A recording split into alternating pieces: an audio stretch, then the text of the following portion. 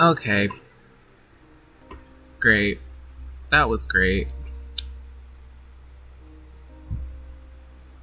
Wait, is it still going? The same one? Or is this over? Did it accidentally end? Is it back? Are we back? I can't tell.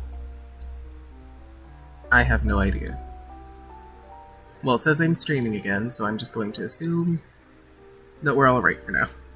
We should probably go report to him now. Next up, the Palais. Even if it's a separate stream, hopefully it's fine. You're going to see Mr. Nervy. Please pass on our kind regards. Of course. I'm sure just your regards will do, no? I believe it would be the polite thing to do. You're right. I've heard the Palais has been terribly busy these days. Tell him that I hope he hasn't been overwhelmed by the recent string of troubles. I'm so concerned. Okay. Go to the Palais Moarnia. Let us go...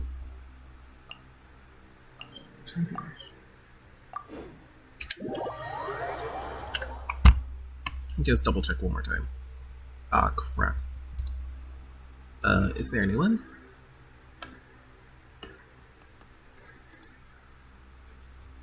Okay.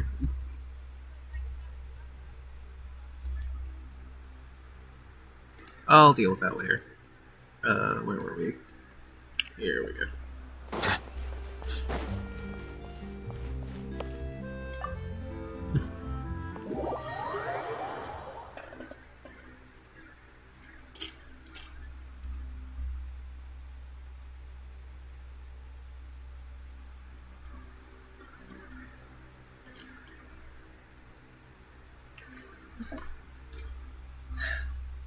All because I want to turn the chat off.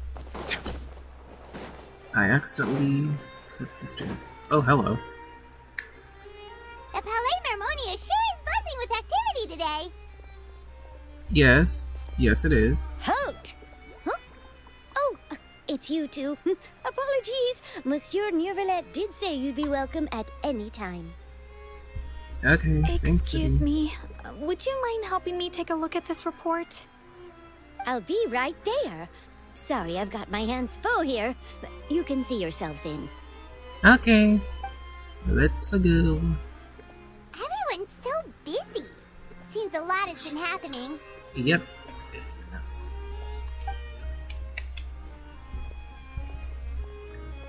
Okay, we're back. Neuvillette! Hello, Neuvillette. Hello. You've come at the right time, but you'll have to wait for just a moment, as there are some urgent matters I must tend to first. If it's just the right time, but I have to wait, whatever. In the meantime, please, have a seat. If you'd like to have something to drink, let the Melusine outside know. That's all right. We just ate. Very well, then. Let's take a break over there while we wait for him to finish his work.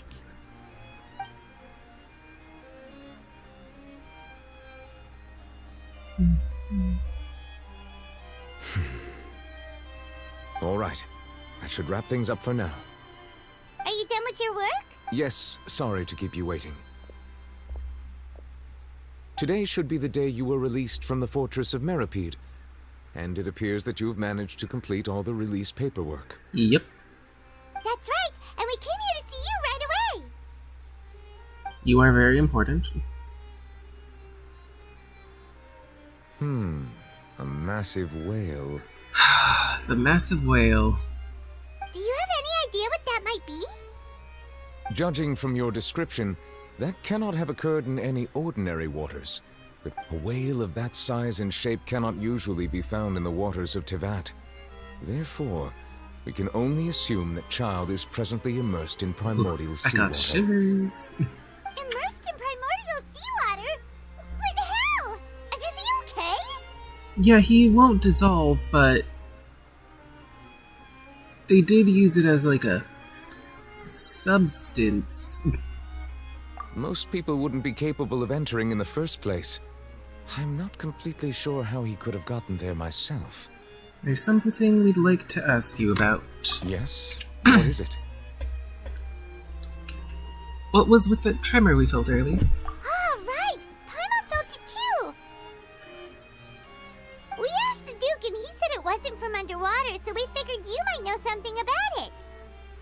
It turns out that I have just received a report about this particular matter.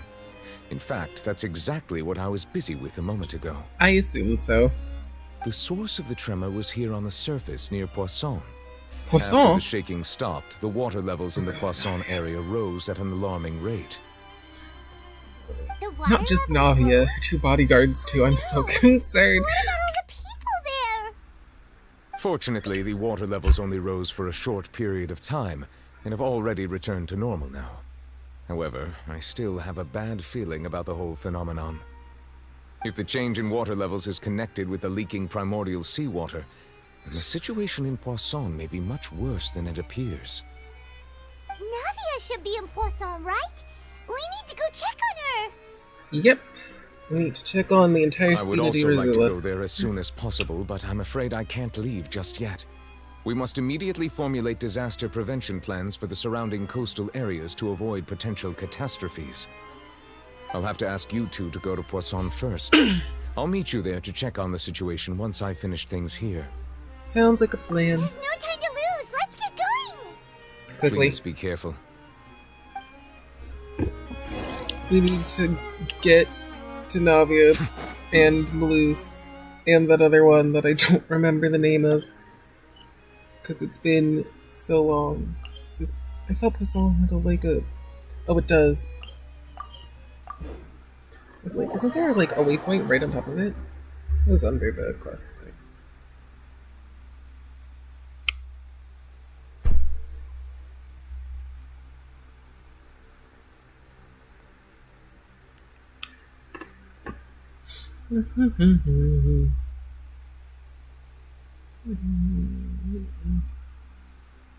Oh no.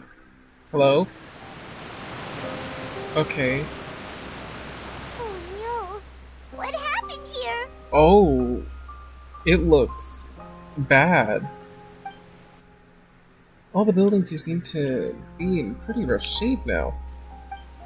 There's nobody around. Were they all dissolved? Oh god, please no. Navia should be around here, right? We need to make sure she's still... Paimon means we need to check on her. Yes, Paimon. Yes, we do.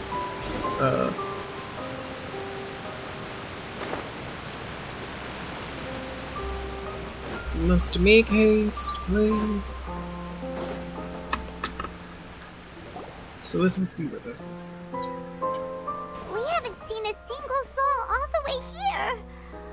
Oh, this is getting scary.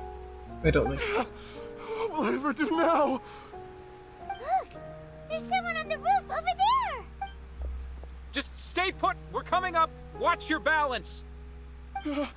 All right, just hurry.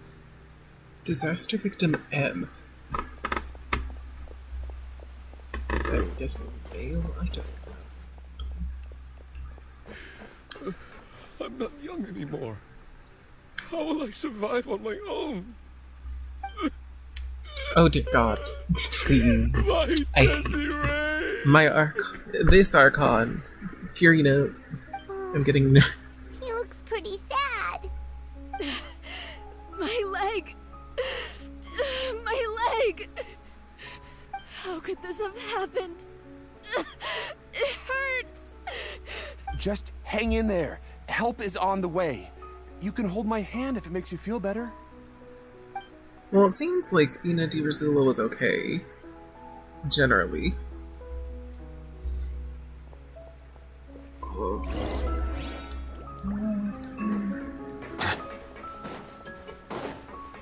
Okay. Navia! I can see her from here. Oh. Oh, it's Navia. She's over there. Hey, Navia, are you okay? She doesn't look okay, or happy. She does not look happy. She may be okay, You're here. but everybody may not be okay. We heard there was a situation in Poisson, so we came as quickly as we could. Yes. As you can see, the water level suddenly rose. It Their caused base quite the was shaped like a disturbance, in fact. boat. Maybe because it was a boat, it floated on top of it. With everyone inside. Demoiselle! There was a wounded resident next to a building southeast of here. We've already transported him to safety, but we've run out of medical supplies. Oh dear. He's wounded? How badly? He fell, so it's probably a broken leg. He's pretty shaken up. When the water level rose, he desperately climbed up to the roof. Once the water receded and he saw the ground, he became terrified and eventually... He jumped down then. Find the leader of Squad 1 and tell him to take the wounded resident to see a doctor. He should know where to go. Understood. I'll take over his search and rescue mission in the meantime. All right, you'll be in charge. I'm sorry. Where were we? The situation in Poisson? It's pretty bad, Paimon. Ah, right. Allow me to explain. A little earlier, we suddenly heard a loud noise. At first, everyone thought that something might have exploded What in the happened to the waterways. bomb?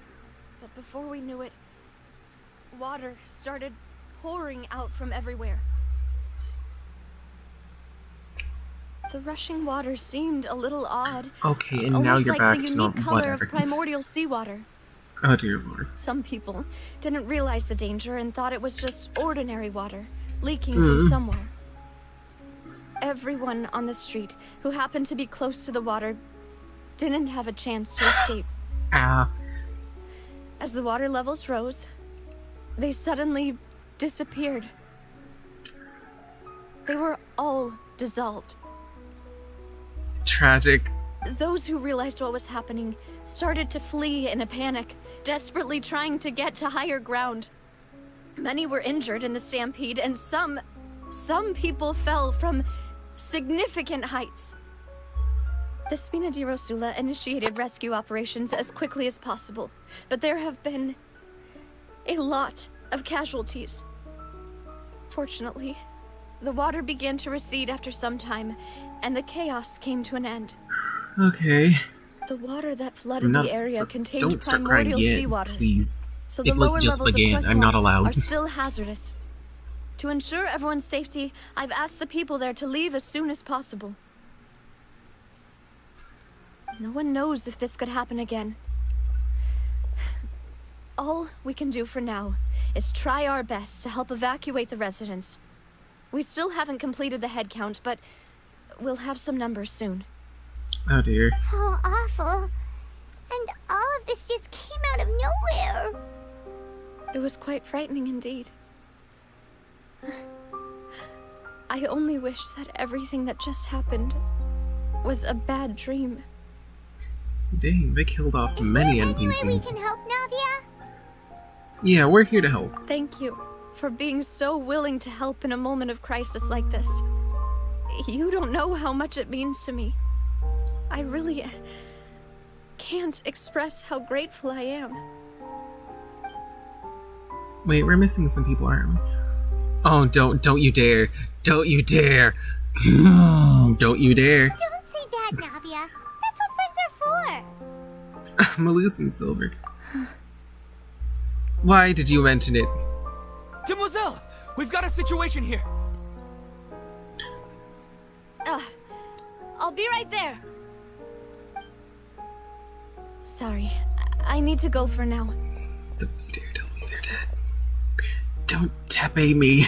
Do not tape me again, game. And off she goes. Seems it might be a while before she can take a break. You half tape me with Junior's eye, but do not full tape me, please. Navia walks around talking with many people, organizing various matters where decisions are clear, reasonable, Okay. whatever. I can never The read wounded are being these. tended to, and we finished a preliminary head count. More support has just arrived, so I suppose I finally have a moment to focus on my own matters. Of course, we should remain ready for anything, and continue doing our best to rescue others. I'll be sure to have everyone at the Spina di Rosula ready to render assistance. Traveler, Okay. Paimon, would you two accompany me to my father's grave for a moment? Of course. Huh? Right now? Thank you. Paimon, do not question. Just do.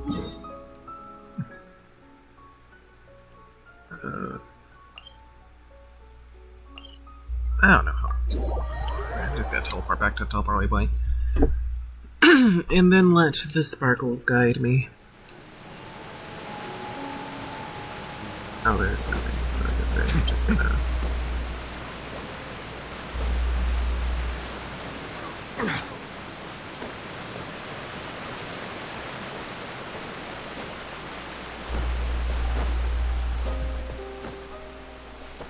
Oh, I remember this stuff.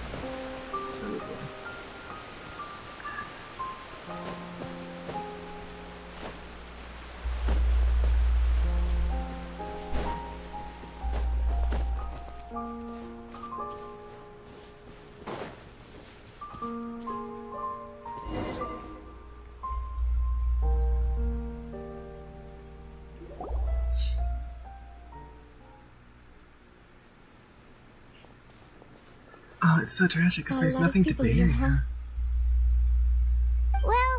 given the time of day and the whole situation in Poisson, Paimon doesn't think there'd be a ton of people here visiting graves. Right. That's how things are now. The living are so exhausted that they've no strength to spare any words for the dead. Ouch. Navia? There's no need to push yourself.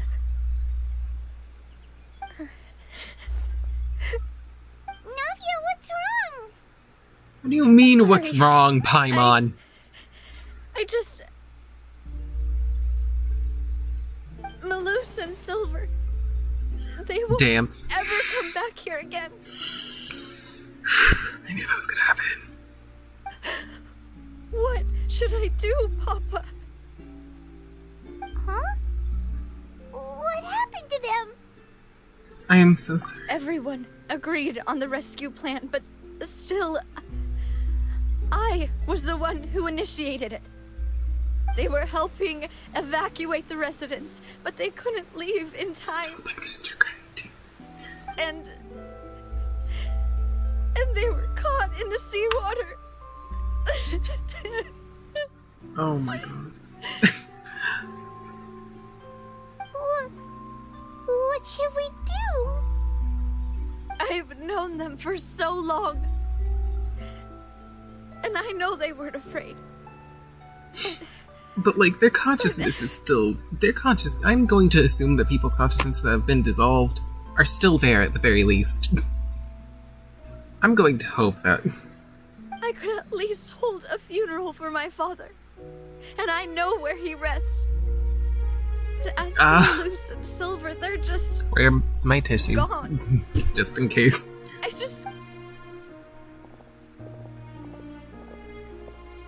Everything looks so clean after it rains. Even the gravestones. I didn't expect that you'd enjoy a glass of red wine in front of Master Callus's grave. Oh my god. I can understand. Besides, the scenery here isn't half bad. See, it's not just me. I always want to bring something when I visit Papa. Perhaps we might even have a picnic. He wouldn't be angry, would he? Ah, how could Master ever be upset with you, demoiselle? Yet the cemetery is the home of those who have passed, is it not? Everyone ends up here sooner or later, no matter who you are. Buying yourself a plot in advance, are you? No need yet. But when I do, I hope you'll let me be buried beside Master Callus, demoiselle. Hey, stop joking around. Ow, please, I'm stop. quite serious. That way, it'll save us both the trip to see each other whenever you visit your father's grave. Haha, this is That not makes funny. sense. Please stop it. In that case, could I be buried on his other side? I don't want to listen After anymore, all, please. besides you, demoiselle, the two of us could certainly be considered Master's closest companions, no? Personally, I believe we fill those shoes just Oh fine. my god, there's no place to bury. I hate this game right now. Why are you bringing this up all of a sudden? Seriously. All right. I'll remember your requests. But I'd really prefer not to talk about this stuff. And what do you mean by saving me a trip? I'd make the journey even if I had to visit you two somewhere else. I promised to let them rest in peace here. But here I am breaking that promise.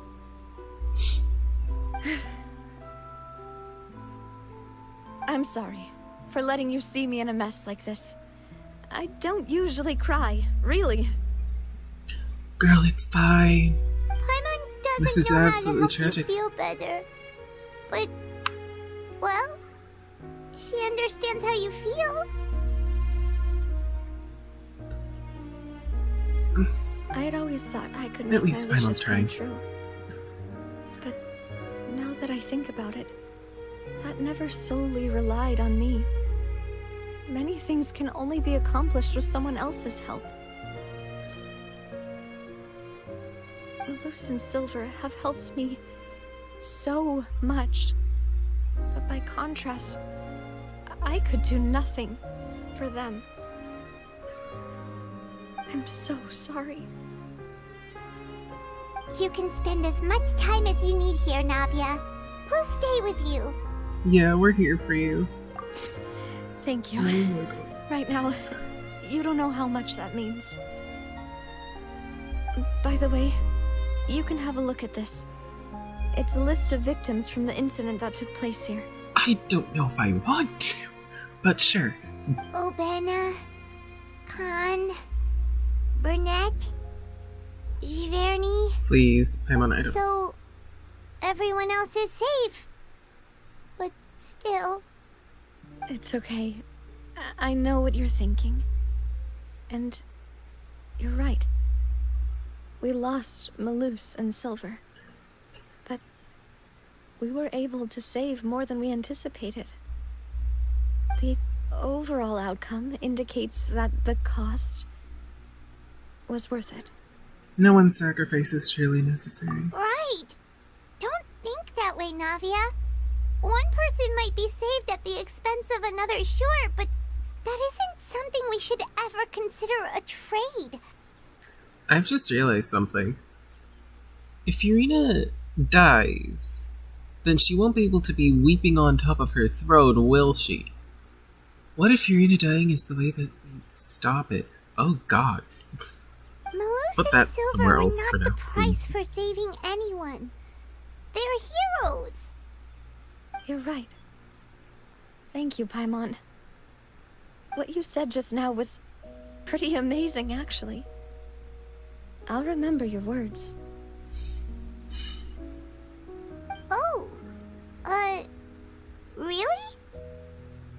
Seems you've become more eloquent in the time since we last met. Jesus. Arlecchino jump scare. The knave? What are you doing here? Is everything going well on your side? Yes, my people are carrying out the mission according to your request. All the residents of Poisson have been evacuated, and we're preparing to relocate them to higher ground. Yes, they're As for actually the trying to supplies, help. we have everything You taken guys need to care get of. over the There's fact no that need to worry. they want the Gnosis, but they want to help. Thank you very much. Wait, do you two know each other? We just met recently. Right, Miss Navia? Usually, I would call this a coincidental encounter. But that doesn't quite fit this time. Besides, it never even crossed my mind that a Fatui Harbinger would come looking for me. Thanks to the Knave, Spina di Rosula received generous support from the Fatui, which allowed us to complete the rescue and evacuation work so quickly. Okay. Mutual aid is essential to fostering positive developments. We were already in the area, in any case, so it was nothing. That said, I must say that you're a lot sharper than you let on. I'm sure you understand what I mean. I apologize for all the ways in which I tested you previously. We've never worked with a Fatui before, and it's extremely important for us to know who we're working with. My subordinates have reported that Fatui soldiers have been observing water levels and taking head counts in various locations. I hear that they've also prepared a large amount of emergency supplies. I'm quite surprised. This is nothing to brag about, nor do I intend to. It is simply the way of powerful organizations to act forcefully, whether they are doing good or ill. You've witnessed that firsthand, in any case. Yeah, I think from both sides because of her uncle. As I've told this traveler before, I know of the prophecy, and I intend to prevent the impending disaster. Lending your organization a hand was a natural first step in accomplishing that. As such, do not be troubled by this token of our sincerity. Perhaps one day, you'll also be able to help me in the same way. Navia has the nose. Without your help, there would have been many more casualties. I won't forget your kindness. Furthermore, I sincerely regret what happened to Malus and Silver. Don't say that. You and your subordinates did everything you could.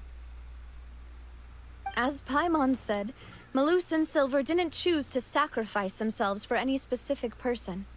And they weren't the price paid for other salvation. They chose to become heroes themselves. Wow. I've never liked hearing people put it that way. It's like trying to relieve pain by saying some noble-sounding words. But right now, there's nothing more suitable. They really did become heroes. You're right. I'm sorry for your loss, Miss Navia. Water is life to Fontaine's people, and it also spells disaster. It's no wonder that people always say that prophecies represent fate. Fortunately, I've never been one for such opinions. So, you're one who will try to change fate then? Please do. Of course. That is why I'm going to Hotel Bouffe de Thé. I still have some things to take care of, and the children need my attention. Yes, protect the children, please. By the way, Traveler, Paimon, one more thing. Would you? Alright, then we'll just... Huh? This isn't right. Paimon thought you would ask us to walk with you. That is a clever and useful conversation technique, which I do like to use when necessary. But there's no need today.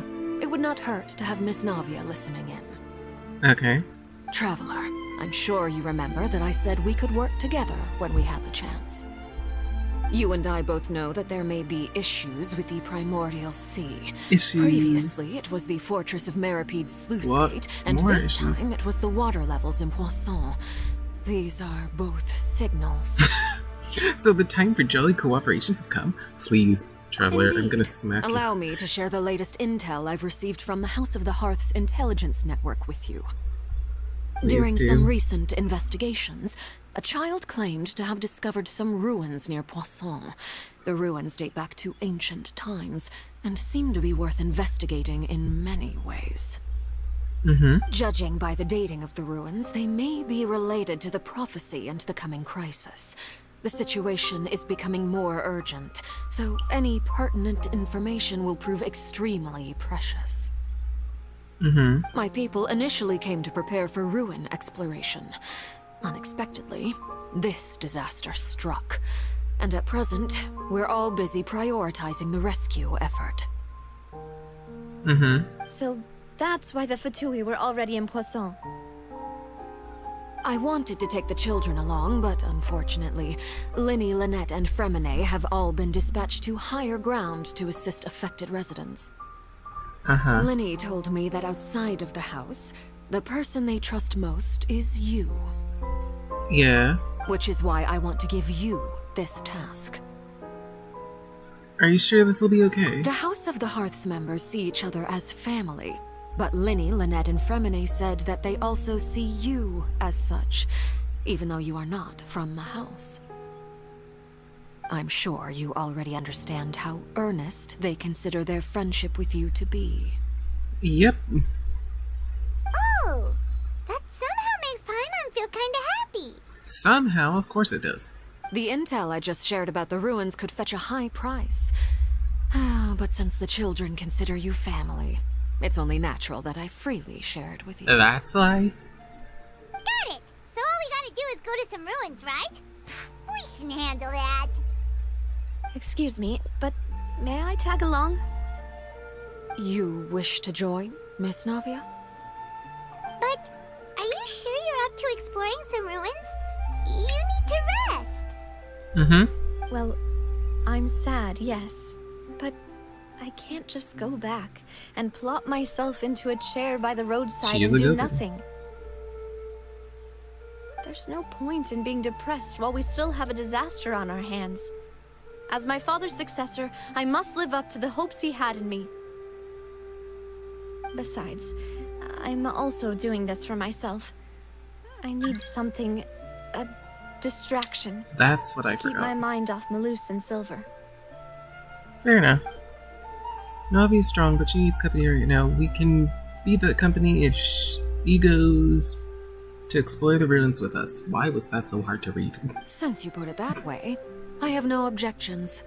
What do you say, traveler? We'll go to the ruins together. All right. The ruins are to the south of Poisson. Here's the map. Okay, the three of us will handle it. Come on, let's pack up and get going. Good. Now, if you do not mind, I am in the middle of an Archon Quest. I would like to not be bothered. If you need help any other time, sure. Right now, I am doing something.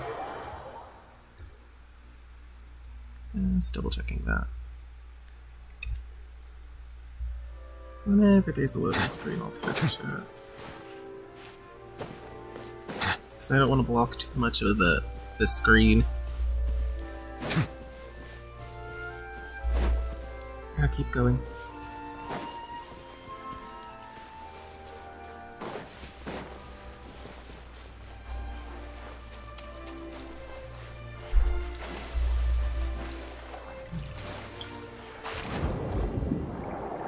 Interesting.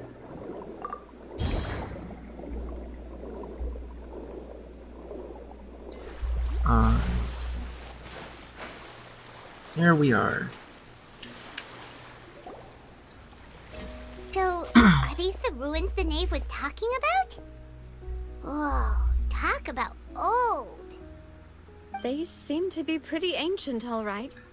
Yep. Let's go in and have a look. Just be careful.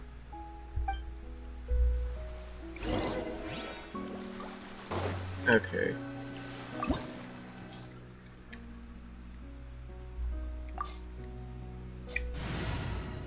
Navia trial? I highly doubt that. I don't think they've trialed characters before they came. And they might have done it once, but I don't remember.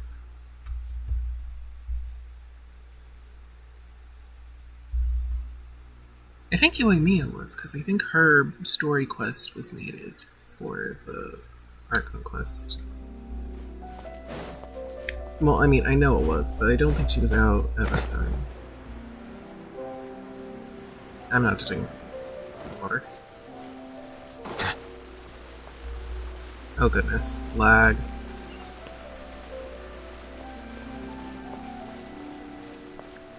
Okay. Gather! For a second I thought that was There is no counterpoint. escape.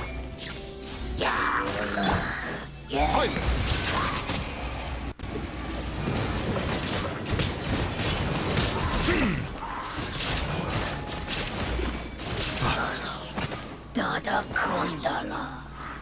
Dodeka?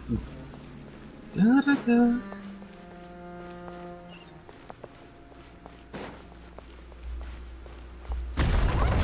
Floor here isn't safe.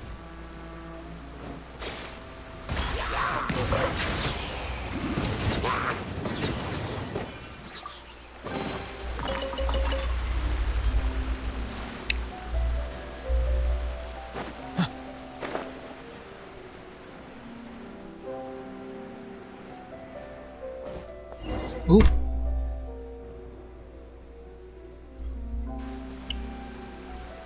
This place has also been contaminated by primordial seawater.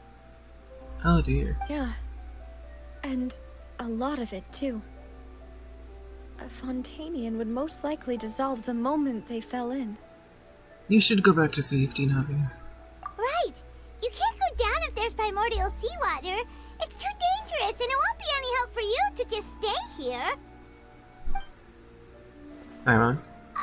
Don't get Paimon wrong. That was I'm not very saying you're direct. useless. It's just that... No, you're right. I can't do anything in this situation. I'll leave this to you. From the look of things here, maybe there's no way back. Oh. Oh. That complicates things. Maybe the only way left is forward.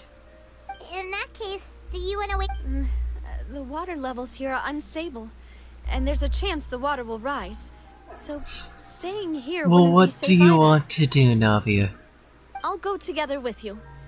Perhaps we'll find the exit just up ahead. Seems like there isn't any other option. Alright. Come with us for now then, but please be careful. Yes, please, no. Oh no, it's a dead end! Let's try climbing over from the side.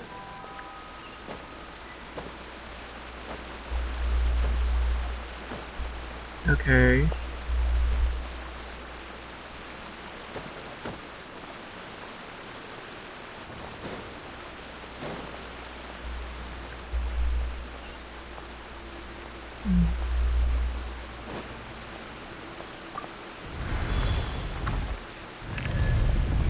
Let me?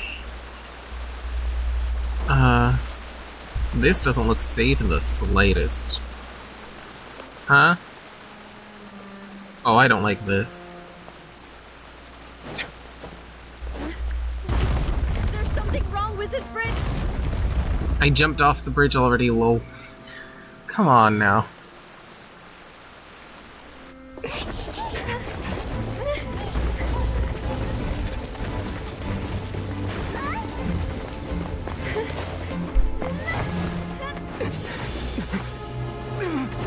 No!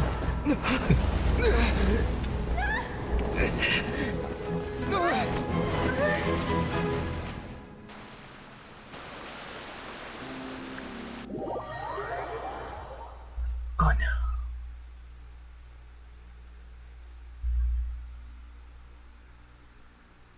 Also, Zach. Hello, Zach.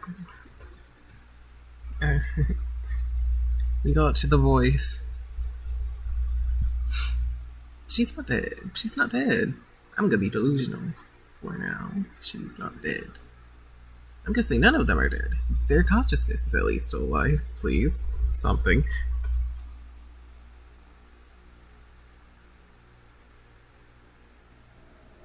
Hello? What? Okay, she's good. Demoiselle. Wait, what? Huh? Demoiselle, what are you doing here by yourself? Would you be standing here till dark if I hadn't come to get you?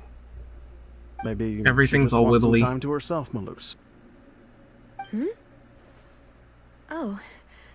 Was I sleeping? Yes, it would appear so. I must be tired. That's quite possible. However, you were the one that suggested we go out for a walk. Oh, right. I nearly forgot. This is hella suspicious. It must have slipped my mind when I dozed off. I haven't had a nap today yet.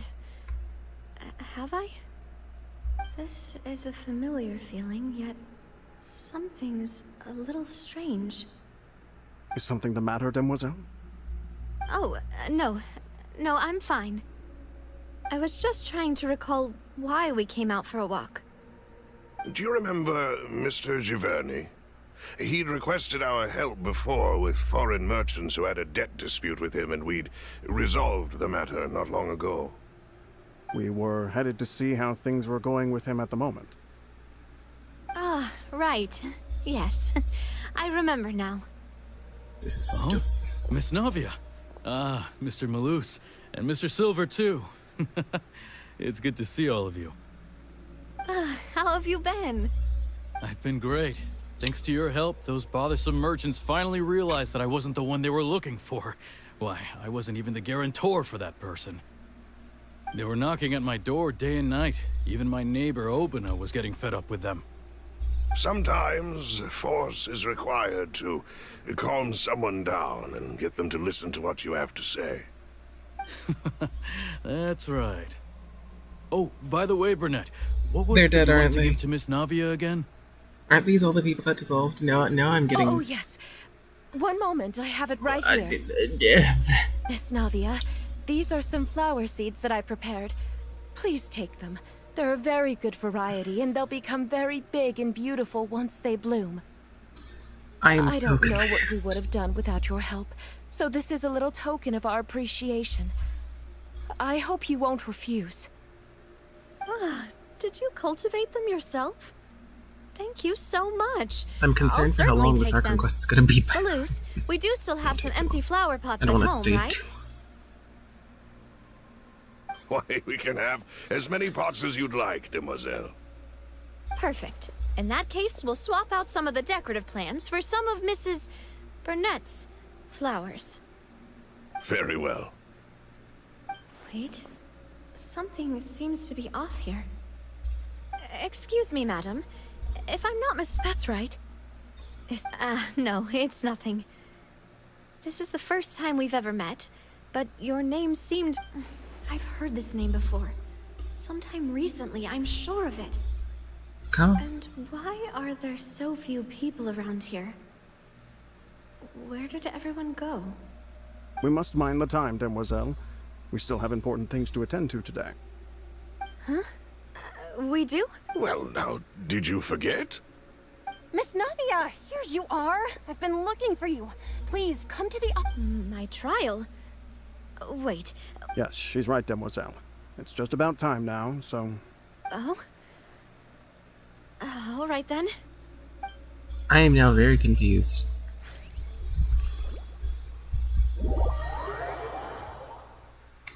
So all the people that dissolved are in like a mirror version of Fontaine or something? And they've forgotten that they've dissolved? What's going on here?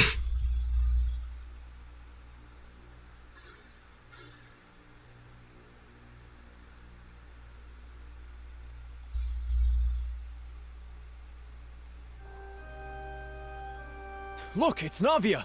She's here. Oh, we're still with this. And her two attendants are with her. Goodness, everyone's finally here.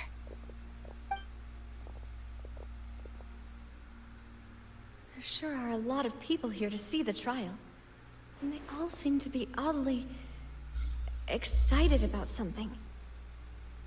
I even know some of these people. Karina, Desiree, Joyville, Jolien, Essen. Yep, all the people who are Why are so gone, many people here? dissolved, And obvious. as for the judge... huh? Of course Nouvelette wouldn't be there. Where's Mr. Neuvillette? Because does Nouvelette even dissolve? I don't know. Please sit in the defendant's seat. Don't worry, sir. All right. But are you sure you can stand behind me? Typically, it wouldn't be allowed, but today is an exception. Uh-huh. Is there another version of Furina? Hey, Like what everybody kind of was place talking do about? they think this is? Come on. Do they have any idea what they're doing? Serious. Enough with the whispering! My dear Miss Navia, have you not yet realized, as all here know, you are Master Callus's successor? Oh the head no. of the Is Spina this di Rosula, purgatory? someone Oh, held in I'm high going to be regard so by every upset. soul. After you took over the Spina, you treated all of us just like the late Master Callus had.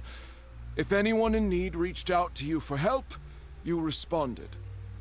Not only you, but your butler, your subordinates, nearly everyone in the Spina di Rosula fought for the well-being of those in Poisson.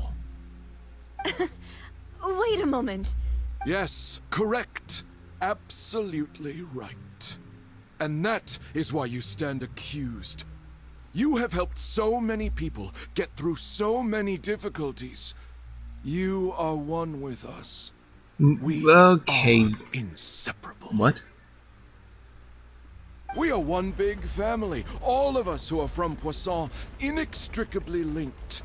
And with you being so important, we couldn't possibly do without you. Therefore, this fair and honorable court shall declare you guilty, and— Huh? What? Everything you have said is correct.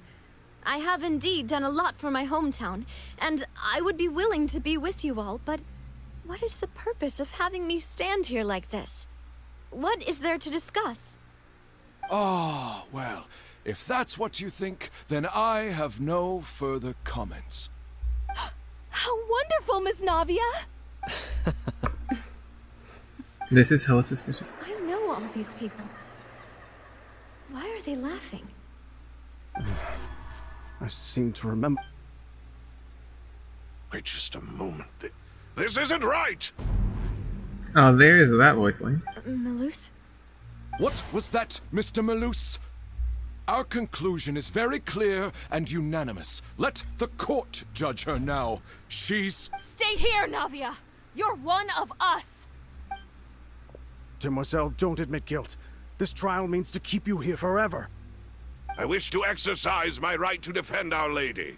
Mr. Joinville, you only know of Navia's goodness, but nothing of her utterly independent mind. She was born a free and independent spirit. She has never been tied down by anything. Indeed, even the death of Master Callus couldn't stop her. I'm just watching because I have no idea what's going on. Her actions cannot serve as proof that she identifies herself as part of any group. She merely acted as an individual, extending her hand to help others. Please do not mistake her actions as being otherwise. Really? As an individual, you say? Don't forget, we are all Fontainians here. This is the nation of justice, the nation of Hydro. Even if Miss Navia only voluntarily rendered her assistance, that doesn't change the fact that her beautiful soul must return to everyone. Water accepts all. What the hell is going on? All. It's this. This is some cold stuff. Everything is measured here in the nation of Hydro, and in the end, everyone shall meld together. Thus, when a unanimous opinion emerges, that opinion represents justice. Now I speak for everyone. Our opinion is consistent. Navia should stay. This is we and Navia are one. Is this how all of the women who were dissolved became one giant oceanod in the fountain? And you would call this justice? Preposterous. You are merely jealous that Demoiselle still has a chance to exist as an individual. Have you forgotten how much you all once longed to become individuals, to become independent? Do you mean to defy our justice? If your justice is flawed, then why should we acknowledge it? As you said, we can also have our own justice. Silver and I shall defend Demoiselle. And that is how we will enforce justice. Ugh, my head... It hurts. Demoiselle. Silver, it hurts. My head... I remember now. Everything that seemed odd from the very beginning. Karina, Desiree, Joyville, Jolien, Essen, and Mr. Giverny and Mrs. Burnett, who we met earlier. Even Malus and Silver. They're all dead. I don't want to admit not quite dead. But they're all dead. Don't be afraid, and don't admit guilt. We will protect you. Absurd! Who are you to say that she cannot be judged? We are the majority, and in the nation of trials, the majority is absolute justice. We... Don't let them escape! We shall keep— Mr. Malus and Mr. Silver, must you be so stubborn? How could the two of you possibly hope to stand against the collective? Oh no, not a hive Do mind. not resist. This judgment is fair Not again. and just. Oh, yep, that's Navia Oceanod. belongs to us.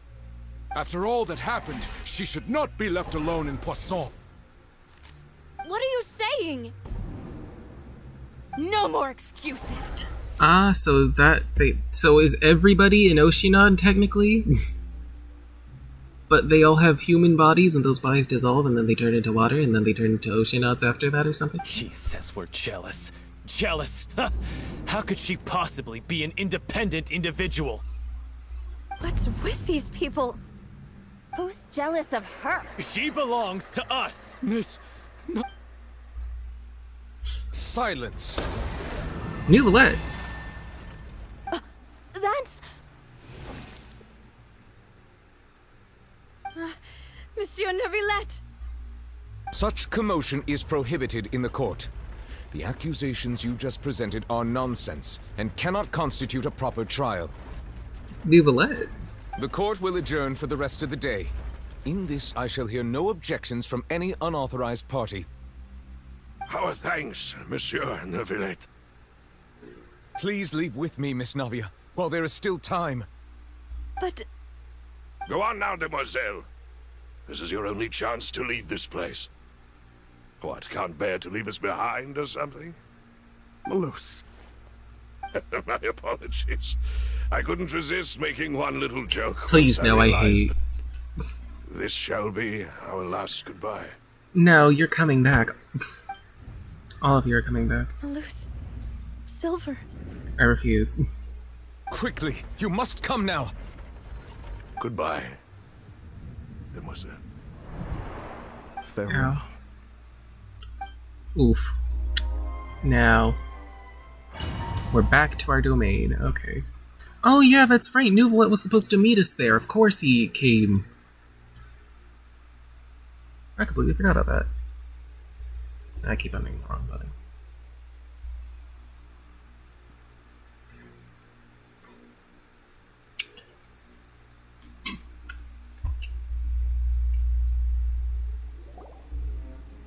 Hello? No, wait! Just a second! Navia? You're awake.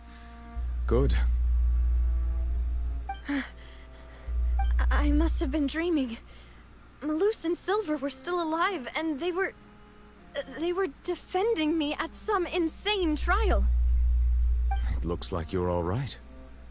Did all the sad feelings cause you to Good. have a nightmare? Navia's okay. Paimon could give you a hug. Hello? Are we going to ignore the fact that she fell into the water?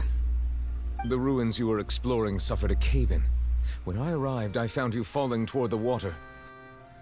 You were just about to be dissolved within, but I... What is it? I think I saw 2 Oceanids protecting you. It was only for a moment, perhaps even a fraction of a second, but they gave me the chance to retrieve you. Were it not for their intervention, So I would people can not have turn been to able to Ocean. rescue you before your consciousness dissipated. Wait, did you say Oceanids? You mean like what happened with Vache? So the people that are dissolved become Oceanites? Perhaps This those nation's 2 weird. Oceanids were the people you saw in your dream. I always told them that they didn't have to protect me. To think that they'd keep doing so even after death. Well, of course. They don't have to, but they will, because they care about you, and we all do. Please come with me.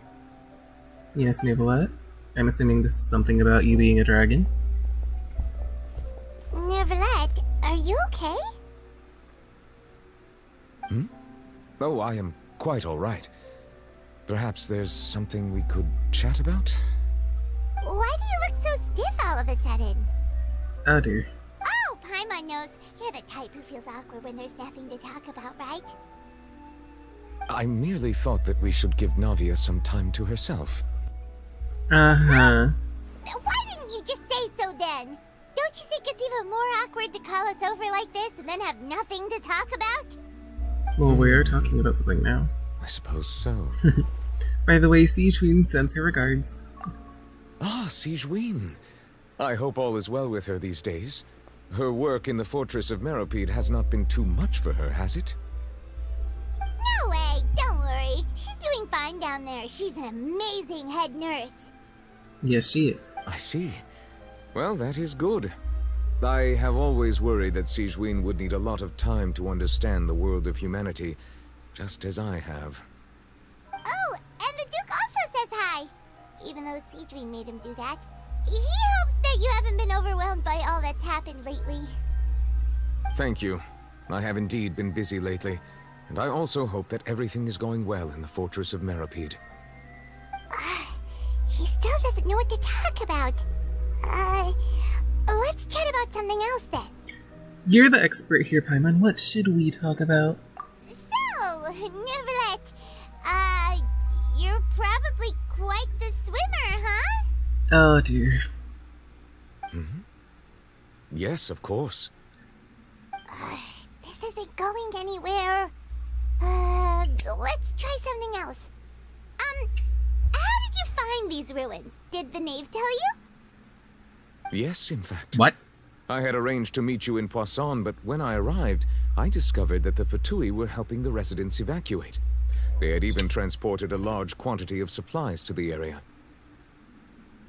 Amid my astonishment, I ran into the knave, and we had a chat. She informed me that she had asked you to investigate the ancient ruins here. Yeah, we originally planned to meet up with you, but we thought you might still be busy with all those official documents. We didn't think exploring the ruins would take very long, and who would have thought you'd wrap things up so quickly? I hope Navia can get back on her feet. Of course she can. It's Navia. She's had so many setbacks. What was that? Lotus Destructor? I'm sorry to have kept you all waiting like that. I'm feeling much better now. I guess we should get going again. Will you come with us, Monsieur Neuvillette? Yes, if you wouldn't mind my company. All right! Another one joins the party! Let's get going then! Solidify! I see everything! Silence!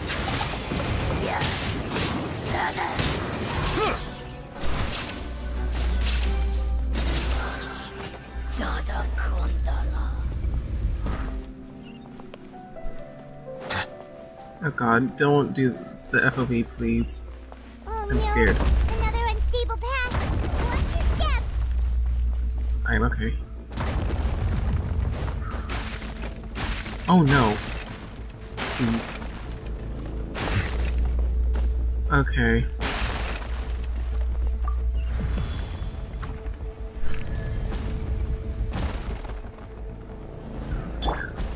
Stabilize! Watch out! There are rocks falling over here! Shine down! Bow your head.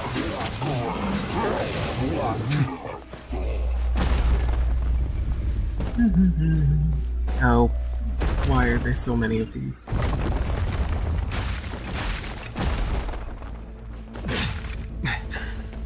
This entire thing is falling apart. Please. Okay. I don't... Why would you make... Why'd you make them actually fall out? Okay. There is no escape! Gather! Hey!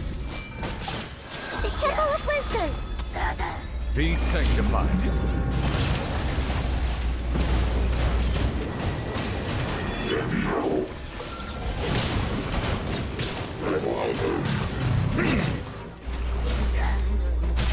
Silence!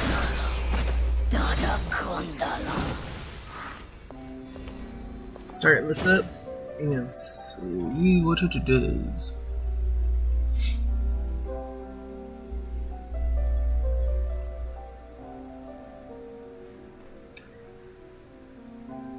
Okay. We started an elevator. And we have one to leave. So we're going to the opposite side. Okay.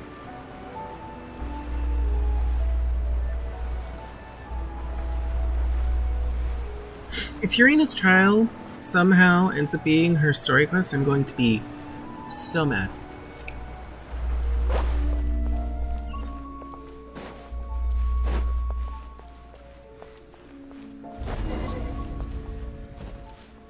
Okay. Looks like we've reached the end. This is the place. There should not be any other hidden spaces in the vicinity. The path sure had some twists and turns, but it turns out that this place isn't actually that big. There seems to be something on the wall.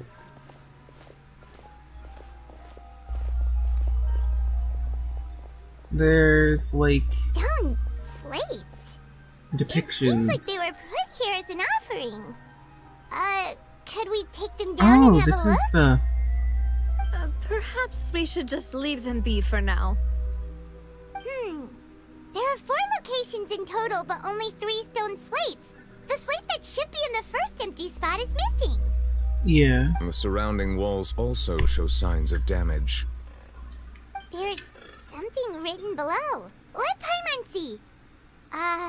Reason dictates that this nation be destroyed. I shall record the history of its future here in its past.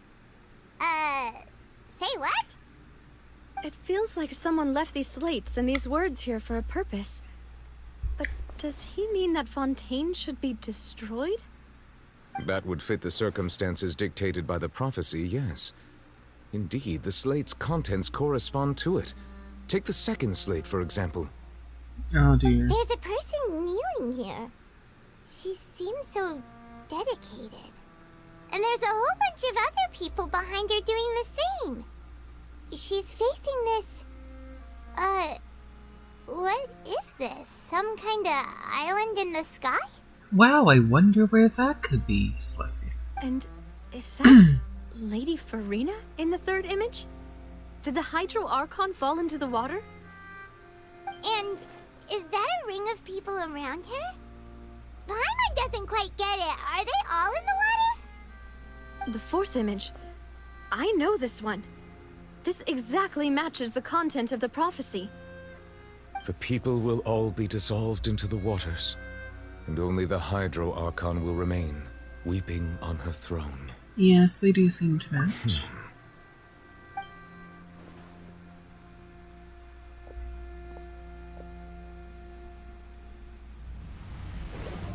What are you doing? What? You know what? More information should be hidden in these slates, but I fear I cannot easily uncover it, most likely due to us missing the first slate. I am very sorry. Oh no. Don't blame yourself, Monsieur Neuvillette. Deciphering ancient stone slates isn't one of your duties. Ooh, Paimon's getting the chills just looking at these slates. This says that it's the history of the future, right? That means the prophecy's sure to come true. Paimon, please. I really hope it doesn't mean that. Still, Paimon feels like these images are kind of weird when you look at them together. The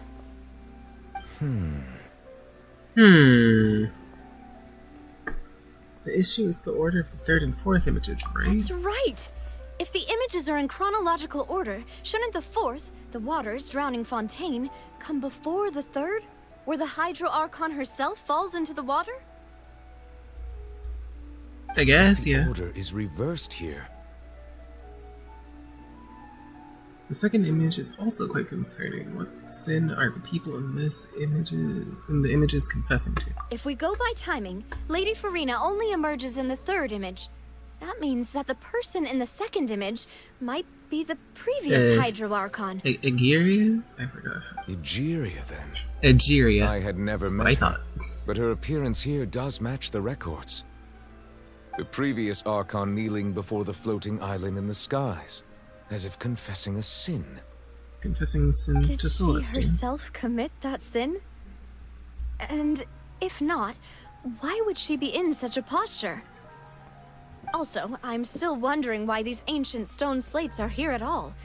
Judging from their contents, could this place be the origin of the prophecy? Does that mean that someone, or some people, once saw these slates? But who would have created these slates and left these words here? Agiria? I forget. It was just pronounced. It seems that any further clues will have to come from Furina. It's time there's you no talk. Time to lose. Okay, There's nothing else to Furina? be gained here, so let's head back first. Yeah, we better get somewhere safe for now. Honestly, who created the slates doesn't matter now. The real question is whether things will play out as the prophecy foretells or not. Yeah. Cheers. Oh, I landed on the chest. And we'll be going.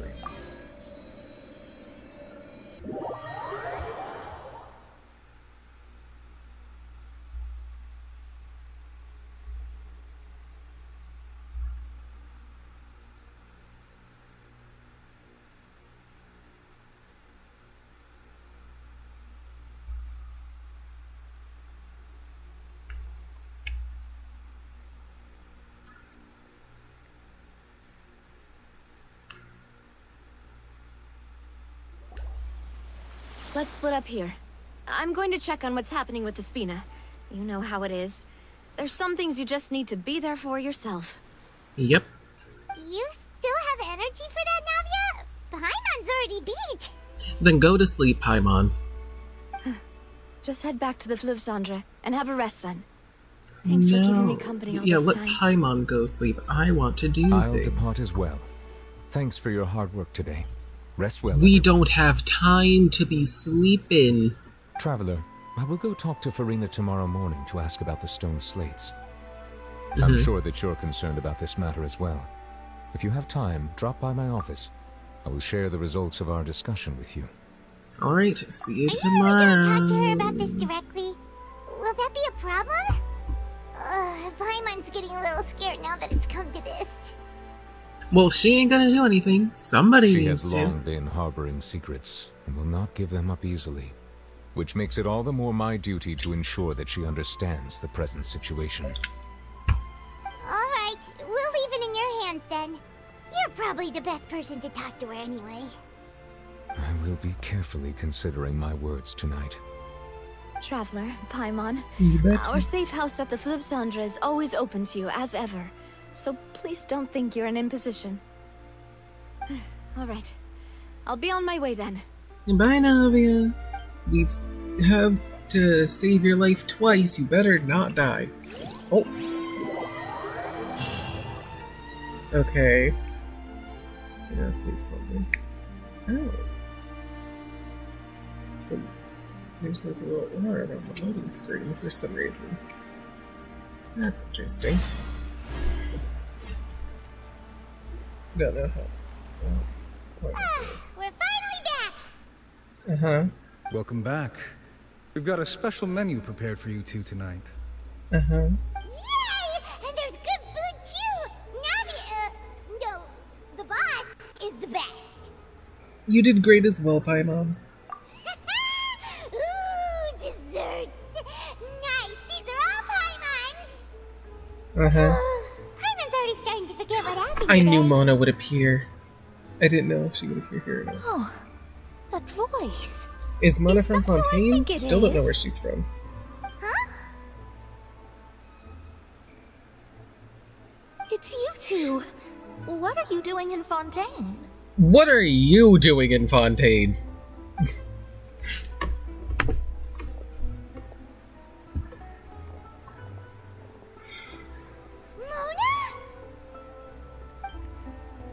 Lady Magistus, the stars not tell you that we might meet here. Seriously, nobody just uses a scry glass whenever they've got time to just see who they'll meet on the road. Still, we didn't expect to see you here. Wait, you're not a Fontainian, are you, Mona? Well, I have some business to attend to here, so I booked a hotel in the city. I was just out for a stroll when I bumped into you. Quite unexpectedly, if I You might didn't answer add. the question, Mona. Why did you think I was from Fontaine, though? Is that because Magistus doesn't sound much like a Mondstadter surname? Are you sure you're from Mondstadt? Yeah, let's go with that. Well, I I used to have my own surname, which was, well, some other thing. Either way, the old hag told me when she took me as her disciple that the first step to being a great astrologist's pupil was to change that name. There was nothing for it, really. She really is amazing at astrology, so I changed my name to what it is now according to her wishes. To my surprise, however, Magistus is not the name of some ancient house or clan. It isn't? Nope. Although it is used by us in place of surnames, it generally just means great. Yeah, I knew that, I think. Wow! Imagine including a boast in your name. Wait, are you gonna have to put that into your genealogy as well? I reckon so. In any case, I'd give my disciple a name like this as well, if I were to take one. May I ask what your master's name is? Does it happen to be Nicole? No. Yes? I don't know. Astromancer, Barbellith. I remember. Trismegistus. It's Barbellith. I was just saying Nicole because I've heard that people said that there was a voice line from Nicole in the trailer, okay? I just completely forgot Barbellith. That's a long Trismegistus. one. Does it also mean great or something? My name means Mona the Great Astrologist. As for the old hag, hers is, in plain speech, the thrice as great Scholar of the Stars. Just take it as a title specific to astrologists. Uh-huh. Thrice as great? That's so petty. I know, right? That's just how she is. She used to call herself Magistus, actually, but when she took me in, she changed her name to Trismegistus. Talk about excessive. Yeah. Can we get back to the whole crisis Magistus that's happening? The calling card of our school, so to speak, which makes it about the same as a surname. It's all right if you don't get it. You can look into it further should you need to study astrology more deeply. How about Triple Strength Traveler or Triple Appetite Paimon? Terrible! But anyway, you're not Fontanian, are you, Mona? You're from Mondstadt, right? Well, I was born in Mondstadt, yes. Okay. My parents migrated to Dornman Port, and I traveled with the old hag for a while, after which I settled down in Mondstadt City. So she is Mondstadt. Oh, that's a good thing then. At least we know you won't be dissolved by Fontaine's water. Oh dear, Paimon. Speaking of that, I'm sure you're aware that a bunch of things have happened here Okay, in Fontaine, but right? Mona knows. I know you're not a local, but I'd avoid getting too close to any There's water that that looks voice strange all the same. There's something ominous about it. Well, the water, I mean. Mm-hmm. Did you come to Fontaine because of the prophecy, Mona? That was the main reason, yes. Just a while back, the Steambird invited me to take part in a panel and speak about the circulation of the prophecy as an astrologist. Mm-hmm. The invitation was sent quite early on. I don't think anyone expected Fontaine to be in this much trouble. What do you make of that prophecy, Mona? Just tell us what you think as an astrologist. Yeah, can't you just like... Your word would go a long way to make things more certain and less scary. Yeah, maybe you could, you know, scry something about the future for everyone's safety.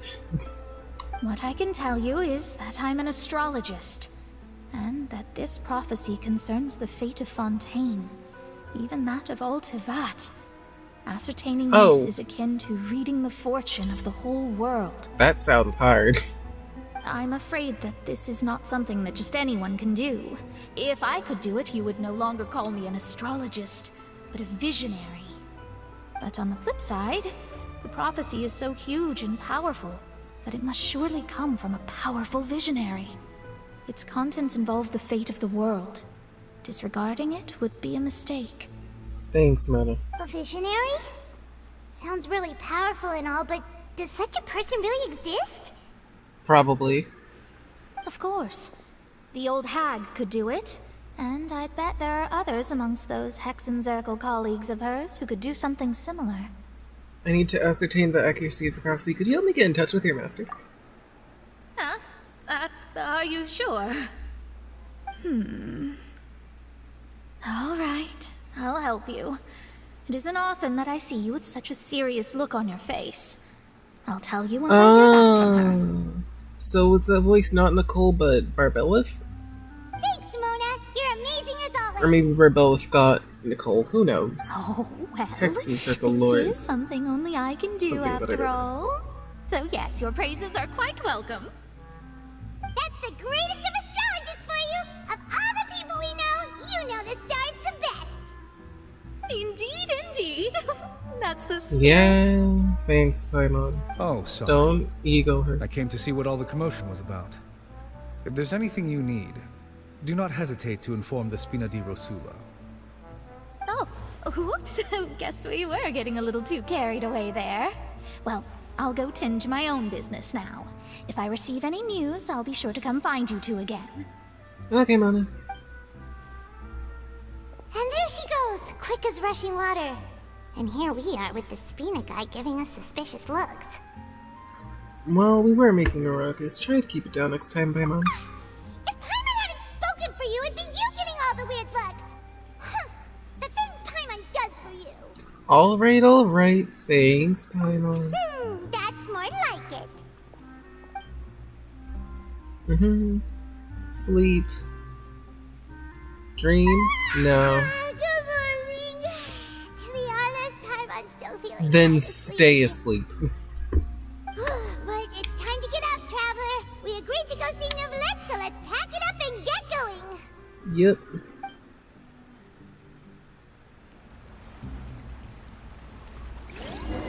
There. I found Novelette. Settle down. Up to...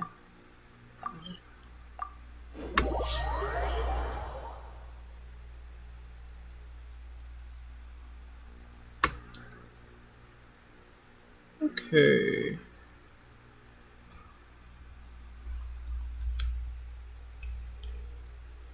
It's just...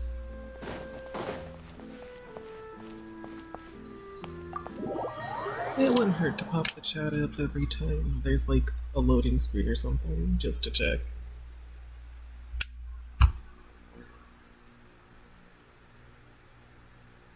Will I stream again? Probably not. I just thought this would be interesting.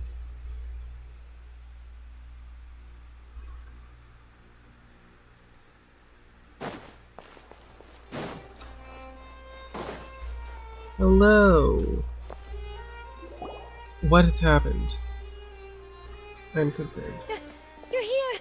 Finally! Sadine, what happened? Is something wrong? Monsieur Neurvalette and Lady Furina, they seem to have gotten into a dispute. And this is how the Please trial go see for happens, huh? yourself.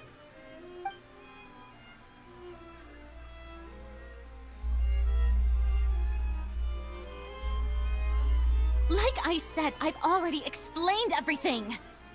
And yet the problem has not been properly solved. There is little space for excuses between us. It is not my intention to offend you, but please, tell me where you stand. You are the Hydro Archon Focalor, are you not? Look at this. This is a list of the victims from the recent Poisson incident.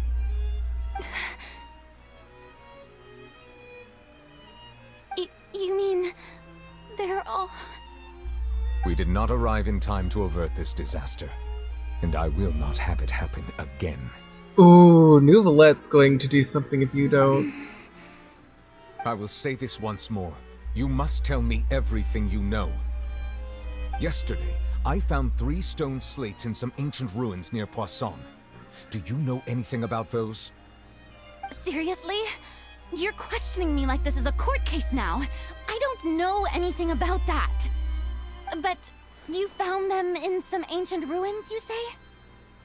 That's correct, which is why I came to ask you some questions. There should have been 4 slates, but one of them was missing.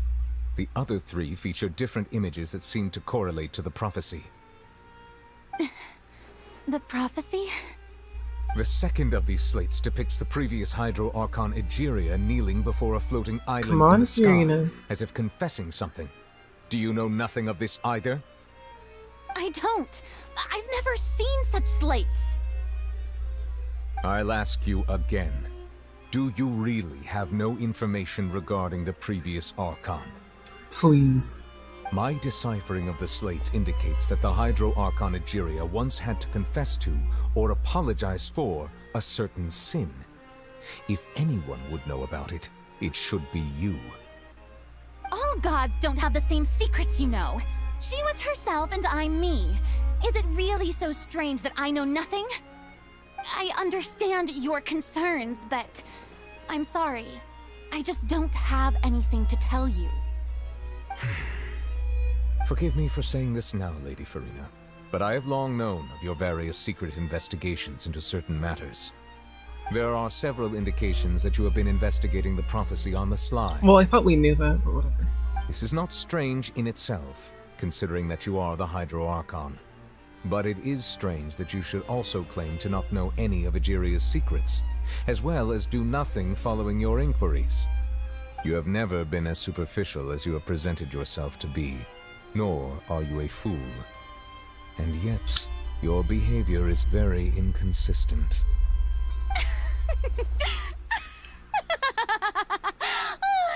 So you've been watching me all this time, have you? I didn't think you were that type. You... Well, since you know about my secret investigations, then you should know I'm actually working to take care of it. There's no point questioning or suspecting me. You're the Eudix, but you're still my subordinate. You should be following my lead. Just trust in me, your Archon, and do as I say. Never mind whether you can truly convince yourself to or not. It'll all turn out fine. That's all I have to say. We do not discuss this matter again. Oh, the opera's...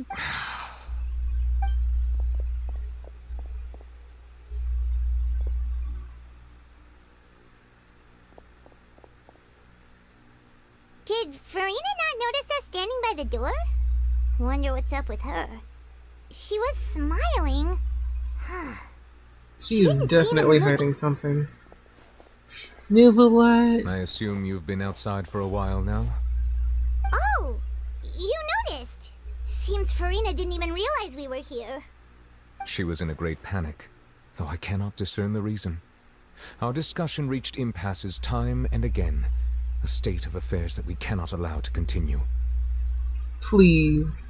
Still, tell me you're gonna put her on trial. Dialogue is the basis for understanding, so why did she keep refusing to engage? I'm afraid questions alone might not suffice. We need to make her understand how dire the situation actually is, because apparently the victim list from Poisson was not good enough. Everyone in her inner circle has noticed that she is hiding some secret. The issue is her attitude. I fear that she will not reveal anything unless absolutely forced to. We may have to create a situation in which she will have no choice but to... Put her on trial. Oh? Like what? Normally, people will only reveal the truth when standing trial. Perhaps we must have the Hydro Archon experience just such so a it's scenario. all an act. I'm livid at you. But Furina's seen so many trials, and she's really good at dodging questions. How do we make sure that she won't just slip away at the first chance she gets? Fair question. We will need to consider this thoroughly, join forces with various parties, and then do what we can. Join forces with all parties. All of them. Spina, Arlecchino, and the House of the Hearth, Clorand, Charlotte, and the Steambird, all of them. If at all possible, I would prefer to recuse myself from this affair, but we must prevent the prophecy from coming to pass. This may be cruel to her, but all Fontaine is in crisis. The information a god possesses is too precious, and so we must take a chance on this. Of course, we'll help. But who will lend us their aid to do such a thing? Who are we calling? Arlecchino? Is the knave going to do that? Is the knave gonna put her on trial? Oh, I will accept that. That'd be great. That's better than Nivelet. The knave is good at talking. Nivelet seems to also be fairly good at talking. He's just not very good at emotions. Necessarily. Loading? Why are you just loading? Come on.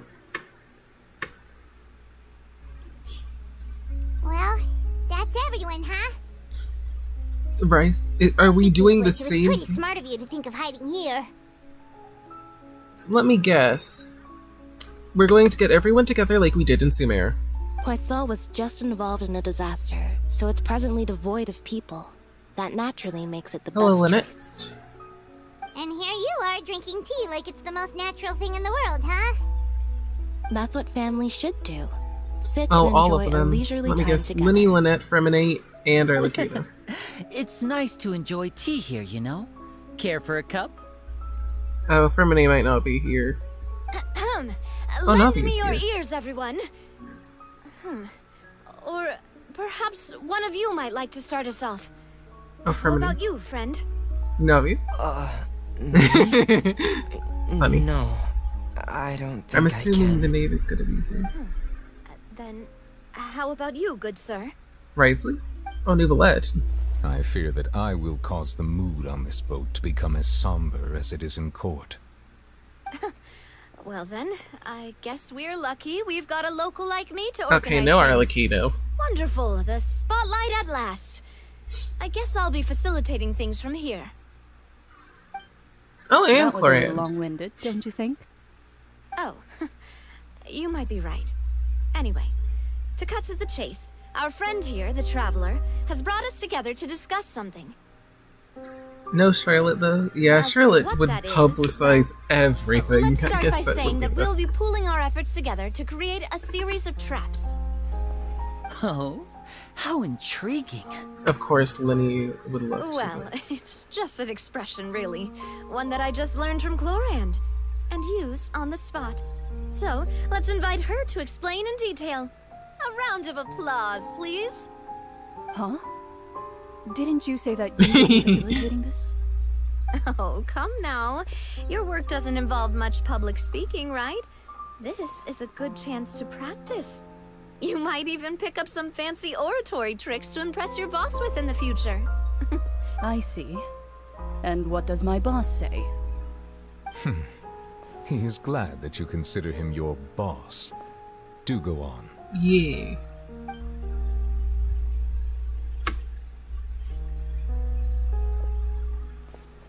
In that case, do any of you have experience hunting? Not that I recall. Fremine and I once used a wooden stick in a basket to catch wild rabbits when we were younger. As for Lynette, oh, right. You were sick that day, weren't you? I've also gone diving to catch some fish before. Does that count? I'm afraid not. You may or may not have heard, but Fontaine once played host to a group known as the Marechaussee Hunters. The Marechaussee Hunter is not Though still that a was their thing. name, Okay. They did not hunt That's why there animals, is set. but rather various monsters Oopsies. left behind by the ancient dynasty of King Remus. Today, Fontaine's monster population has already thinned greatly, so the hunters have blended back into society, Good taking up for them. arms in other lines of work. They even left Was she a part of the unique Marechaussee methodology of Hunter? hunting in their wake. A trap comprises of the following components: bait, a trigger, and a containment device. Sometimes a lethal implement will also be necessary to deal with the prey.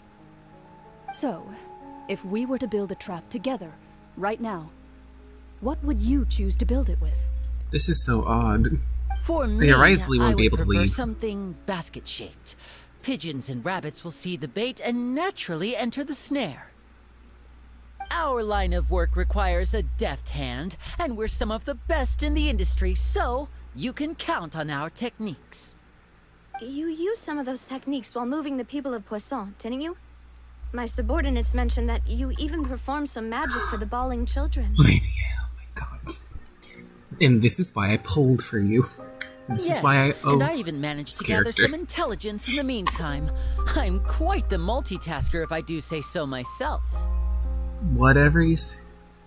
I'm afraid I can't claim that as my strong suit. I prefer more stable methods, like placing bait in the water and waiting for the fish to come within reach.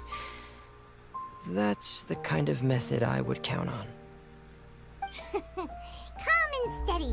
Exactly the kind of of person who would catch loads of fish. And I can be their assistant. Yes.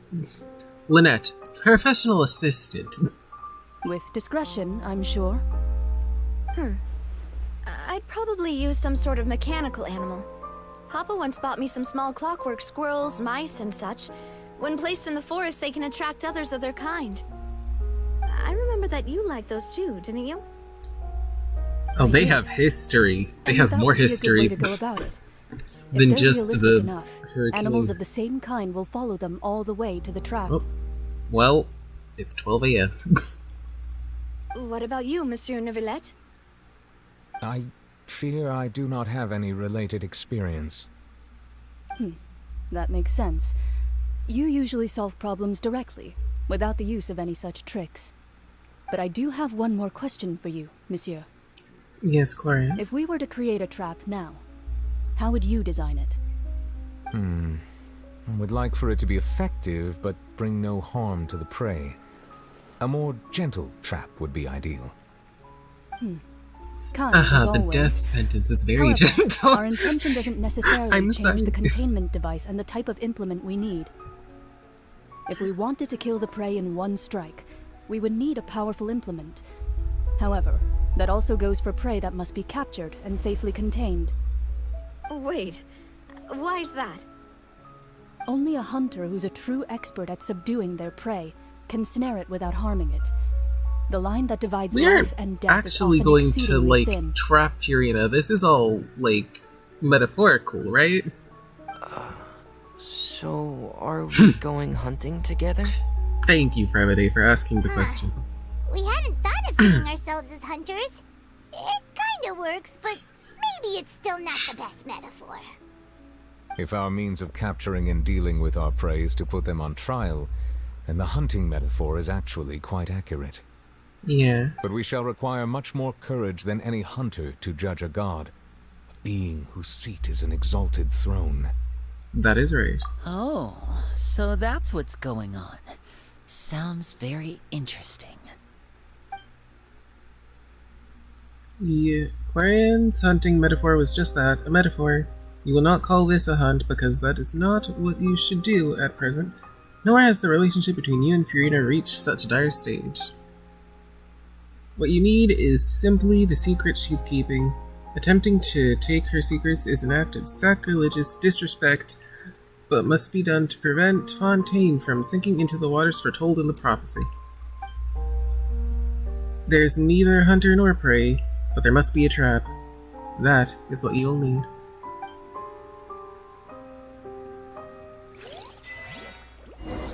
The stage of fate. Are we not at the Spina?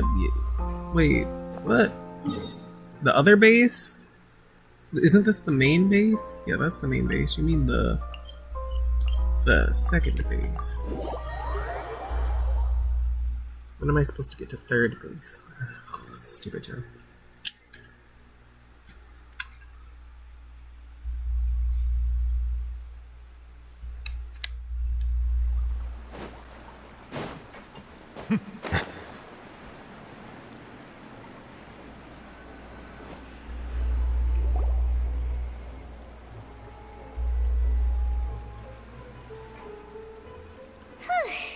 It's been a tough few days, hasn't it?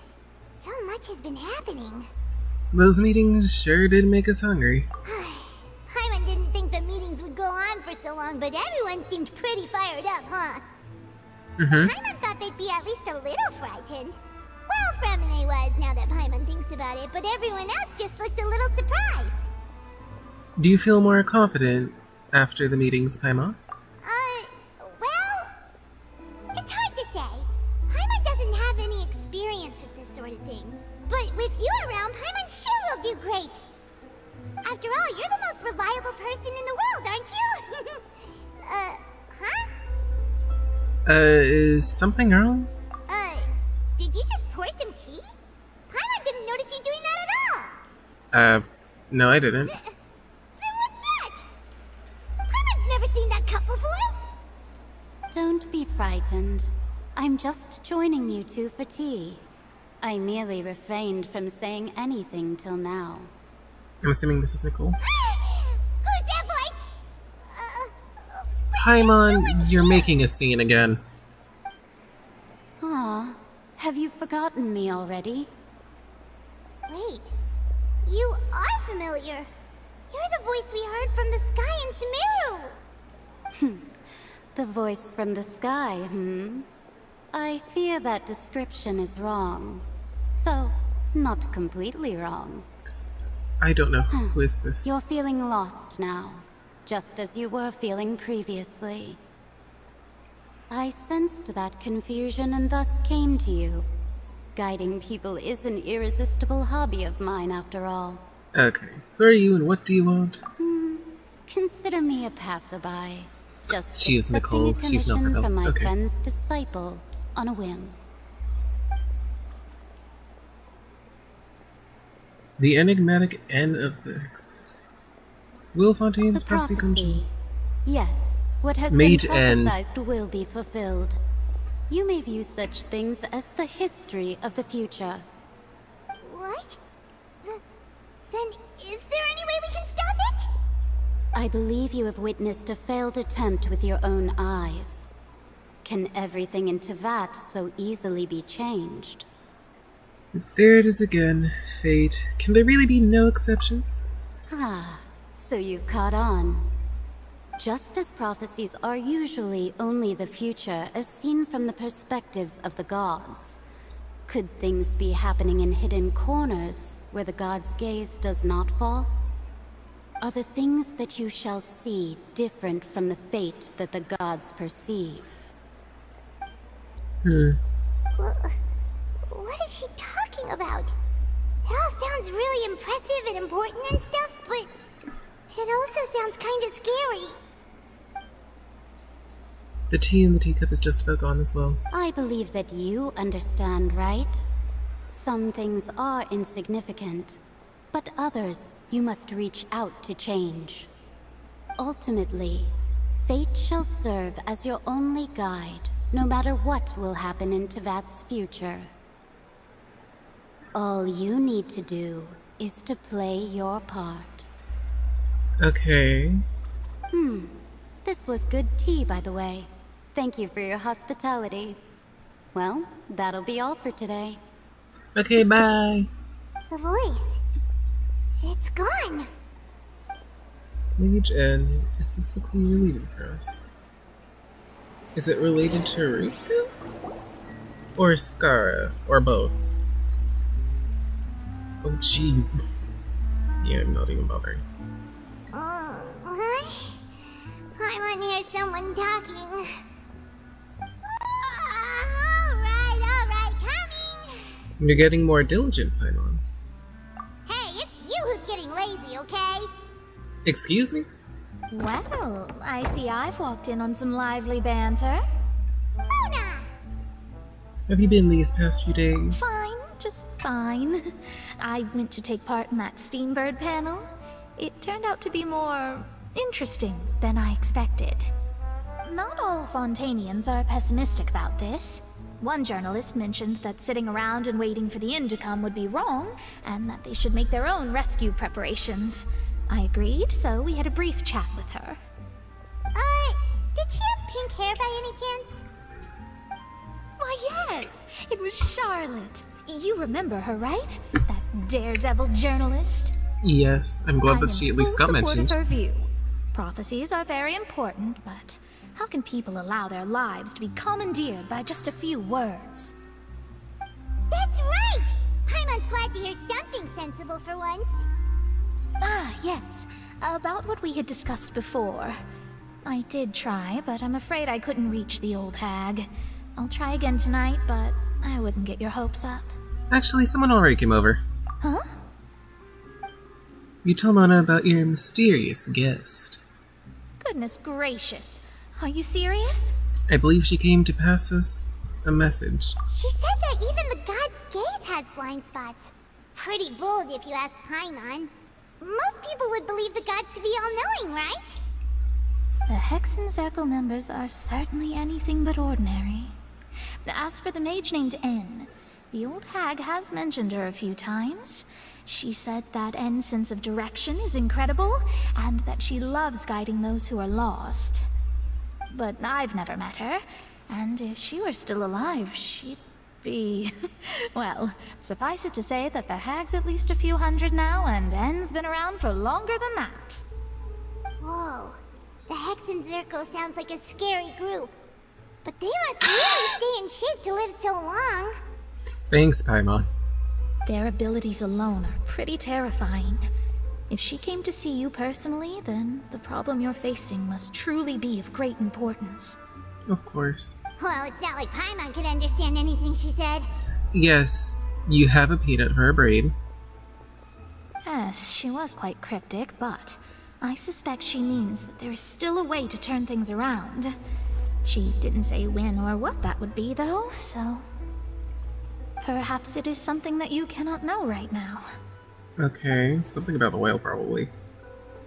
True, her words are probably meant to be a helpful hint, but when will we realize their value and meaning?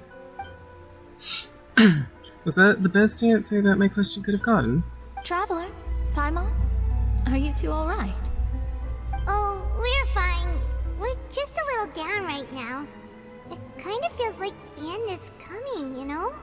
Paimon, there's still at least 3 more chapters. I see. I feel that same sense of desperation, too. I guess you could consider me someone who has often witnessed fate. So far as I have seen, it cannot be swayed.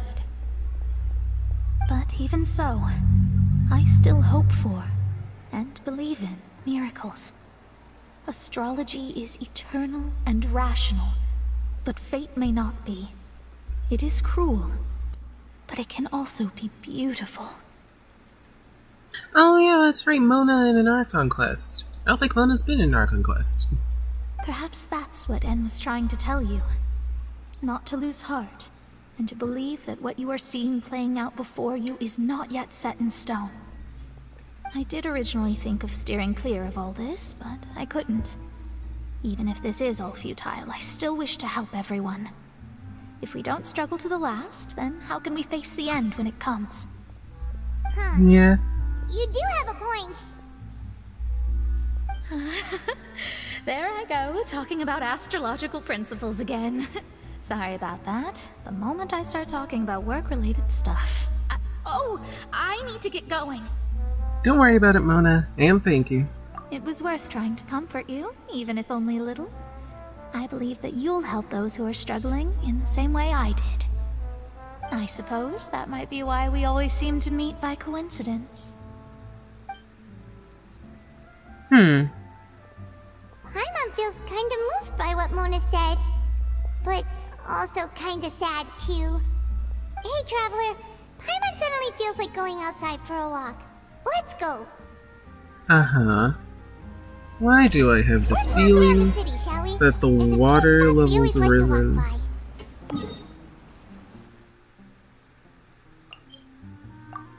I guess this one. Oh, I am so concerned. Oop, oop, nothing.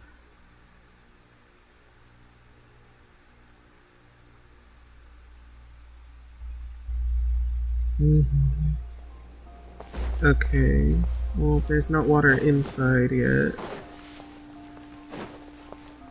But I don't want to look around outside either.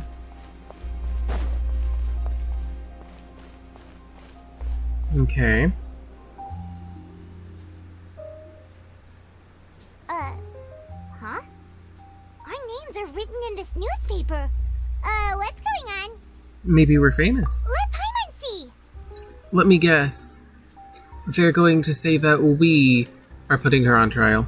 The underwater stronghold, the Oh, Fortress never of mind. Meripede, has continued in its noble authority, Oh, but that does the not Risley mean that interview. others cannot interact with it. My recent attempts to enter the fortress bore little fruit. Huh. Guess Charlotte still hasn't given up on that. Thus, did an Outlander friend become the focus of this report? A blonde adventurer with their white fairy, legends trailing in their wake. It is said that this mysterious traveler once visited the underwater fortress. So while the fortress's interior remains a mystery behind closed doors, do not fear, for the tales of the traveler contain surprises in spades. Journalist Charlotte's biggest scoop yet.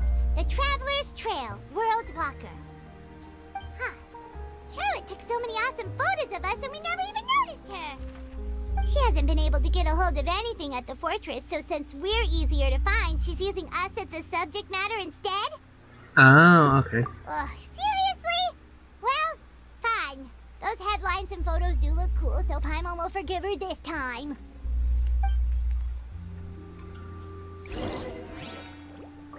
Okay, let's keep going.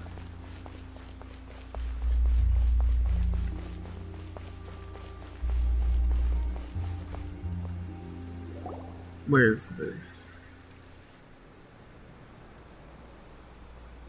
Oh, this is the restaurant. We're here! Paimon's hungry. Should we go in and get something to eat? Okay.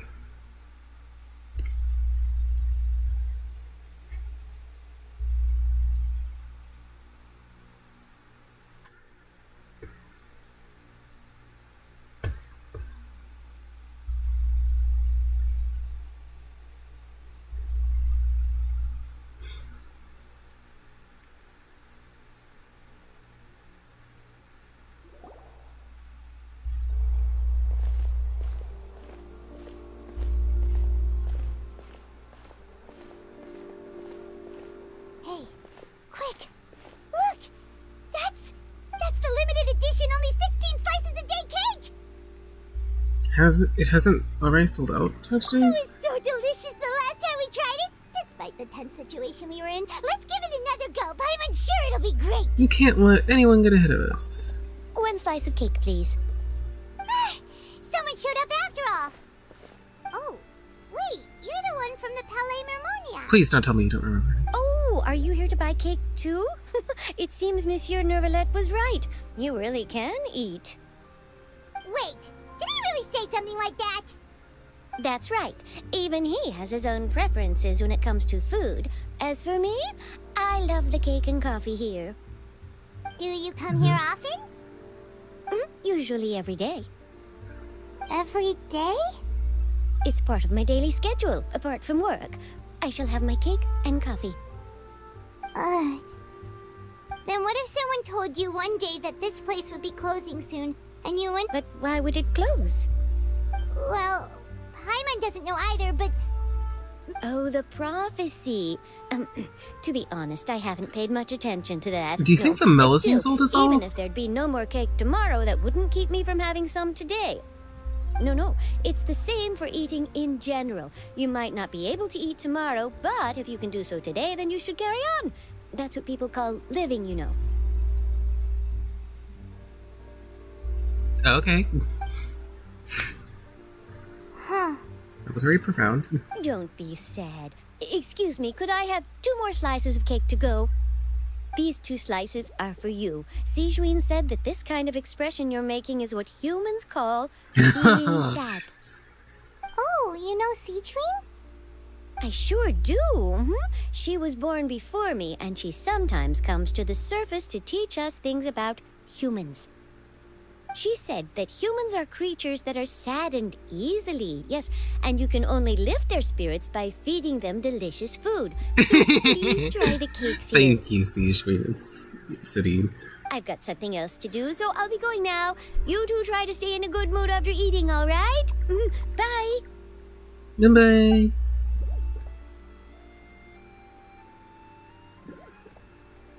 And there she goes.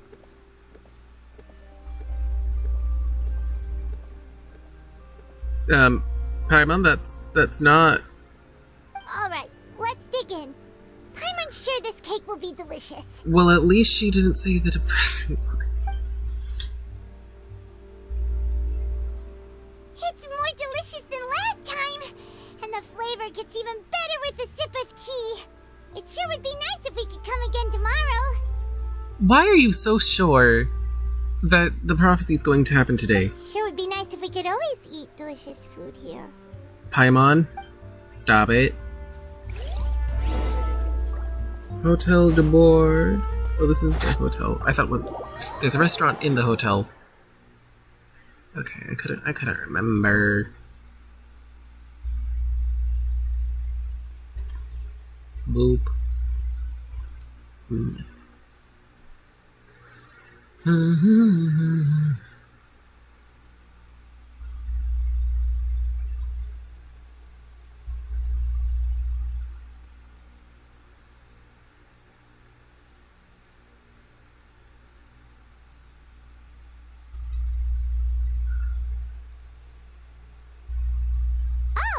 we're near the Seabird office.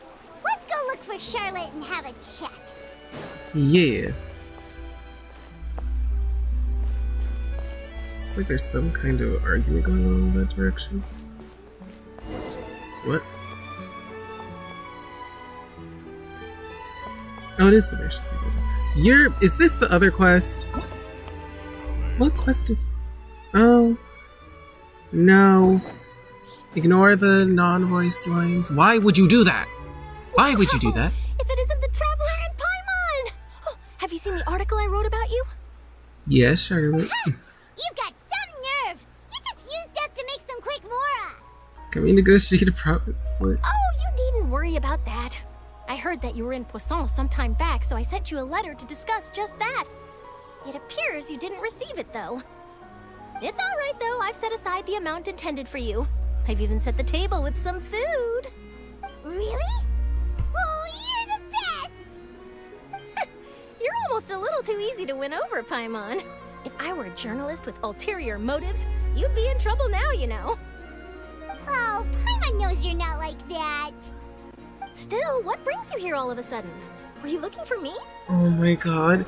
Please. You're stressing me. When Mona mentioned you, we thought of coming to see you at work. Okay. I see. It seems you've already bumped into Mona here in Fontaine. Yes. So she mentioned me? What did she say? She said that you're a real daredevil of a journalist. Nice. In which case, can this daredevil journalist dare to request an exclusive interview with the legendary Traveler and Paimon? Huh? So your article in the paper today doesn't count? Oh, of course it doesn't. That was more like live photography. What I'd like to do is dive deeper and ask you to talk about the things you've seen and experienced. You seriously want to interview me? Of course she does. You've saved like 3 nations. Sort of. Why not? 4. Saved if I say you're like worth 4. an interview, then you're worth it. But not right now, of course. I'll need a few days to prepare.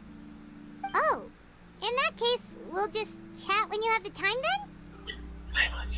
Oh, so that's a yes? Ooh, splendid! I'll tell the editor-in-chief immediately. I'll have to apply for lighting, a venue, some props, and... Whew, so much to get done now. Talk to you later. Bye-bye, Charlotte. Wait, Charlotte, Paimon's still got a question for you. And what's that? If, just for example, Huh, that's the prophecy you're talking about, isn't it? I mean, I do hear about it often, but I've never once thought that the day could be tomorrow. If you're seriously asking, then I might try and think of a way to leave Fontaine. Oh, but I'm still a journalist first and foremost. That means I have a duty to be reporting from the scene. And secondly, I wouldn't forsake my homeland that easily. Fair enough. From what I've seen, most people don't know what they'd do should the worst come to pass. In truth, it might be better just to behave like normal rather than worry over such an end. So in all likelihood, I'd probably still be prepping at the office for that interview of ours. I know what you're thinking. That sounds a bit sad, but I've always believed that it's best to do what you enjoy. Just think about it. If this nation really were to be suddenly destroyed tomorrow, but I still successfully finish an exclusive interview with a truly unique person, then the story I would wind up writing would truly be timeless. And then do you know what I'd do? Well, I'd write that story, send it for printing, and use messenger pigeons to get copies out to the various nations as soon as possible. You're so sweet. I'm not a dreamer, nor am I a workaholic. But I do love my job. And I'd be proud of leaving such an article behind. I guess you could say that I was born to be a journalist. But anyway, that's my answer. And on that note, I'll get back to my preparations. That's so nice. All of a sudden, Paimon actually kinda envies her. Paimon, you should have stayed asleep. Anyway, let's go and take a look at the sea, shall we? Are you trying to depress me? Oh my god, Paimon. I hear bell chiming. I don't know.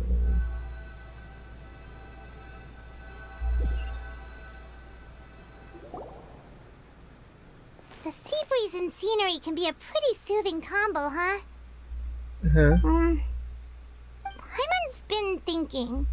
Yes. If it wasn't Fontaine, but all of Tevat that would be destroyed tomorrow, where would we go and what would we do? No, Paimon should ask, if you could choose, what would you like to do? If I could choose, huh? It's just like Charlotte said, suddenly trying to consider what to do is pointless. We've always been moving to the next destination, so we haven't spent much time thinking about these kinds of things. We didn't have to either, with us always being on the road and whatnot. Until that moment comes, I think I'll keep journeying on. You mean, still traveling? Yes, cherishing every single moment that I have to look upon this world. Huh. Wait, isn't that what we've always been doing? Yeah, duh, that's the point. As the banter goes back and forth between you two, as time slips by, as night falls, you return to your accommodations and end this busy day. The next few days are just as calm. Charlotte gets to find the next interview in the Spina di Rosula safe house at the Flow of Sunder. Navia, having finished her business in Croissant, even drops by to take a photo with the two of you. All goes well. Hello? Are we going to solve the problem? Oh, I'm so concerned. I want to put Furina on trial. I don't want her to die, but I want her to be put on trial. Crap, I was supposed to check that. Oh, it is. Feels like you'll grow mold if you stay here long enough. Are you sick, Paimon? But it's still better than the Fortress of Meropide, that's for sure. It's not only damp there, but salty too. Ah, so the two of you are still here. Wonderful. Has Nuvalet called us? Oh, you're from the Palais Mermonia, aren't you? Yes, I'm Isadora. Monsieur Nervillet sent me to look for you two before. I heard that afterward you went to the Fortress of Meropide. So are you under the impression that we might be wanted criminals? Not at all. I'm well aware that you're friends of his. Actually, I'm here to pass along a message from him. Did something happen? Yes, inside the Opera House.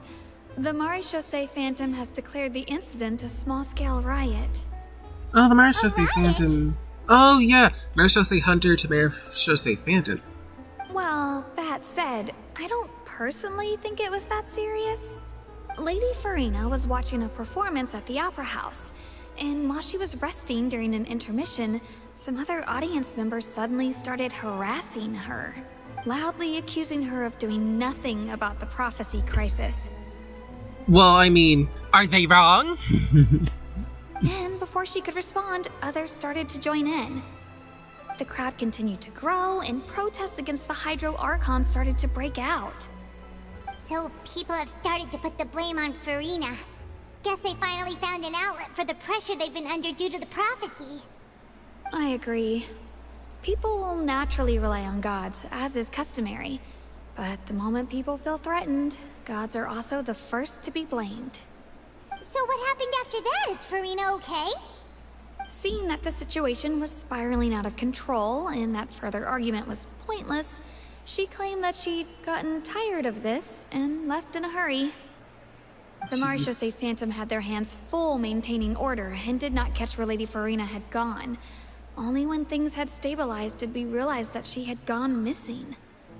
Okay. So, you mean she's still missing? Wait, she's gone missing? That's right. The Maréchaussée has dispatched many people to search for her, but we don't have any leads yet. That said, I don't think there's much to worry about. She is a god after all. Even if she were to fall into the hands of rioters, what could ordinary people do to her? I understand the situation. Good. Monsieur Nervillet sent me to tell you about the situation, but he didn't say anything else. Don't worry, this is more than enough to go on. Thanks for keeping us informed. Ah, is that so? Well, alright then. In that case, you two take care. I'll be heading back to the Palais now. Okay. Oh, is this part of the trap? Well, oh. we should hurry over to Poisson then. Is that how we were like actually spreading like slight, like we were asking people their opinions about what would happen if the prophecy came true so that it caused a riot eventually? Is that what that was? Okay. You sure caught on quickly. If we know Furina, she won't try to fix things in this situation. Instead, she'll look for a place to wait out the heat. And where would that be? And, as we also know, she may be loud and dramatic, but she doesn't have a heart of stone. When Nervalet was talking to her in the Palais Mermonia, and she heard about Poisson, she couldn't hide her sadness and remorse. Oh, so that's why. It would be hard for her to ignore being accused by the public today. Paimon thinks Furina's probably taken the opportunity to slip away to Poisson and try to relieve the sense of guilt that she's feeling. Huh. Well, what do you think? Paimon knows the answer, of course, but Paimon can do the analysis to back it up, too. Cool, huh? So becoming a detective's done you some good. In that case, there's not a moment to lose. Poisson, here we come! Yep. Bow your head.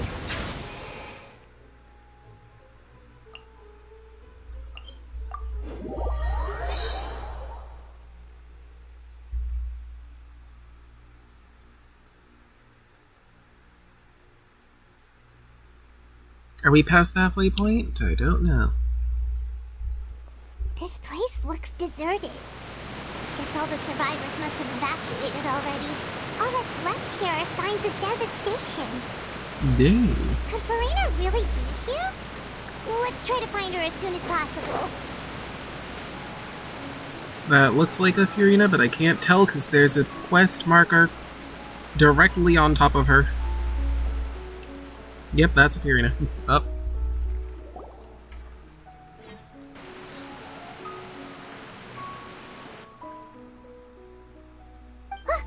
That's Furina, right over there.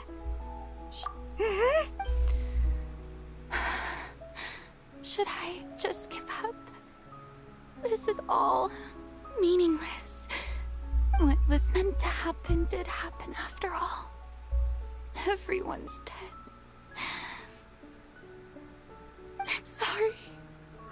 I'm so sorry. So both of those lines were from playable characters. I thought that was a child during the whale fight. Give up, Furina. There's no point in holding out. I'm sorry. But what can I even do other than to repeat meaningless apologies over and over? Furina. Who's that? Don't worry, Furina. It's just us. So it is you, blonde traveler from another land. Why, I almost thought you were someone from that mob of my ignorant subjects. Come to kneel and beg for my forgiveness. Furina, you were crying just now, weren't you? The tear stains on your face are obvious. What do you mean, tear stains? Oh, I remember.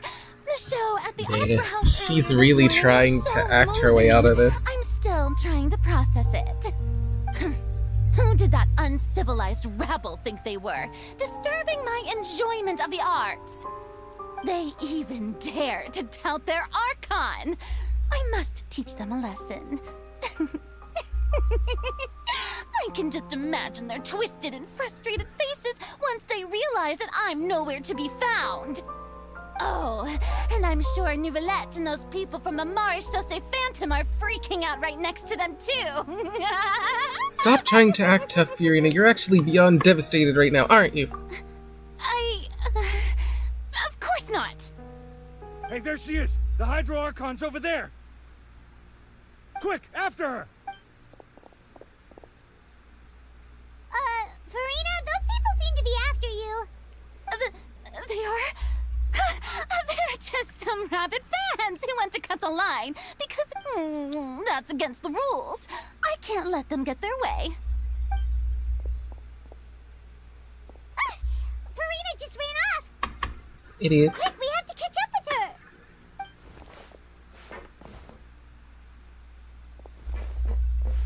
her! We are right next to her.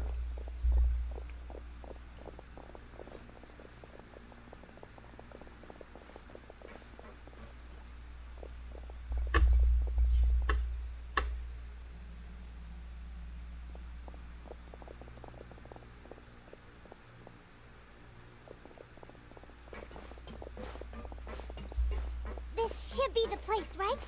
Hey, Furina! There's a good hiding spot over here. Quick, come to Paimon before the rest of them catch up to you. What? Hurry, they're almost here. Fine. I suppose haste is warranted. Lead the way. Let me guess. This is the trap?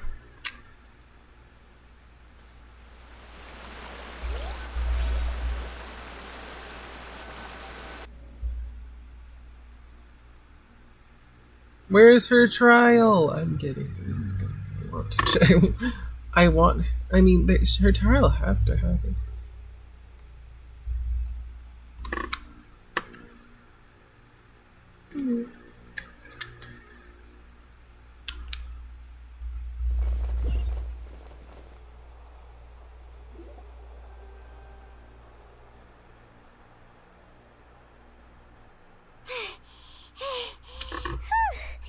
Paimon's exhausted.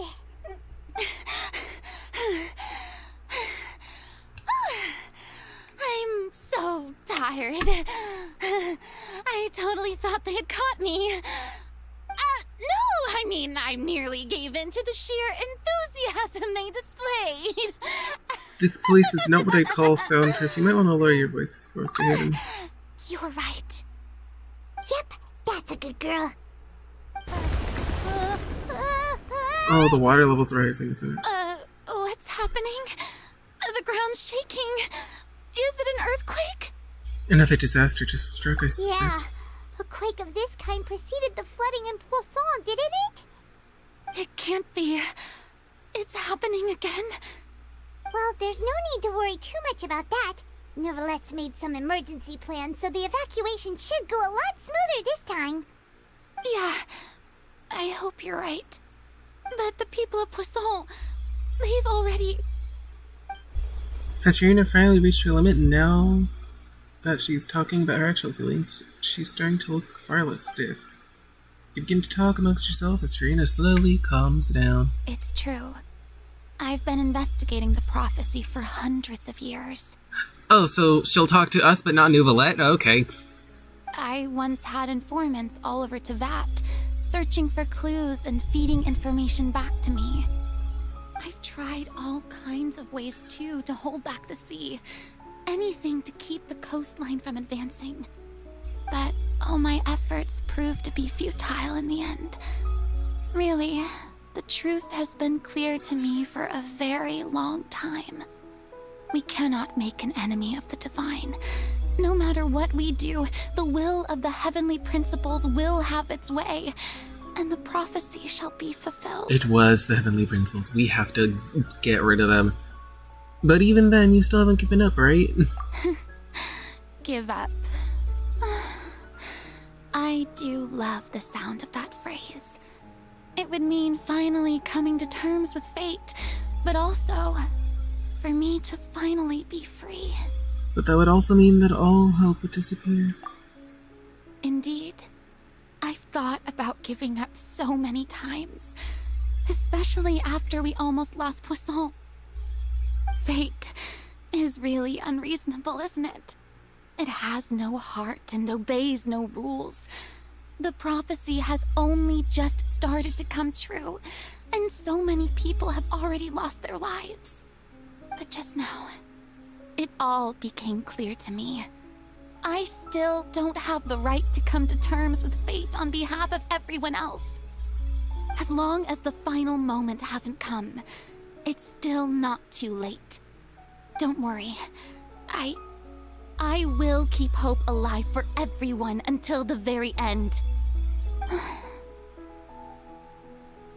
Well, And she's back to acting. I got the impulse to play the stricken maiden, but honestly, considering my rank and station, that wasn't a good fit at all.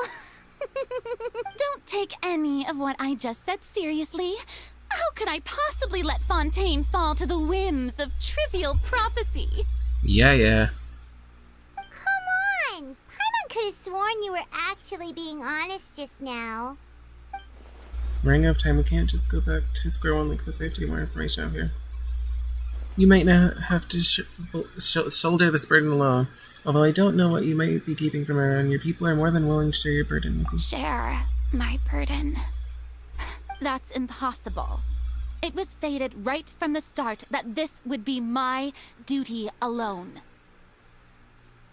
But even if your burden doesn't need to be shared, you could still confide in someone. Just share it with me. I'm what you call a witness. A witness? Yes. I've heard that you came to Tevat from beyond the stars, yes. In other words, you never belonged here. Technically, yes. I think. And I don't know anymore. If Tevat is, in its entirety, a show on a stage, then you're just a spectator, aren't you? That's an interesting thing. It's the entirety of Tevat just to play for the travelers. That is weird. If that's the case... There's no time left. Please, Furina, just spit it out.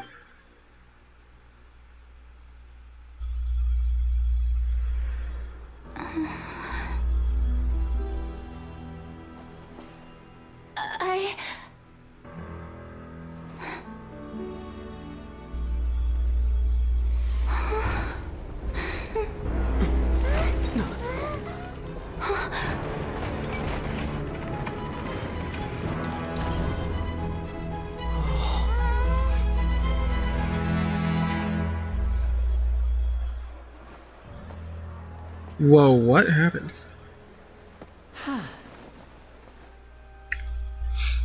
Damn, we almost got the stuff out of Furina. It's too bad.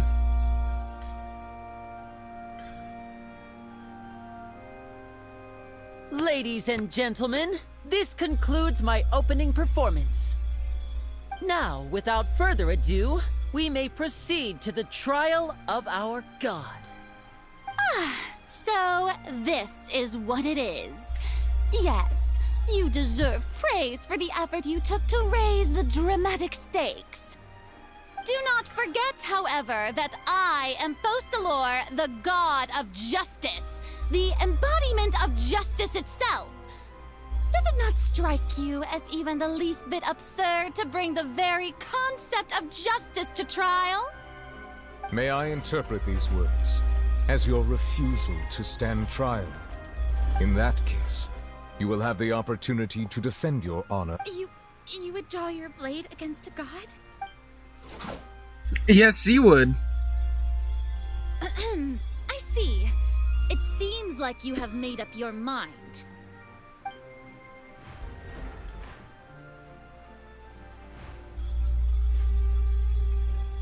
What?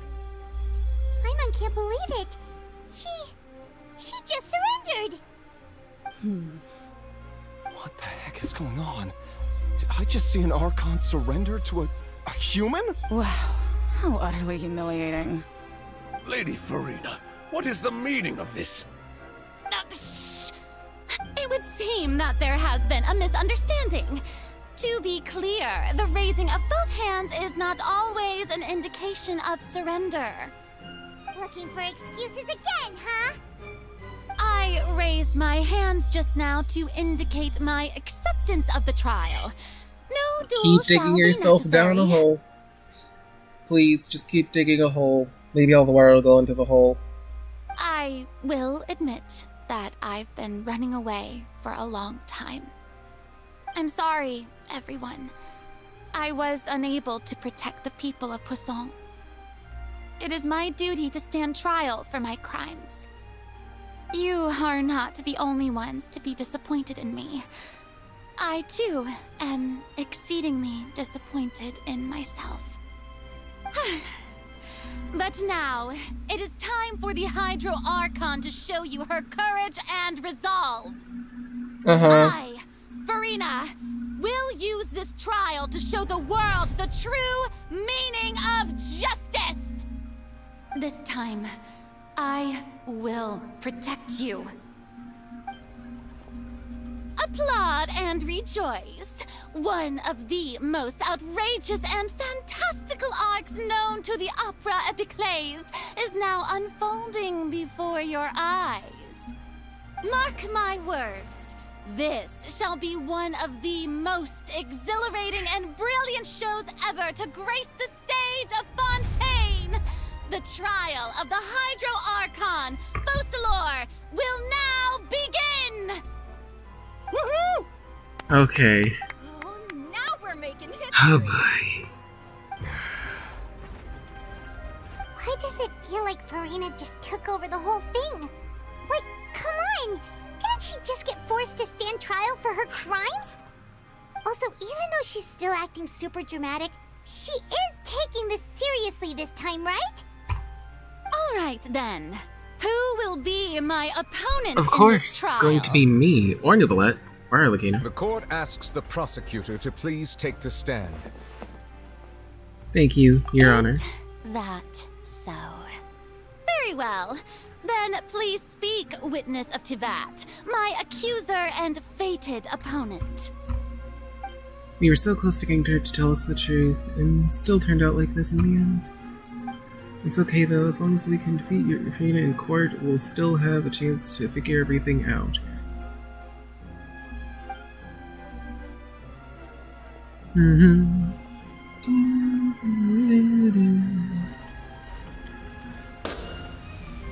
Okay. Also, please allow me to ask, as a final question before the trial begins. Furina. Just how much work did you do to force me onto this stage? A lot. Well, we did do a lot of prep after the meeting that day. I can go over the tasks assigned to the Spina di Rosula, since they were rather straightforward and easy. Navia, the president of the Spina di Rosula. Most of the people who participated in the disturbance this morning were my subordinates. They changed into plain clothes and came to the Opera House as regular audience members, waiting for the perfect opportunity to incite insurrection against you. The people's resentment against their Archon has been building as more and more of the prophecy is fulfilled. A spark was all we needed to turn smoldering anger into a flame. Moreover, according to our understanding and analysis of you, when something like that occurred, you would likely flee the scene and head to Poisson by yourself. So, we arranged for a second group to lie in wait there. So, you mean, the ones who scoured the settlement for me were also from the Spina? And their goal was to force you to step into the giant magic box so you may personally participate in the greatest magic performance in all of Fontaine How history. the heck did he... That's right. That house was a magic box, rather than someone's residence. As the super ultimate version of the setup that I used when I first performed at the Opera Epiclese, the volume of the box was increased by a whole order of magnitude, and the distance it traversed was the entire gap between Poisson and Arrhenius. Its cargo, of course, was an Archon instead of a human. My thanks, Furina. Without your help, we could never have pulled off such an extraordinary performance. So, is Arlecchino really just gonna be in the background? I'm gonna be so upset. You're welcome. You're welcome? Of course. Of course, this performance was only made possible with Father's support.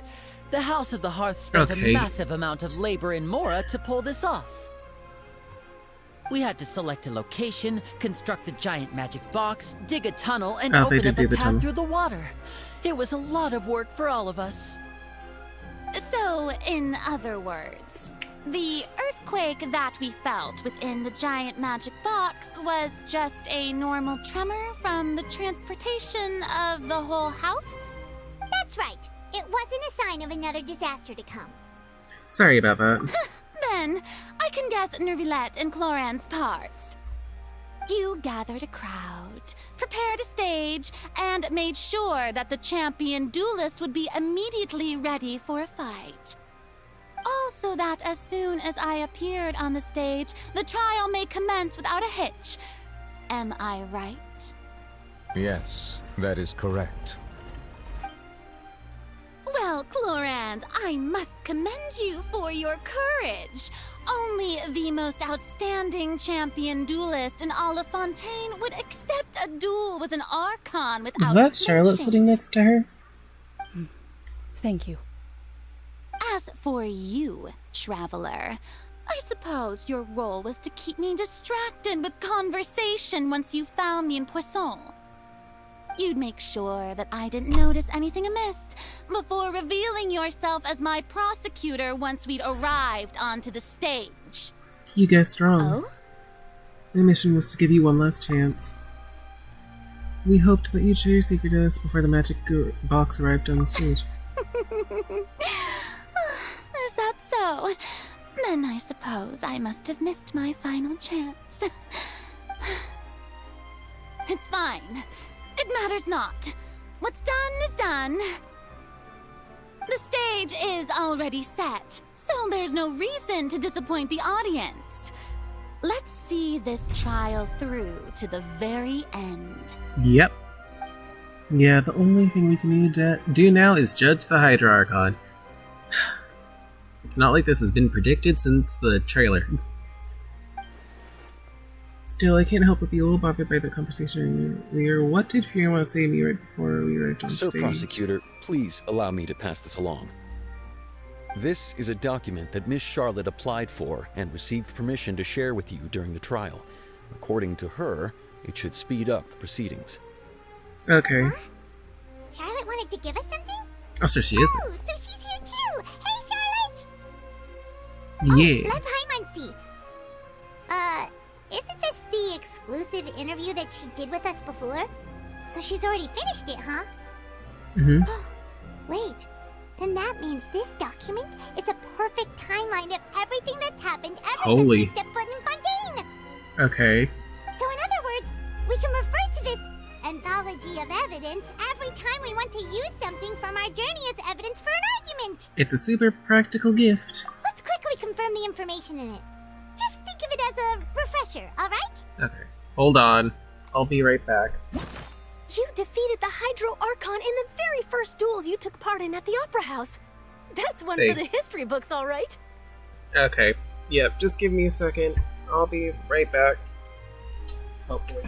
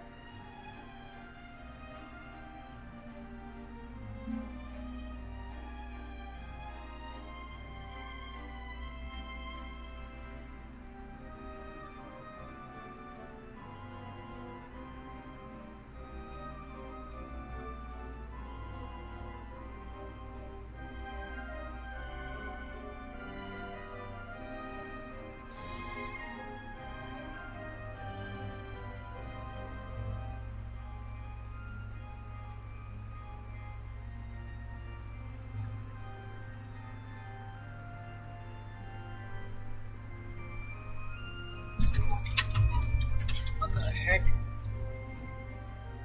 Oh, it's the garbage people. I am back. Back to the trial at hand. I didn't think that you'd wind up getting to the bottom of the case I'd been following all this time. I guess you could also see this as a happy coincidence. This is the first time Monsieur Nervillette had a difference of opinion with the Oratrice. Even the Hydro Archon can't figure it out. A Fatui Harbinger. She's an extraordinary person. Her instinct must mean something. The fortress of Meripede was almost destroyed in a single day. That I didn't witness that scene personally will always be a source of professional regret, I think. Great. According to Monsieur Nervillette, both Child and that whale should have been in the primordial sea at that time. I nearly lost my awesome friend Navia. To be honest, that still gives me shivers. The words of someone as extraordinary as a witch can probably only be truly understood when something surreal happens to you. Uh-huh. Pretty much everything, or like at least all the important stuff. The prosecution and the defense are both in position. The trial shall now begin. Mm-hmm. Oh, come on, Nervillette. There's no need to repeat all the unimportant legalese. Just fast forward to the part where the prosecution lays out my offenses. As the defendant and the lead actress of this performance, I still haven't even been informed of my supposed guilt in all of this. Of course, it is only natural for humans to struggle to understand the actions of a god. However, you will need more than that to convict me of a crime. I'm sure we have That's some true, of it. but my charge here is unrelated to your conduct as an Archon. Instead, I would like to charge you as a fraud who's never been the Archon in the first place. Whoa. Wait, what was that? Lady Furina's a fraud? Damn. I came here thinking that we were going to try the Hydro Archon for forsaking her duty, but did I hear that right? She's not our Archon at all?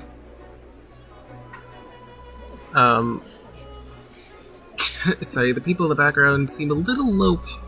Charge accepted. Holy. Lady Furina, do you plead guilty to the charge? Jeez, what are y'all doing outside? Lady Furina. I plead not guilty. How can I be guilty? There is no way that I, Focalor, otherwise known as Furina de Fontaine, a member of the Seven and the Regina of all waters, kindreds, peoples, and laws of Fontaine, could be anything other than your true Archon. So we don't actually get to judge the Archon. Yeah. Questions. Even though Lady Furina can be rather eccentric, isn't it going too far to doubt her very identity? Yeah, I've never questioned her identity either. Sure, Lady Furina can be super irresponsible, but what grounds does that prosecutor have to She make doesn't have the noses? such a huge claim? Question mark?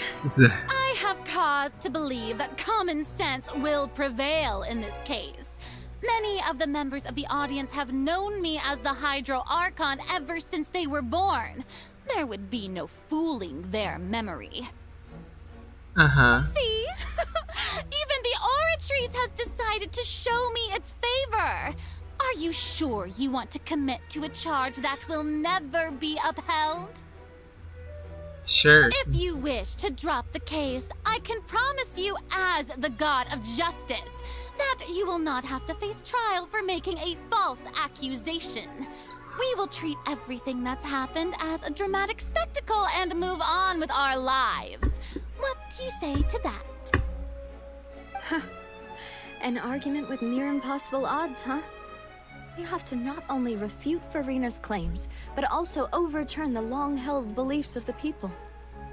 The people only see us the Archon because that is their long-held belief. Well, I tried to give you the chance to surrender. If you must persist, then let You're me no ask. Shinad. If you believe I'm not the Archon, then what manner of being do you think I am? And if I was not the Archon, then how Again, did I manage to Shinad. live for over 500 years? Go think carefully. What do we know that's special about Furina?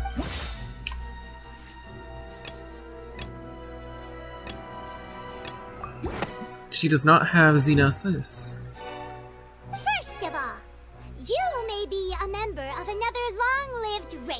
which would allow you to naturally possess an How? Where are extended Paimon's lifespan. detective glasses And and second of all, mustache? even if that wasn't the case, there could be other ways to extend your life. Such as a curse. Who gave you that idea? Was it the knave? You'd sink so low as to use a harbinger's words against me. It doesn't matter who gave us the information. What matters is the veracity of the claim. A curse? I once thought it possible that the aura of an Archon might naturally resemble a type of curse. But in light of this claim, perhaps what I sensed was not your divinity, but a curse after all. You sensed it too, huh, Neverlet? Instead of an Archon, could you just be a cursed human? Furina is actually a human? Well, it is true that it's extremely difficult to tell humans and gods apart just by looking at them. It's not impossible. Yeah, but you can tell NPC from playable character just by looking at them, to be honest. Not all playable characters are gods. You know. Well, don't start celebrating But all gods too are playable early characters. Now. Even if I have been carrying a curse like you there's said, chance. how does that prove that I am merely a human being? Besides, everyone knows that the main difference between a human and a god is the possession of authority. Gods You can don't do what have that humans authority. cannot. That's why they're worshipped as gods. For And what centuries, exactly can you do? manifestations of my authority have served the nation of Fontaine. One need only to turn their eyes towards the Orchis You did not make it. d'Annalise Cardinal in this very opera house, or consider the indemnitium that is used in every aspect of life. Wait, that one trial proved the opposite. Furia actually has no control over the Orchards at all. Oh, no, wait. I mean, yes. No, hold on. That's what I meant. It was that trial, but it was after that. You tried to reference the Oratrice. But weren't you as confused as all the rest of us when the Oratrice declared Child to be guilty without any proof? Otherwise, you should have come up with a good explanation for that by now. Mm-hmm. Didn't I make myself clear at the time? The decisions of the gods are naturally difficult for humans to comprehend. There is no need to provide an explanation. Lady Furina, I believe a reminder of your current circumstances is in order. While the court is in session, the principles of justice and the law must come before all else. While you are an Archon, you are also first and foremost the defendant in this trial. You will prove yourself unable to defend against the prosecution's charges if you continue to withhold vital information against the rules of the court. I never thought you'd use that kind of rhetoric against me. That was no trick of rhetoric, Lady Furina. I've merely reiterated the rules of the court. Rules that all should respect and follow. Mm-hmm. Go on, Queen. You neither knew why Child was declared guilty, nor did you understand the structure and operations of the Oratrice. Instead of having been created by you, the manifestations of authority you mentioned have been made by the real Hydro Archon, haven't they? The real Hydro Archon. Well, now you're really losing me. It is true that I did not know why the Oratrice gave out a guilty verdict that day. But the Oratrice handed out that verdict unilaterally, and it has been operating independently ever since it was first created.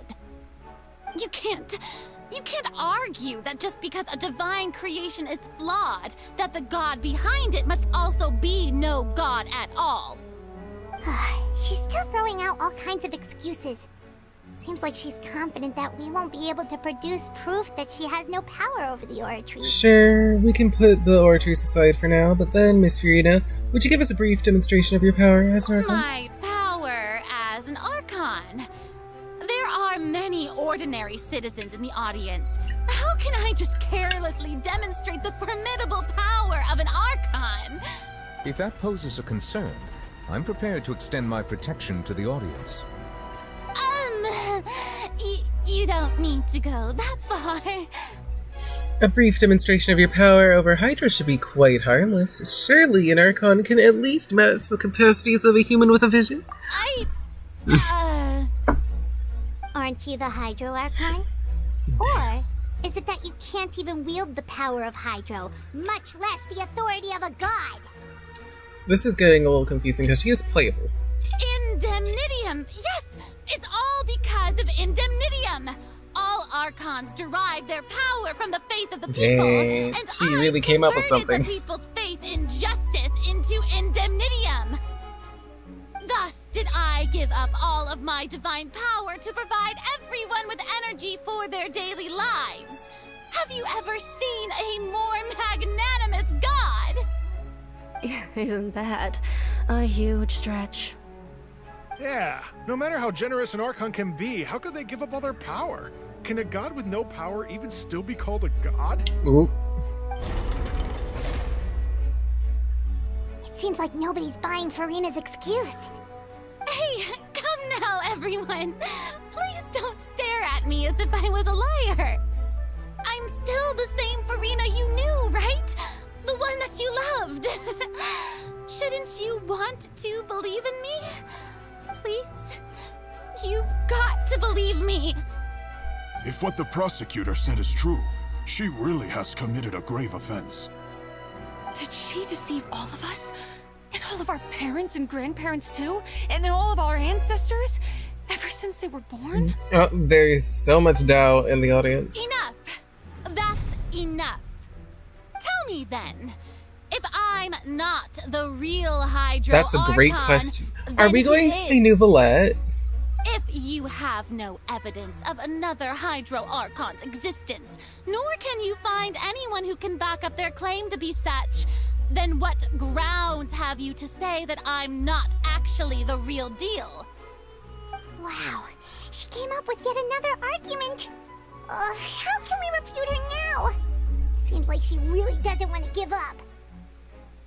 If we can prove that she isn't Archon, we can... No, if we can't prove that she isn't Archon, we can try to prove that she's just a human. And if she's only human...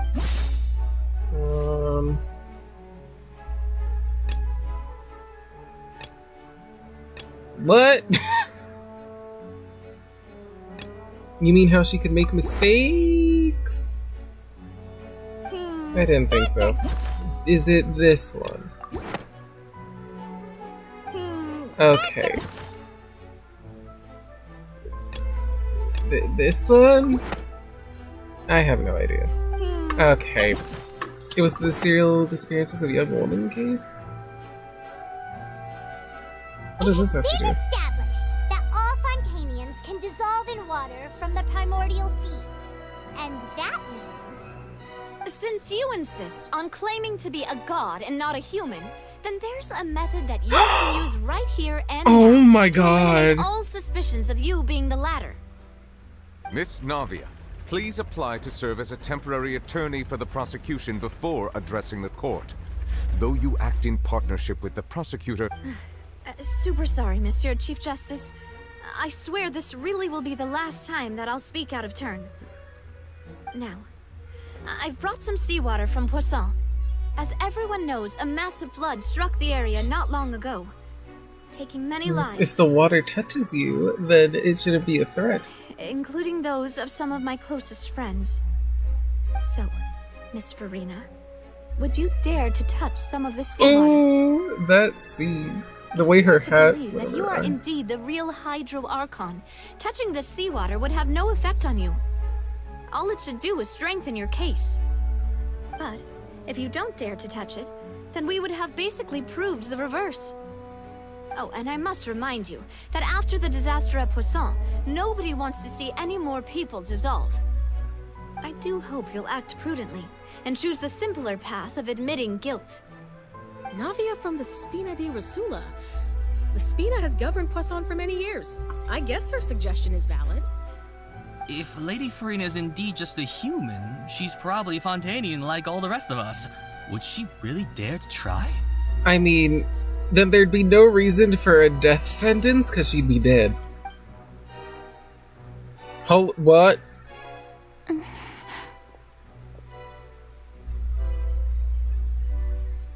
Lady Furina, this test has been unilaterally proposed by the prosecution. As it falls outside the realm of standard court proceedings, you possess the right to decline participation. Well, of course he had to tell her that. But refusing to participate is basically the same as a confession of guilt. She's just staring at the water without saying a single word. It really does seem like she's quite terrified of it. You can't act That your could way through only this mean- one. What's going on? Is she really planning to... that's not what we thought she would... Due to the inherent risk of the test, Lady Furina. Hey! I'm fine! Look at me, everyone! My hand is still here! I haven't been dissolved! Will you believe me now? I really am your Archon! I'm nothing She like sounds a normal angry. human who would fall apart as soon as they touch this water! Really? Was this not the most obvious thing in the world? Miss Siegewing? If you are present, Miss Siegewing, please come forward and attend to the defendant. Siege, Win? Don't be nervous. It'll just take a few seconds. Let me see. That should be enough. Please announce the results of your evaluation to the court, Ding, Miss Siegewing. please. As everyone doubtlessly saw, Miss Furina was displaying symptoms of she was experiencing the adverse effects of exposure to primordial seawater. The extent to which she was affected is the same as other humans when exposed to primordial seawater of a similar concentration. Thank you, Miss Siegewing. Lady Furina, you may return to the defendant's stand. So they didn't get like pure. Oh wait, what did she just say? I didn't get dissolved! Shouldn't that be enough to prove my innocence? Well, considering your tendency to run from your problems, we did originally prepare a direct sample of the seawater around Poisson. However, after extensive discussion, we exchanged it for a sample that is not concentrated enough to dissolve an actual human. After all, on the off chance that something entirely unexpected might occur, we don't want anyone else to lose their life to the sea. Yeah, so out of regard for Furina's life, you secured a low-concentration sample and asked the head nurse to serve as an expert witness. Yes. It's Come a on. great thing that the direct sample wasn't actually used. Furina could have... I can't believe... you... But what's really going on here? Furina can't have not known the consequences of touching the water as a human. This is too unlike how she usually acts and was. This is actually more important for her to keep up her facade to save her own life. But had she given up on everything a long time ago? Listen to me, everyone! Please don't give me such cold and disdainful looks! What happened just now didn't prove a single thing! Think about it! How can you conclusively prove that an Archon can't also be affected by the primordial seawater? Also, if I was really just a human, why would I dare to just put my hand in that kind of water? They're over your BS, okay? Please, everyone, anyone, just listen to me. I swear, I really am your Archon. Nicolette doesn't believe it anymore.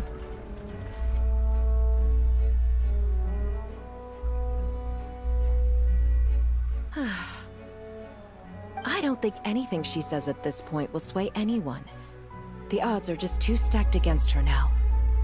Come on. With all the things that have been said, Paimon doesn't think there's any way left for Furina Come to on, win. share your secret. I believe the time for arguments and presentation of evidence has come to an end. If there are no objections, we will move on to the final judgment. Oh dear. You really aren't gonna say anything? I don't think anything she says at this point will sway her. She's just too stacked against her now. What's going on?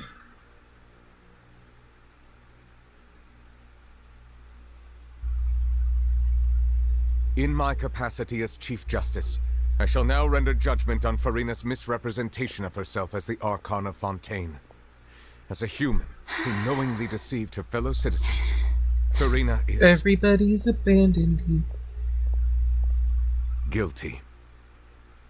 She's guilty.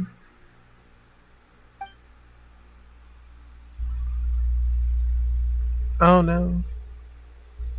So that's that scene. We shall now turn to the Oratrice Mécanique d'Analyse Cardinale to render the final verdict on the charges.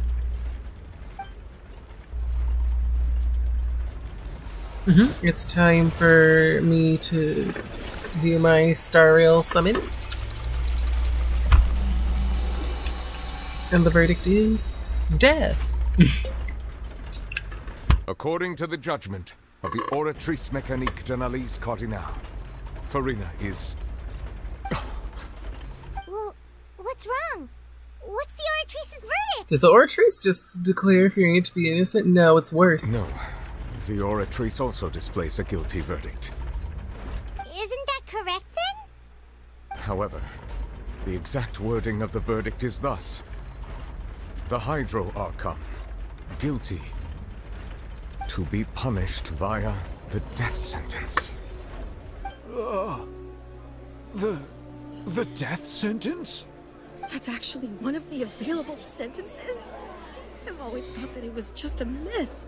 Oh, so they don't normally have death time the death sentence has been handed out at the court, and it's been given to the very person we've worshipped as the god of justice? What an unexpected twist. Furina's been sentenced to death by the Oratrice? We just wanted to use the trial to show her the seriousness of things so she'd tell us the truth. How did things escalate this quickly? This outcome is indeed quite strange.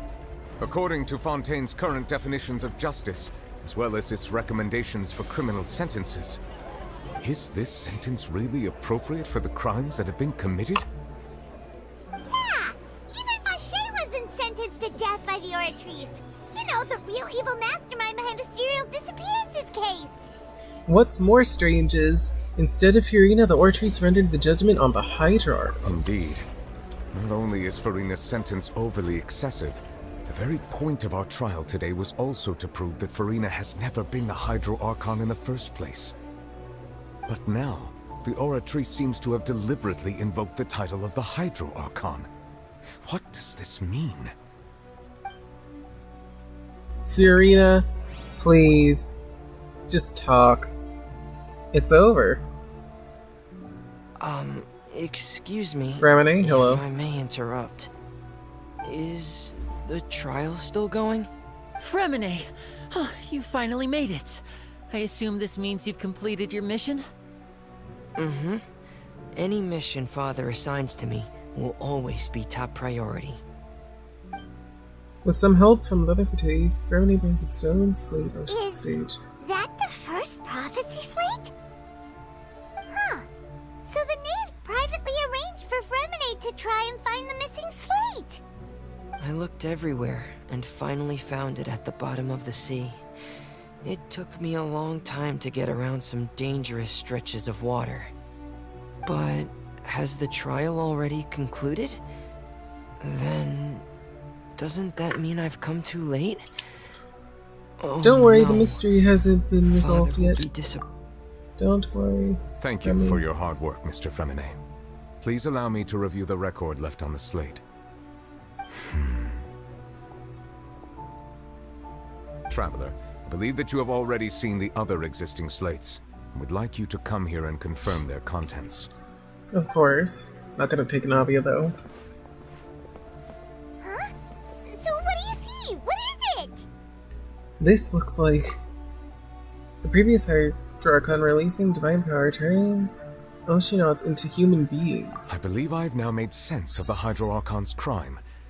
It has to do with Fontaine's lost history. So all of the people of Fontaine are Oceanauts. Wow, that wasn't predicted. Huh? Isn't the Hydro Archon just guilty of deceiving her people? Oh, wait, no, that's Furina, and we've already proven that she's not the Hydro Archon. So when you say Hydro Archon, do you mean the real Hydro Archon we've been kinda talking about? So wait, is she not dead? In truth, Everything that you've encountered in Fontaine up until this point can be traced back to the contents of these stone slates. However, I'm uncertain as to how much sense they currently make to you. An association between the contents of the slates and the events in real life. Okay, let's try to recall the contents of the other 3 stone slates. Paimon will do her best to help you remember.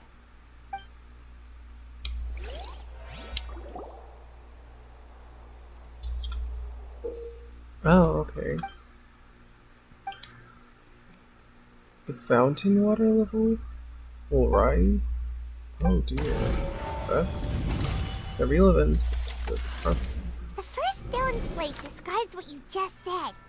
It seems to show the previous Hydro Archon using her divine power, and then the Oceanids turn into humans. Uh-huh. Does that mean that Fontainians are transformed Oceanids? Oh, Mm-hmm. Paimon wasn't expecting that.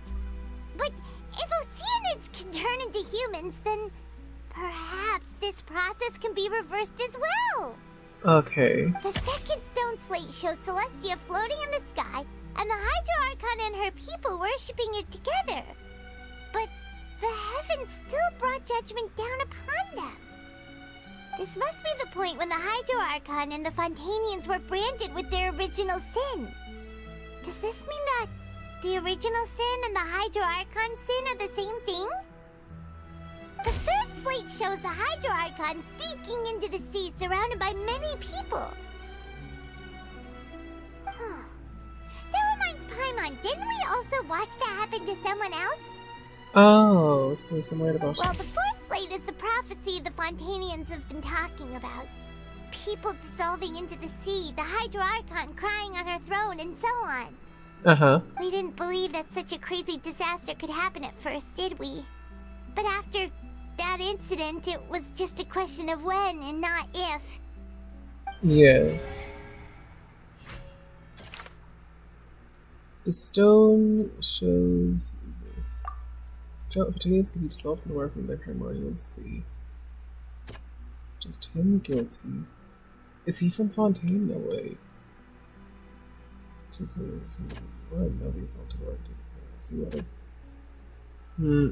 What is this? The stone slates. It seems to be showing the former Hydro Archon using her divine power to turn oceanauts into people. We know from the case of the serial disappearances of young women that Fontainians can be dissolved in primordial seawater. And the first stone slate tells us that long ago, the Hydro Archon used her power to turn Oceanids into humans. This might be the reason that Fontainians can dissolve. Okay. Next. It's just Celestia floating in the sky and the Hydro Archon and her people worshiping together, but the heavens still brought judgment upon them. Hydro Archon guilty to Perhaps what is about to take place has all happened before. The true sin of the Hydro Archon that Nervalet mentioned, and the original sin cast down on the people of Fontaine by Celestia, has recorded on the stone slates. Okay. Just had her gun sinking in the sea surrounded by many people.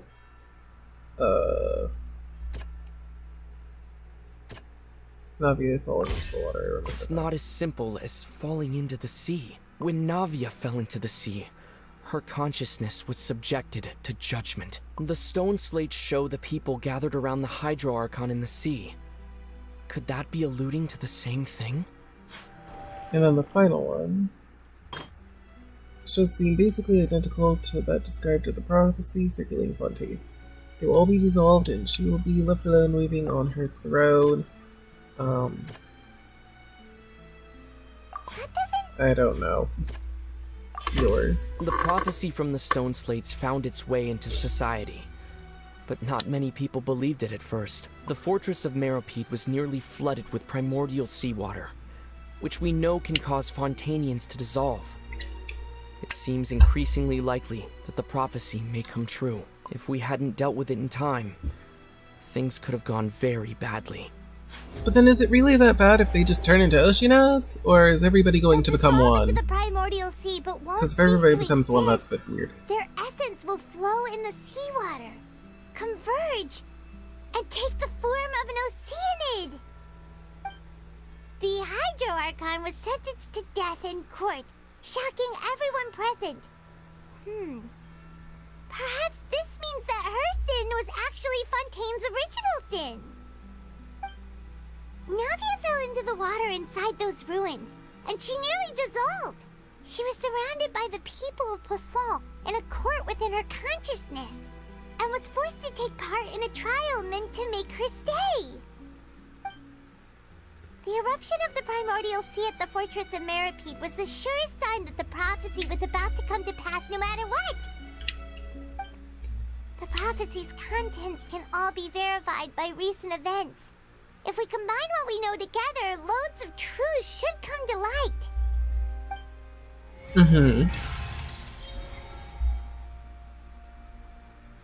Okay. Now what? We need to stop it, and also there's a whale. And also child. And a whale. Or a narwhal. Huh?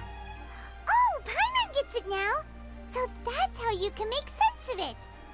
But then it feels like we're going to have to share some truly shocking revelations. Let's hear them. First slate reveals that Fontainians are not real humans. Incredible! Linny, did you hear that? We're not real humans. All Fontainians were originally created by the late previous Hydro Archon, with Oceanids as their basis.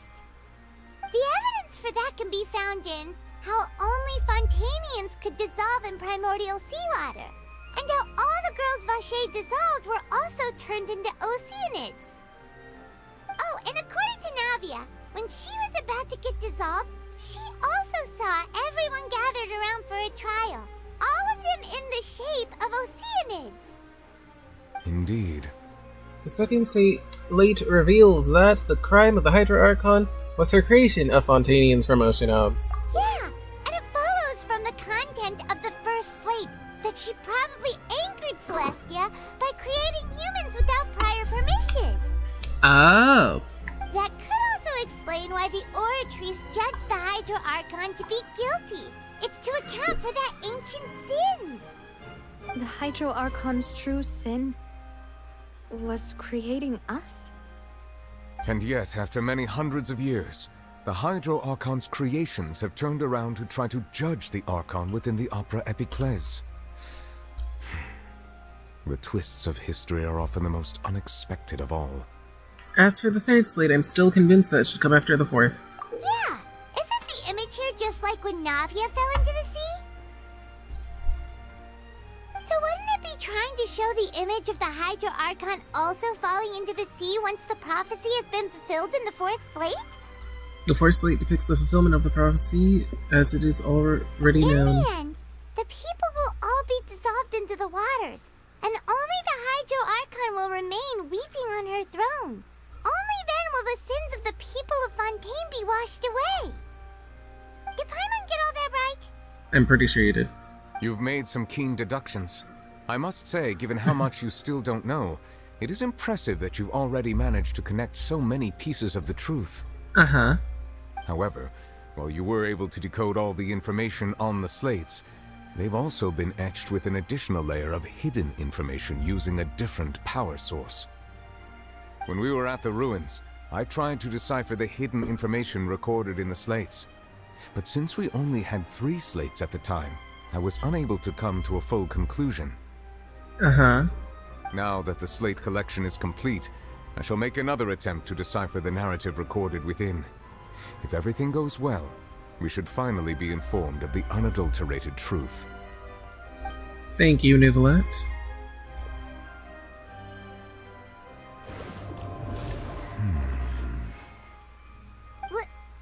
Well?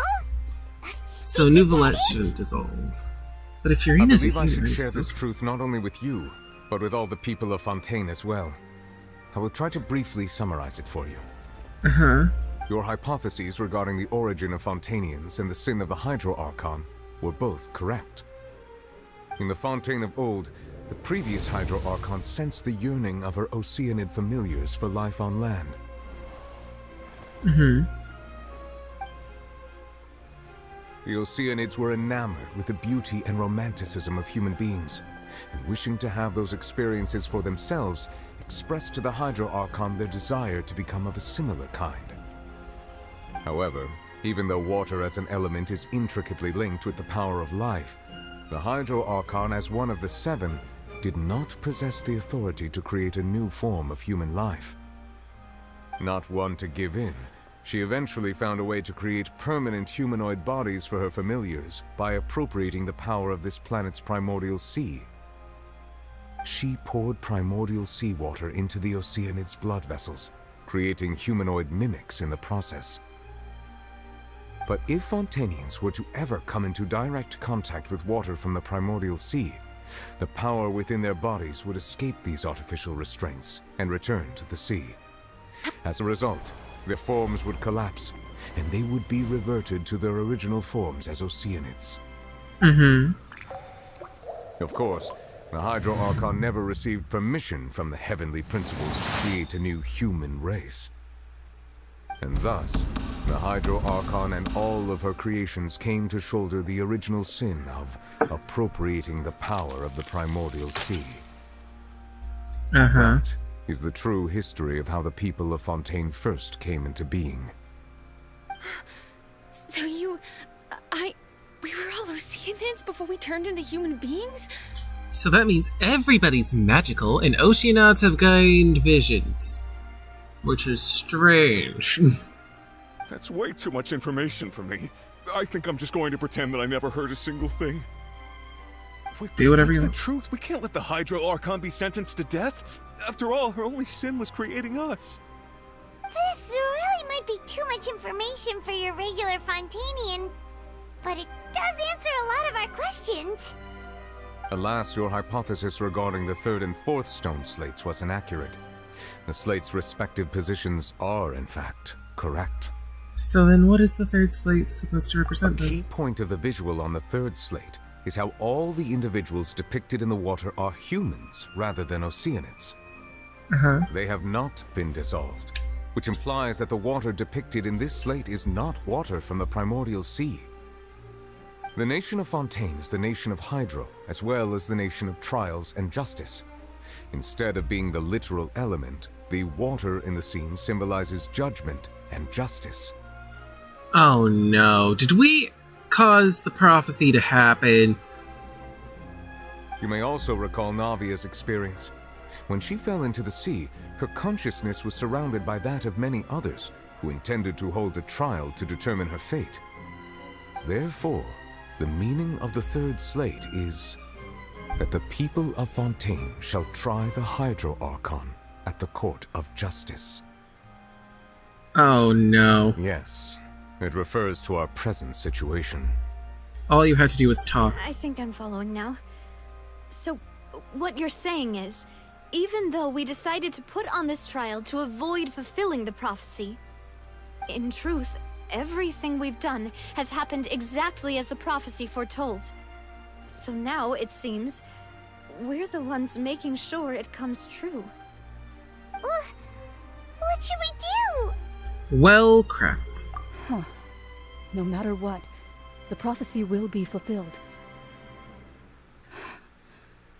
Is this what it feels like to be a prisoner of fate?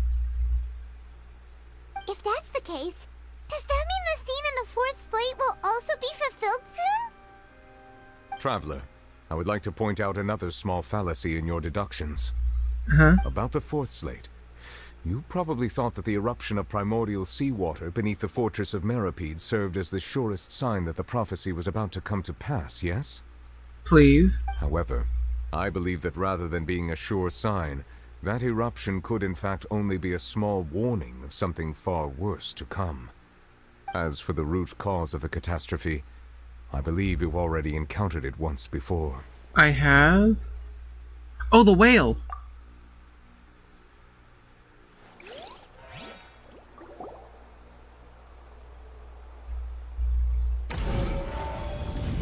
The ultimate proof. This eruption was just a small warning of the things to come. We must find the root cause of the disaster.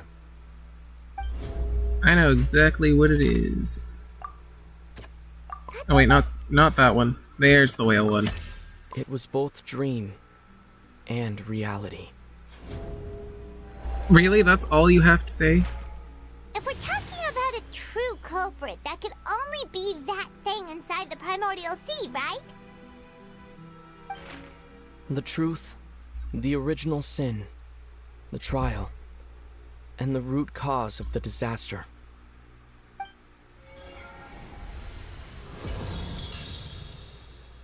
Oh no. Oh no.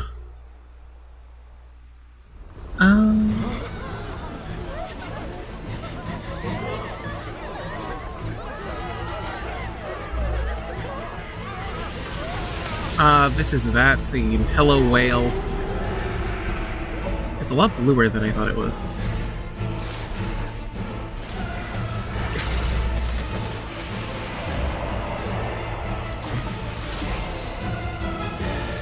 Oh my! Nicolette! Oh no! Okay, he's fine.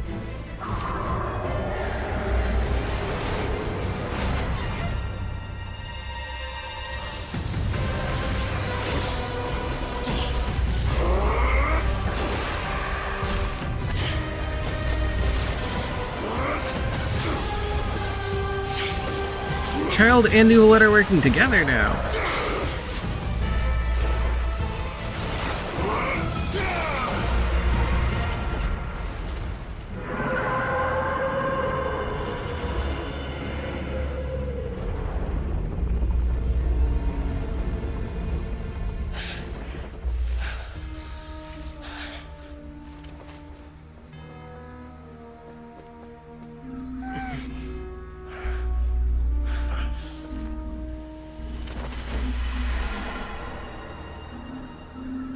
Uh-huh.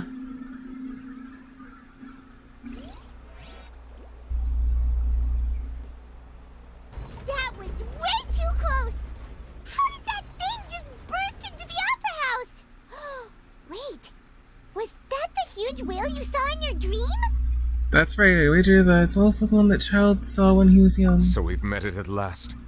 I understand very well why it has chosen to make an appearance here.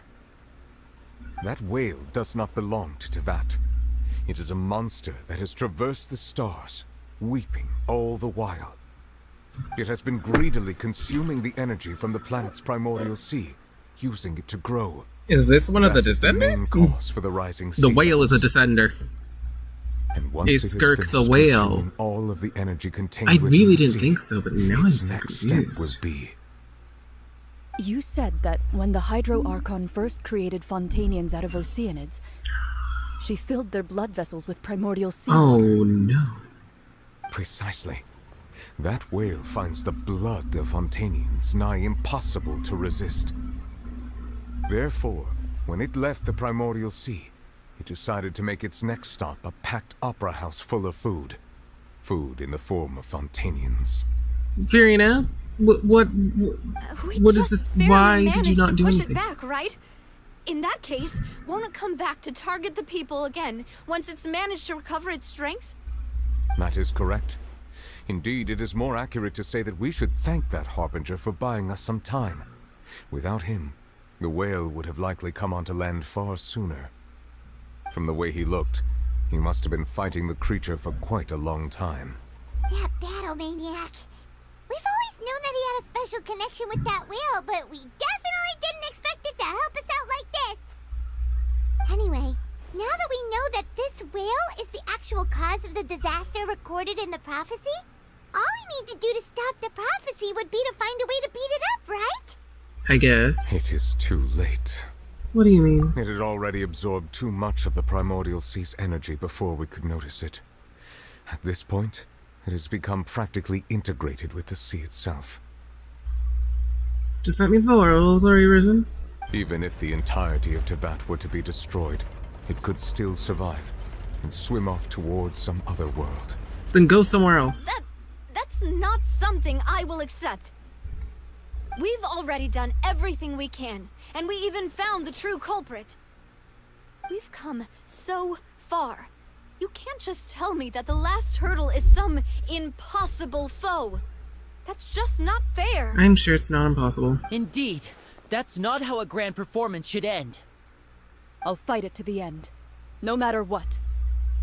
So the prophecy will be fulfilled no matter what, huh? No, I will end it. Nicole and...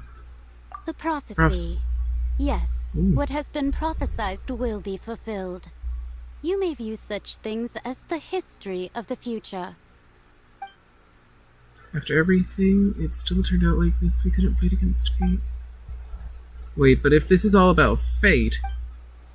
Just as prophecies are usually only the future as seen from the perspectives of the gods, could things be happening in hidden corners where the gods' gaze does not You mean fall? like the Traveler?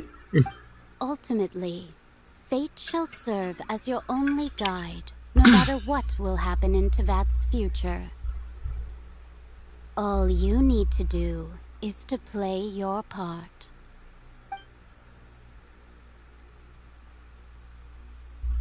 Could it be that even if the prophecy is fulfilled, even if the prophecy will be fulfilled, there's still a way to save everyone? Did you forget about Risley's ship? Oh, Furina.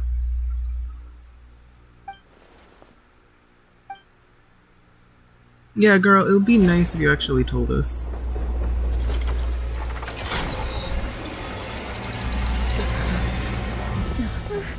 What's happening with the oratories? I believe it is preparing to carry out the death sentence. But she's not the Hydra Archon. Furina!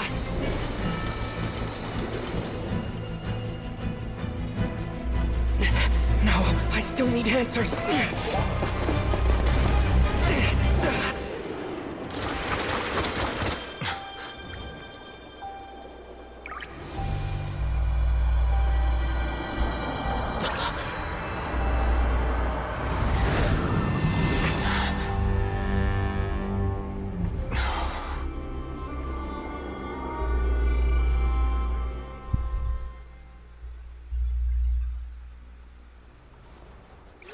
Furina and New what? Oh. Where are we going?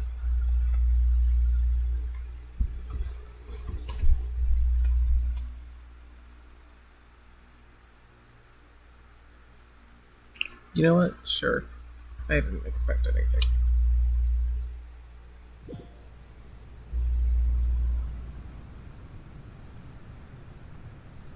Wait, who the heck? Wait, what? Wait. Is it not Skirk, but actually Furina? Nope, that is still Furina. Okay. You.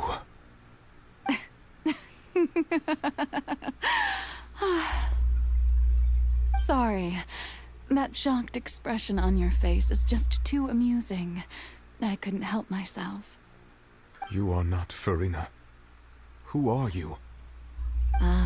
The sweet sound of bewilderment. Marvelous. Oh, A this sure is sign that my attempt to Fossilor. deceive everyone was a resounding success. But to answer your question, I am Fossilor. You know, the god. Fossilor. Why did you deceive us? Oh, that wasn't my goal, of course. Goodness, no.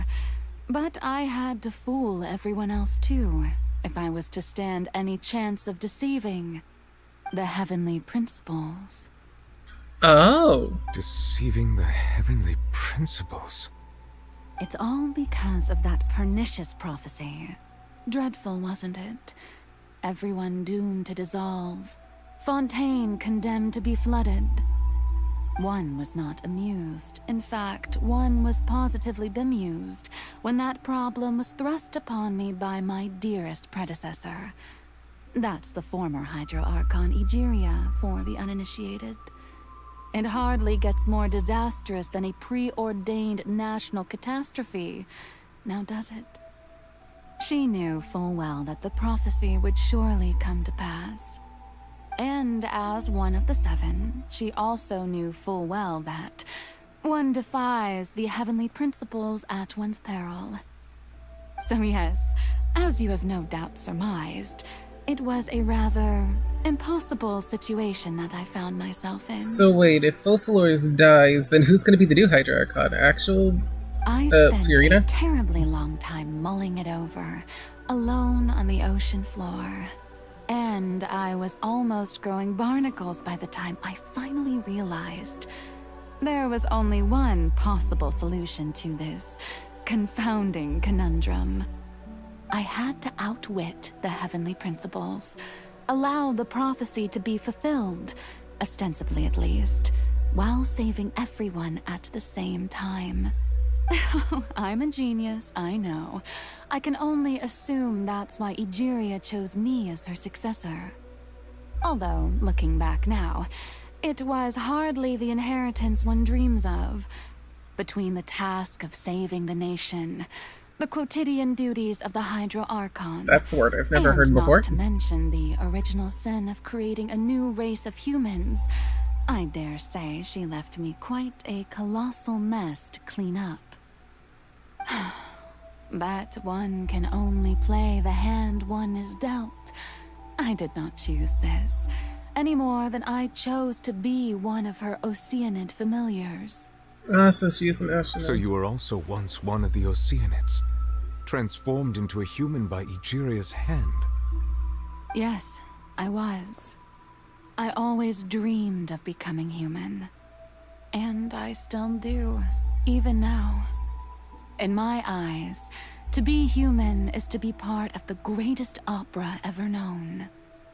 After becoming a god, I separated my divinity from my body and spirit, leaving behind only a self that was as naive and bewildered as my past self on her first day as a human being.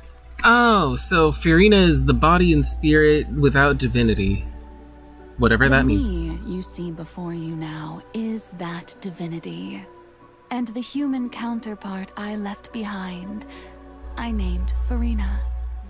She could feel joy, sorrow, and everything in between.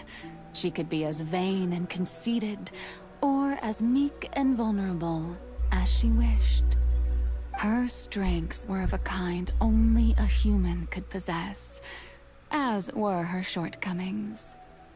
But in my eyes, Furina's humanity was what made her perfect. She was perfectly human in every way. The person I always wanted to be. Anyway, so then I cursed her. All part of the plan, of course. The plan to deceive the heavenly principles. That was thing. Do you still remember the final scene of the prophecy? The Hydra Archon alone, weeping on her throne. Where are we, by the In way? order that the prophecy might appear fulfilled, I invited Furina to be an actress, to play the part of the Hydra Archon in the prophecy. Under the curse I placed on her, so long as I, Focalors' divinity, continued to exist, she could not die. But nor was she free to live her life in the pursuit of happiness. Damn. Instead, she was forced to take the stage in the opera house, to embrace the role of leading lady, to forever play the part of the god from the prophecy, all to create a deceitful appearance of that prophecy coming to pass. I suppose now you probably understand why your court is called the Opera Epiclese. Oh, Furina is it was only human, isn't she? Sure. Even though she has had a long life, her mind is no stronger than that of any other ordinary human being. I cannot begin to fathom what she has had to endure. Ah, so that's why she's devious. Torture for her. It has indeed. And although she is, in a sense, me in human form, I most definitely owe her an apology for it. It's been 500 years. And all along, she's been playing her part in the most unimaginably long, unbearably lonely, and agonizingly painful opera of all time. Dang. That is tragic. Now, how do we save everyone in Fontaine?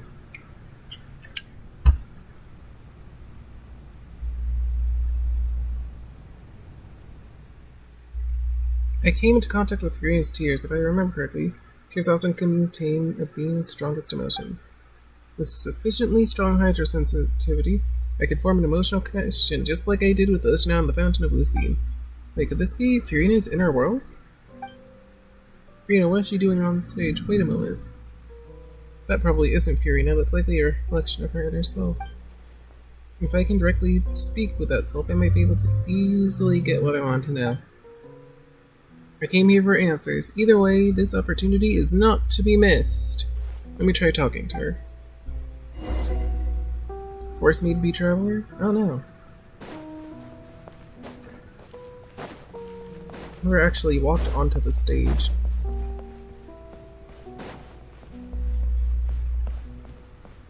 Hello, Furina? Oh? Who permitted you to come onto the stage? Now, I understand your admiration for my august self, but I must ask you to keep to the rules. Come on, it's me. All right. It is not my intent to reprimand you. There is no need to state your name. Just be off with you. Do not distract me from my performance. But I don't see an audience here. Oh, do not jest. Can you not feel it?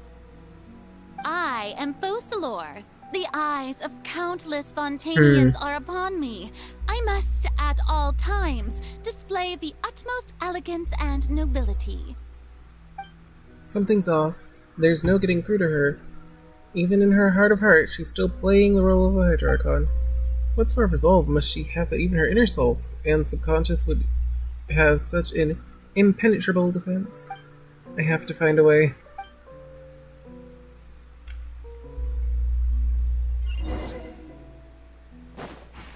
Oops, I was about to destroy this bubble. Dear audience, the performance is experiencing a technical difficulty, but worry not. The guards shall resolve it soon enough.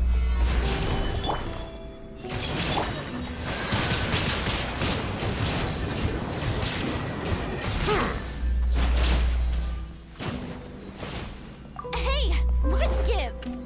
The audience is still watching me, you know. Guards? Wait, where are the guards? Guards!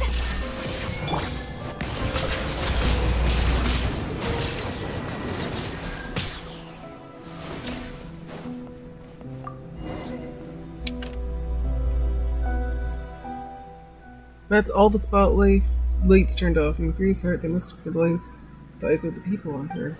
Speaking of which, I think I just received some sort of signal. Is that her true voice? The ticket? When did that appear?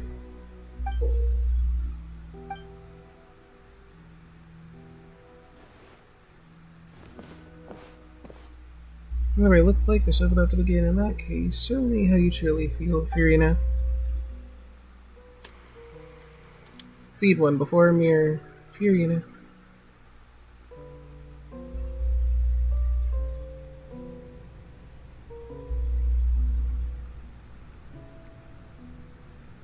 Oh. Okay.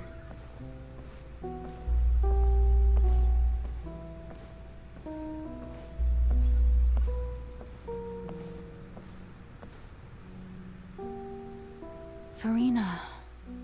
Furina. Huh? Who's that? Who's calling me? Where are you? Be not nervous. Be not afraid. I am before you. Wait a moment. You're mirror me? How can this be? Mirror you, huh? You know what? That's not bad. Let's go with that. Mirror me. What do you wish to say? The prophecy. Have you heard of it? What prophecy? Wait. I know. I think. I don't know why, but it's in my head somehow. So are we reenacting the entirety of Furina? The people will all be dissolved into the waters, and only the Hydro Archon will remain, weeping on her throne. Only then will the sins of the people of Fontaine be washed away. Oh, very good. You know it well. What's going on? I can't seem to remember anything clearly. The only thing I know for sure is this prophecy. Will it really come to pass? Yes, it will. And that is why I've come to you. Disaster will come to Fontaine sooner or later. Things will develop just as the prophecy declared. There is no escaping it. Oh no. But doesn't that mean everyone will die? I'm a Fontainian just like them. Will I dissolve too? Oh, don't worry. Magical meetings exist in this world precisely to give people a chance to turn things around. It is the reason why you met me today. I will tell you how to save everyone, but you may have to suffer somewhat. Oh, so there's still hope after all. Goodness, you frightened me. You spoke so much and with so much certainty. As for the suffering, well, I will admit that the first thing that came to mind was, why do I have to be the one to suffer? But if the prophecy will come true, I'll also die anyway, right? So if I've already met you as my magical meeting in this world, if there were scales, with all the people of Fontaine on one side, and my pain on the other, is it not obvious where the scales should tilt? You truly are the perfect human. My ideal. I suppose this would also be the justice that belongs to you. Huh? Don't worry, it's nothing. Listen well. Fontaine has just lost its Hydro Archon. I need you to play a role. That of the new Archon. Play as a god? That's right. You must begin a never-ending masquerade. You must never let anyone suspect your identity. Well, that's too bad. If she just told us before the trial, maybe this I wouldn't shall have been that have bad. my way of defying this prophecy. But should your identity be revealed, then all hope will be lost. But how will I do this? A human assuming the role of a god without being exposed. Don't worry. What you must do is not to turn yourself into a real god. You simply need to play the role of a god as humans imagine them to be. Being a human yourself, I'm sure you already know what such an entity would be like. Remember, your true challenge will not be pursuing divinity, but contending against humanity. I'm still not sure I understand, but I'll try. I'll try to do this. So, how long am I going to have to play this role? At least 500 years. To accomplish this mission, you will have to stay on the stage for many, many years. You will endure and not grow old until your task ends. But I promise you, all will eventually end in a magnificent and dramatic trial, and everyone will be saved. Uh-huh. Was this not a magnificent dramatic trial? A trial? Huh. How exciting. I'll be looking forward to it. Uh-huh. Scene 2. A session speech? Accession speech? Ascension? Whatever. It's the speech of her becoming Archon.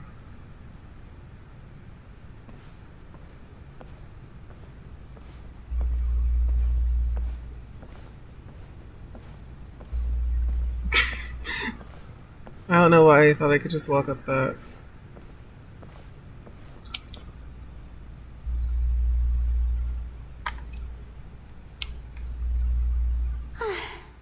The Maison Cardinalise has announced my accession.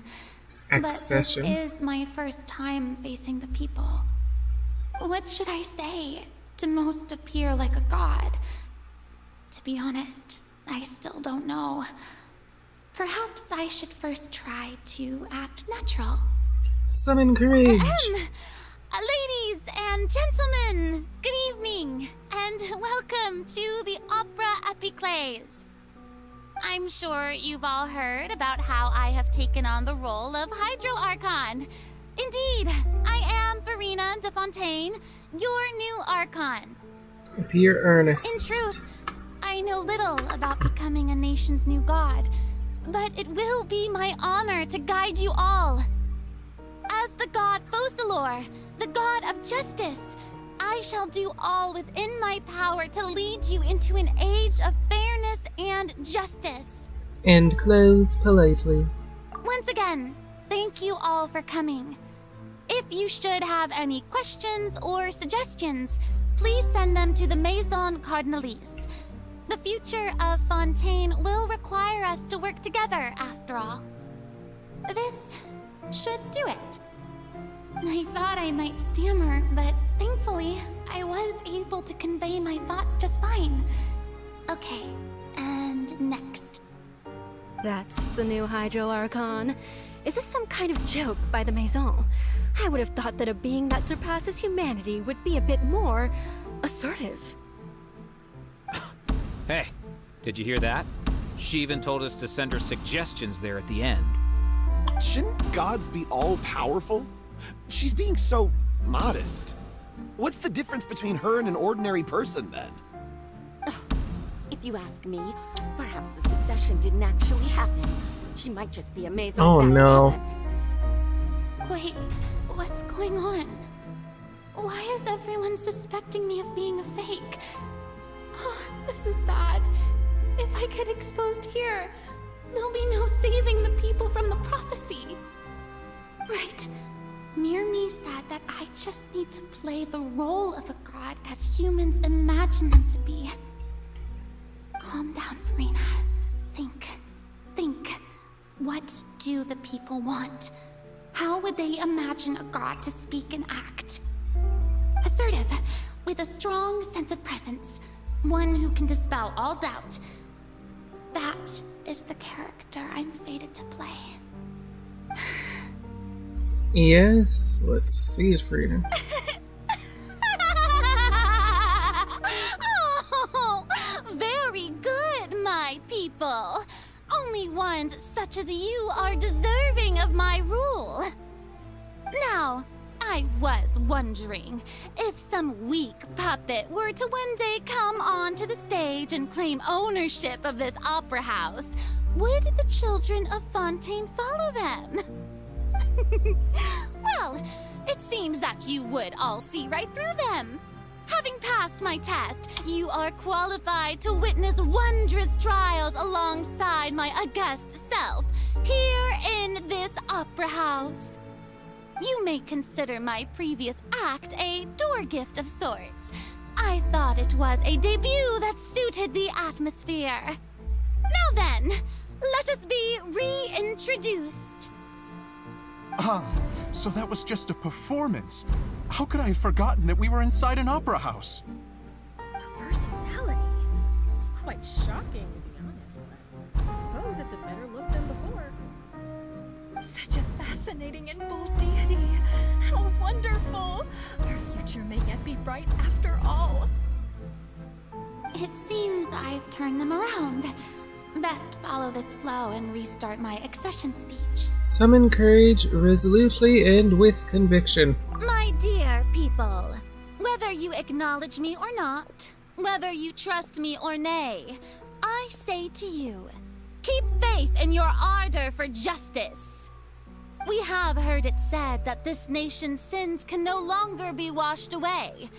Well, I say that justice is most fragrant when it blooms amid sin. Now we're turning up the drama. The scales of justice should not weigh heavy in the hands of its God. On one side, it must carry fairness and justice. And on the other, praise and applause. May law be the prayer on our lips. May judgment be our worship. Let us light the fires and drink to the future of Fontaine! End the speech empathetically. There is no trouble in this world that justice cannot solve. All that is needed is for you, my people, to believe in it, heart and soul. So long as I, the Archon Focalor, stand within the Opera Epiclese, so long as I stand before the Oratrice, I shall even judge the gods of this world!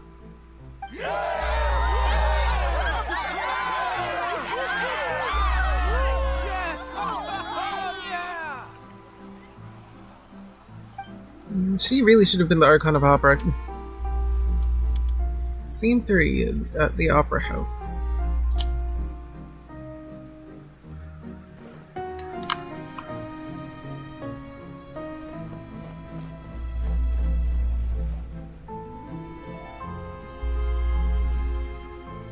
Lady Furina, here are today's case reports, as well as a summary of the follow-up for your perusal. Come now, was I not just at the Opera House in person? Leave these kinds of things to Neuvillette. Besides, none of these trials were the one that I'm looking forward to the most. So she was looking forward to that trial, and then we completely ruined that for her. If I may be so impertinent, what kind of trial? A magnificent, dramatic, and wondrous trial. A trial to end all things. How could you hope to understand? That's true. I fear I lack the ability to grasp your divine thought, Lady Archon. No need for fright, and do not take what I said before too seriously. Go now, do your duties. The trial I await. It will come one day.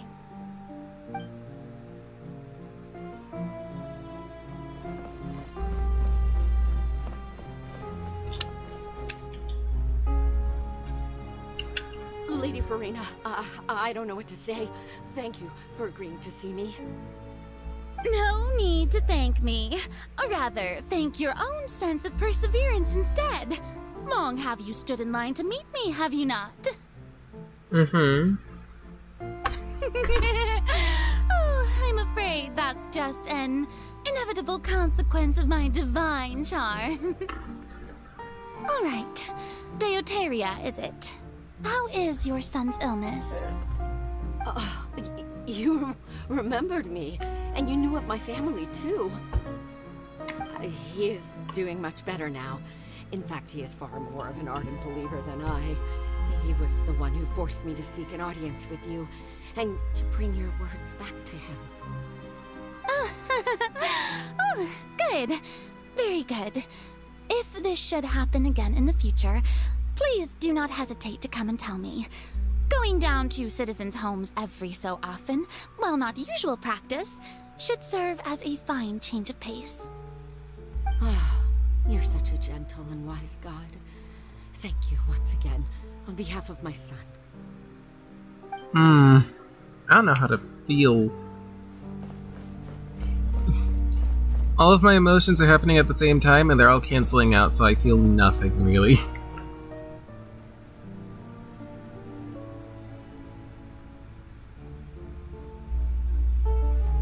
Lady Furina, here are the latest hydrological reports. As for the specific parameters you asked to take note of, I'm afraid things still don't look good. I see. It's as I thought then. As your god, I did already expect this, but I wanted to see how far your human wisdom would allow you to analyze it. All manner of signs indicate that the prophecy will still come to pass. Forget it. That's not something you need to worry about right now. Well, as I understand it, the Fontaine Research Institute is also trying to find a way to counter the rising water levels. Really? Have they found anything? They really did try. Afraid that they haven't found any effective solution thus far. Yeah, there was a slight explosion. Is that so? Well, no wonder. This issue has reached the realm of the gods, after all.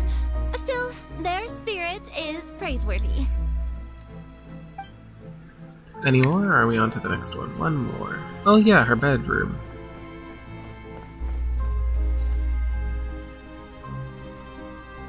The day is finally over. I haven't had a moment to breathe this whole time. But it's good to see that everything's getting on track. There are no longer any voices of suspicion. Maybe this is fine. I just need to keep going, and everyone will be saved. Alright, Furina, don't think too hard about this. You need rest. Tomorrow's a new day. Mm-hmm. Scene 4, Opera House again. Furina. Lady Furina, here are the new trial reports for the latest cases, as well as a summary of the follow-up. There'll be no need for that. I've seen them already. There's no need to go back over scenes I've witnessed in person before. Lady Furina, I've waited so long for this chance to see you in this manner. Indeed, my dear, loyal citizen. This joyous moment is an honor for us both.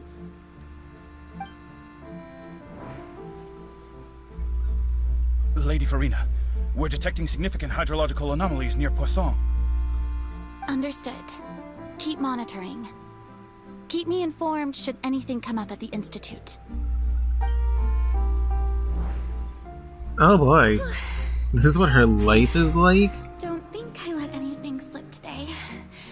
I must show the people that there is nothing Wow, to worry I about. feel really bad for her. I just don't know when these days will end. I feel utterly exhausted. Best to rest early today, too.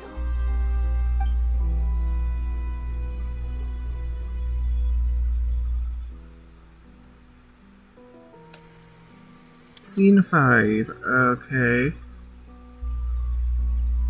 Opera House again.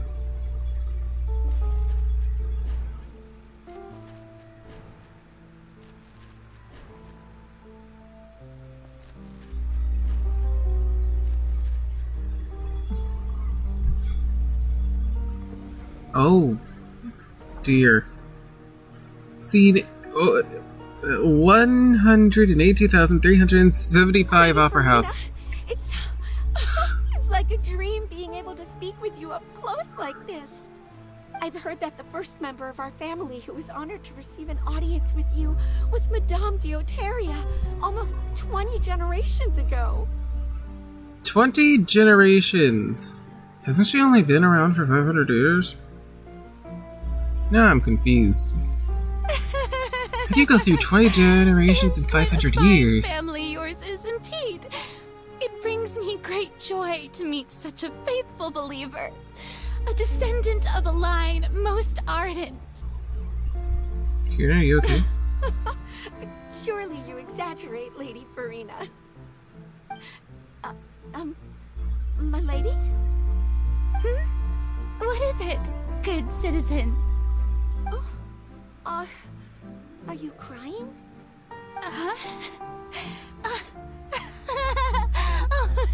Really now? I didn't even notice. This must be the overflow of hydro from my person.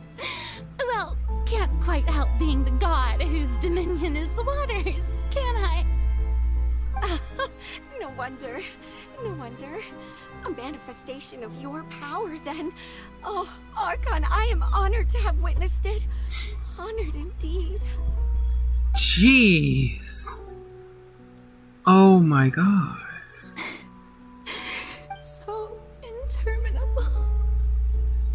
Oh, are these the cries that were under the fountain? So lonely. Hundreds of years must have passed by now. Perhaps the show must go on for hundreds more. I never imagined that it would hurt so much. Oh. What happened to my tissue? It's still there. Reached if my I need. limit. No. Perhaps I reached it long ago. Today I didn't even notice my own tears. I want to tell someone, anyone, about this. But would that not destroy all I've done so far? I've conducted so many investigations across the centuries. But there's not even a sliver of hope that we might break the prophecy. All I can do is keep heart. I must maintain this act. It is the only way to save Fontaine. Please, mirror me. You have to succeed. Oh dear. Oh my lord. That's the next one. Opera House, Furina, and...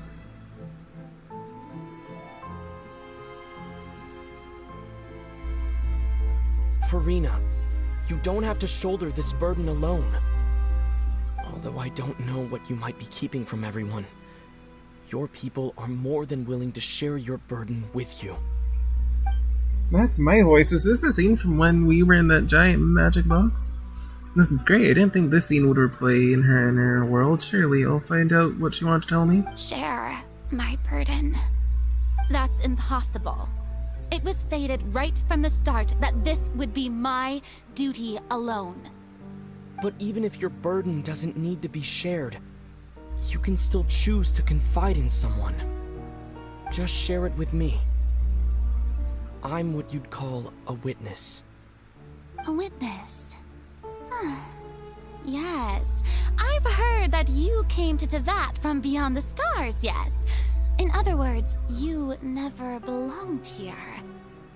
And if Tevat is, in its entirety, a show on a stage, then you're just a spectator, aren't you? If that's the case... He's right. I could confide in him, couldn't I? But if things don't play out as expected, the people of Fontaine will be the ones to pay the price. No, Furina. You shouldn't be selfish. But what if it's really alright? Wow. Furina, you've worked so hard for so long. Surely it would be okay to put yourself first for once. Is it such an outrageous thing to do anyway? To find someone in whom you can confide your frustrations and sorrows? Surely it could not hurt. If you let this opportunity slip through your fingers, it might never come by again. Think about it long and hard.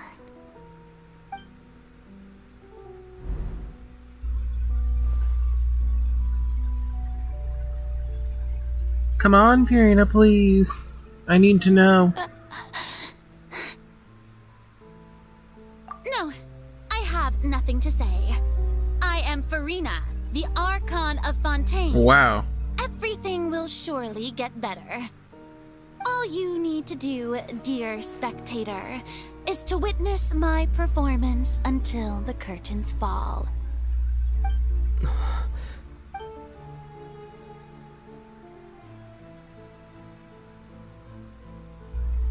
Fine. Dang, he's pissed.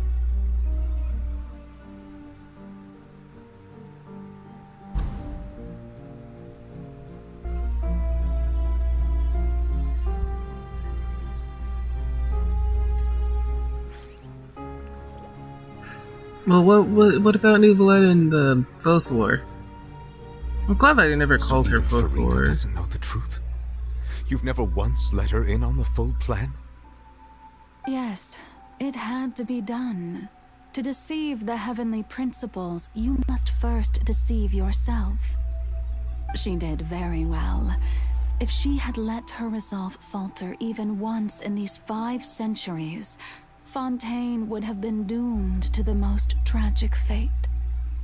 It seems that trusting humanity was the right decision after all.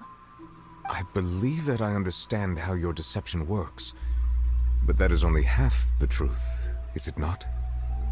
How would you build on this foundation to save the people of Fontaine? That is the most important thing. Yep. Ah, good. Of course, the Iudex of Fontaine has pinpointed the crux of the issue.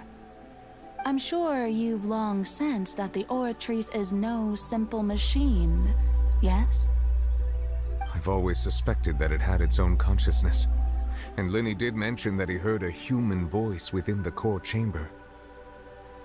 It now seems that that person was you, hidden within the machine all along. Am I right? So why was Child guilty? And then I became Because you one wanted with the to... Oratrice, taking Fontaine's gnosis with me. Yes, So it would seem Oratrice so with has the Gnosis, of course. Alas, your understanding of this device still lacks sufficient depth. In truth, it is no enactor of justice. It is, in fact, a device created to kill the god of justice. I beg your pardon? Oh, you have it. And to be more precise, not only will the Oratrice take down the god of justice, it will also take down the divine throne upon which she has been placed. I mean, did you think I would be the sort to enjoy peaceful repose while Furina suffered? My work over these last 500 years has been to constantly accumulate indemnitium within the Oratrice. But really, some have already discovered that only a small fraction of the energy generated by the device What was the rest of it for then? Fontaine. The vast majority has been, I thought so, but I just didn't know. To enact this death sentence. It was all a part of your plan then?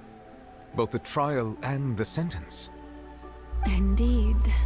This power, accrued over 5 centuries, could have sustained Fontainians for millennia, had it only been used for that purpose. Almost all of it has now been stored within the Oratrice. So we're getting rid of indemnitium in Fontaine, just like the Akasha was gotten rid of in Nahida, and now Numara is getting printed in Liyue. But only power of this magnitude could hope to destroy the Hydro Archon's divine throne, shaking the rules established by Celestia, and breaking through the institution that is the Seven. So the Oratrice's call for death was for neither Furina nor Fossilor, but for the Hydro Archon. What does that mean? You mean the general thing? If I do not listen, are you getting rid of the Gnosis? You must be. Returning what's rightfully yours to you, of course. Oh my god, his final ascension was spoilers. In other words, this was all done to return the authority of the Hydro Archon to the Hydro Dragon of this planet. But...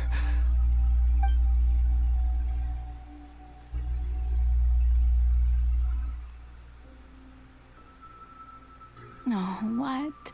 Getting sad again, are we? The authority of the ancient dragons shall soon be yours once more, O Hydro Dragon Sovereign. And this is the face you make. All you've done throughout the years is just so you can sacrifice yourself at the very end. So he does I've get the never quite Nessus. seen it that way, you know. Unless the Nessus gets Even destroyed. now, I'm quite pleased at how well my deception worked.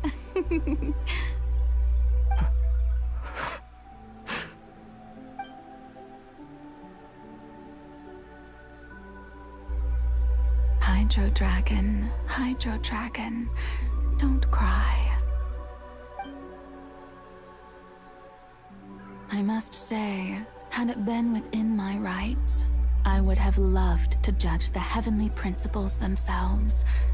Were they not guilty of essentially the same crime?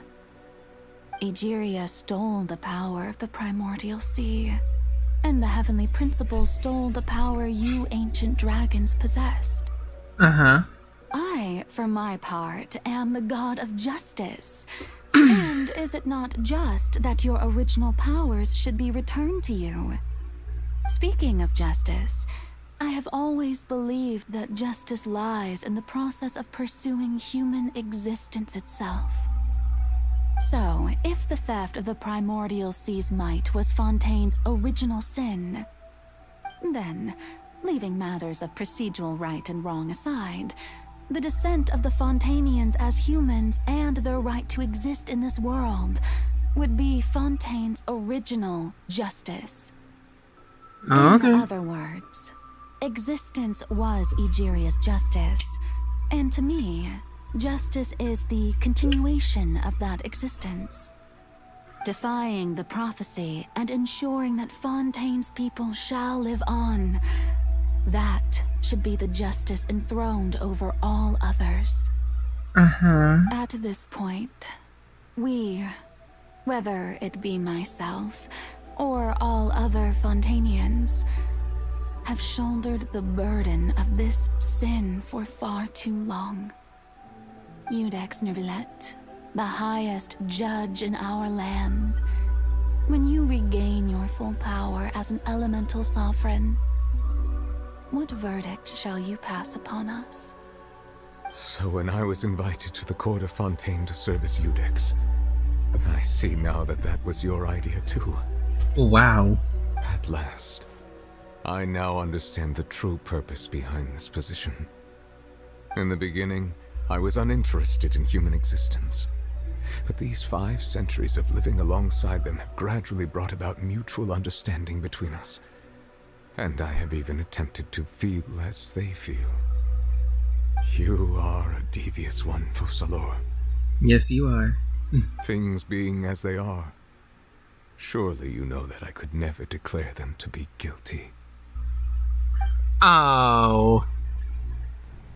She is quite the devious one. The hour of my execution is almost here. For the sinner, the curtain call has come. Oh, well, there's the scene from the Overture teaser. I may not sound it, but faced with death, I find myself a little afraid. Perhaps don't you dare lag this is me. One thing both gods and humans have in common.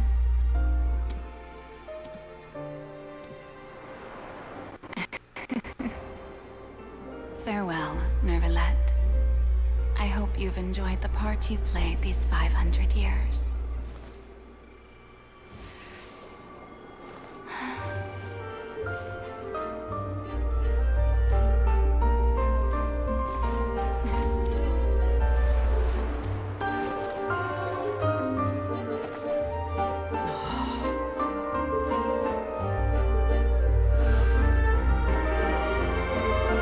I am so confused.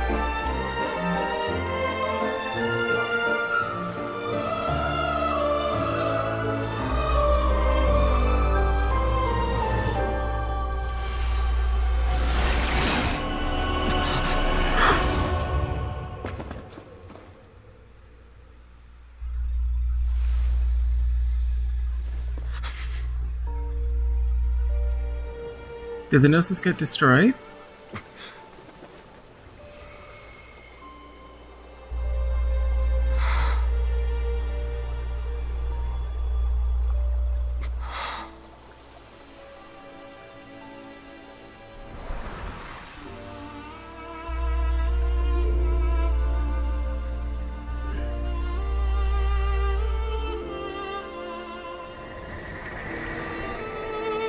Thank you, Furina, for all you've done.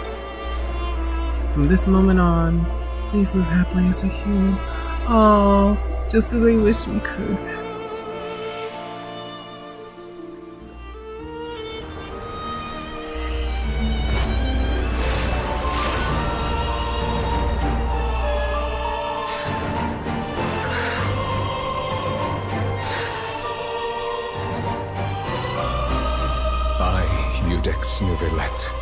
Hereby declare,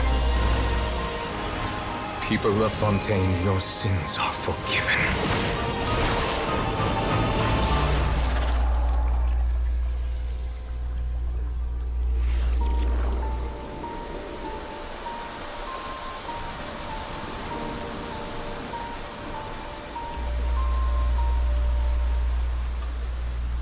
Did it not work?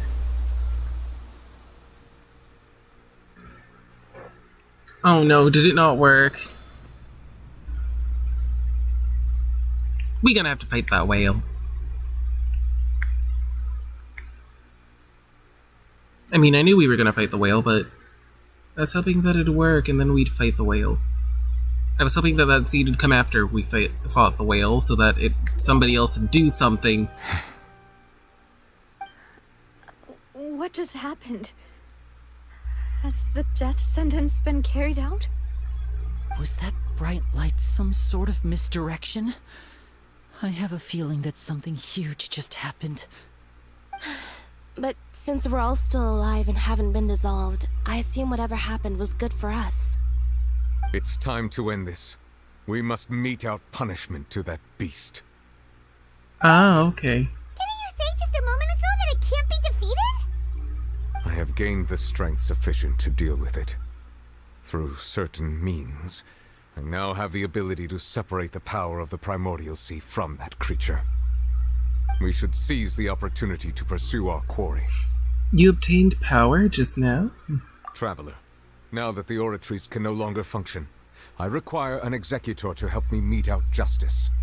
You mean me? The root of the calamities befalling Fontaine. The beast that enacts the prophecy. Its name is the all-devouring narwhal. That's what it's called? The all-devouring narwhal. Come with me. I'm sorry, narwhal just does not sound very scary. Whale fight. So it will work. Okay, good. What are the heavenly principles going to think of this? That's a great question.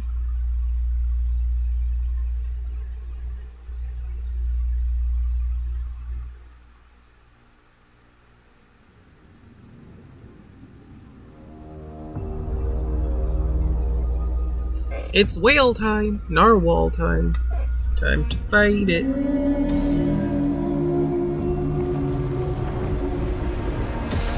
Unsure of how well this is going to go. But how are we going to do that? It's huge! I've already done my best to separate the power of the Primordial Sea from the whale. Considering the size of the beast, I cannot reach the power source. Unless we can find a way to attack it from within. I shall share a part of the ancient planet. We shall look for an opening. Okay, but like, how do I actually... Do I need to smack it? Or just to live? Illusion shattered! I can feel its sorrow turning into hostility. Okay, so I do need to edit. Let the mighty be humbled!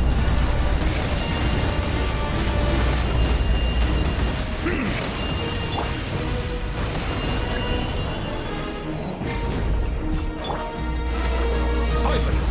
The all-devouring narwhal cannot resist its instinct to devour. Continue to trigger its hostility, a chance will present itself.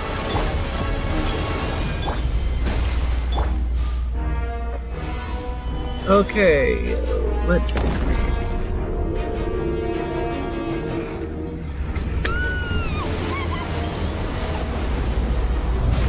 What happened to Child? Oh, if he's dead.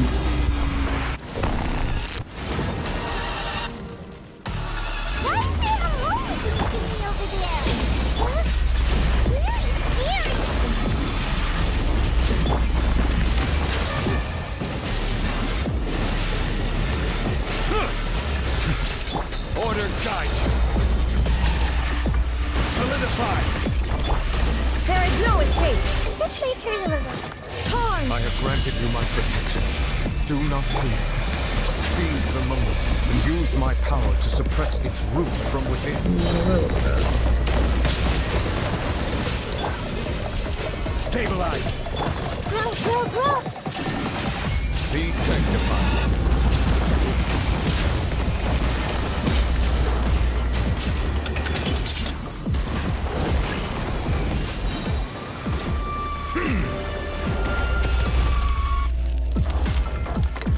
Well, I tried. Oh dear. Oh, was that it? Is that all we get for the story? Good. I don't want to fight it anymore. I'm joking, I probably could have beaten it.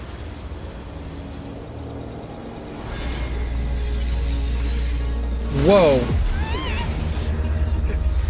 That energy does not look good.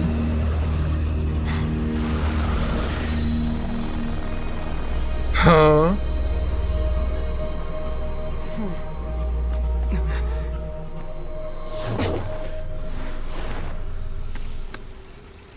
Hello, lady. You threw out Child and the narwhal? Thanks for helping with the cleanup. It should have been my job, but... oh well. It was just supposed to be a short private training session for me. I didn't think that my disciple and my master's pet would start brawling in the meantime. Well, actually, you are I had a feeling that it would happen at some point, but they bumped into one another earlier than I thought. What a blunder. I suppose I'll have to swing my sword 3 million times as penance. That power. Who are you exactly? Hyman has an idea. From what she said earlier, she must be Child's master. Skirk, right? Interesting. It's just that he gave us the impression that she was the less talkative person. I simply did not have anything to say to the weak. But you, on the other hand, managed to defeat the all-devouring narwhal without using power from beyond this world. Uh-huh. So you may speak to me as equals. What sort of person would the all-devouring would make the all-devouring narwhal as a pet? I have to agree. It's a strange use of a planet's primordial waters just to raise an all-devouring narwhal. That kind of power is wasted on it. It's not cooperative. It eats too much. And I have more important things to do with my time than pet sitting. The only thing that creature has going for it is its looks. It does look pretty. It fails as a pet. Miss Skirk? The point being? Well, being that this pet almost destroyed an entire nation. Paimon, you're a pain. So what sort of person is your master? Well, Child's master's master. Her legs are galaxy-y. Oh, right. So you don't know him. Sorry, I assumed you did. His name is Sertologi. Oh, the lore. Whomst? I am unfamiliar with that name. Huh. So Master isn't sufficiently famous. How should I The Fowl? describe Is he the him? sitter? Have you heard of the name The Fowl? The Fowl? Still nothing? Well... Rhine how about daughter! The Visionary. Vetterfalnir then? Or Gold Rhine daughter? Ooh, that one we've heard. Rhine Daughter's part of the Hexen Circle. She's Albedo's mom, right? Oh, So you do know that name. To be honest, I also heard all of those names and titles from my master. I don't What the actually heck know them either. do they think they're doing? Is it a she? Is it a he? I don't know. You say he, but I'm not going to I suppose you assume. understand now, yes? My master is likely a similar sort to Rhine-daughter. Similar? They're both pursuing Oh, some well, form never of mind. They're perfection. not the same person. Wait, didn't you also mention a visionary person? Paimon didn't quite catch their name. Actually, never mind that. I believe it expedient to inform you Okay. that the all-devouring narwhal used up nearly all its strength fighting you. Such roiling hydro energies will prove difficult for the planet's deep seas to digest. As such, the Fontaine back on the surface has most likely been thrown into chaos. In other words, the prophecy that you've been fretting over should now be in full swing. Great. What? No, there's little to be surprised about, Paimon. It is natural, after all. The prophecy will surely come true. We knew this and accepted it. However... Not to worry. Focalor has already managed to deceive the heavenly principles. What does that mean? In the end, the people will all be dissolved into the waters, and only Furina will remain, weeping on her throne. Uh-huh.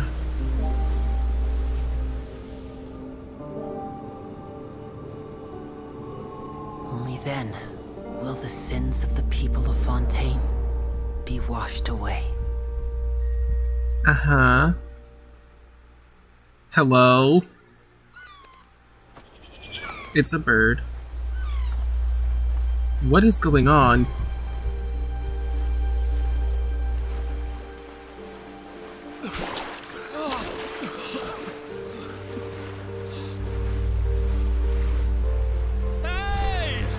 Oh, boats!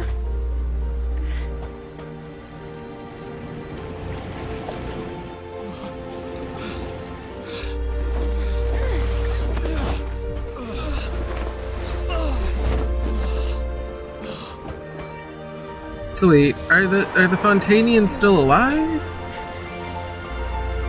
Or are those just people who aren't from Fontaine?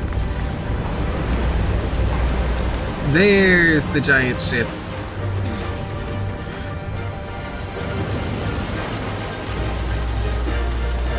Is it floating?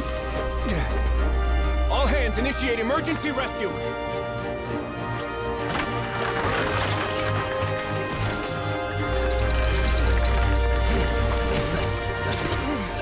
Hurry!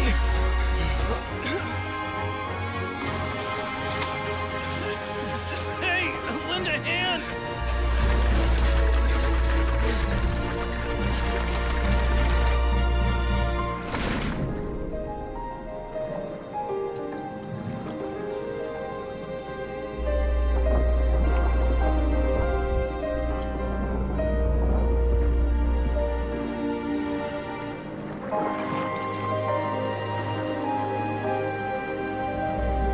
I'm so confused. Did the primordial water not, like, affect the sea? The water's receding!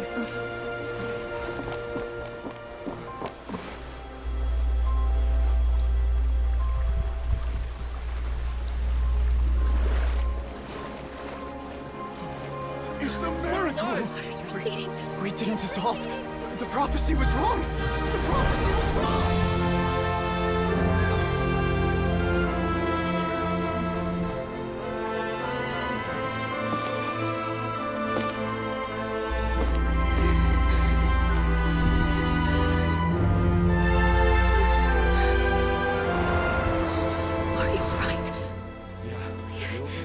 Wait, then what about the people who did dissolve?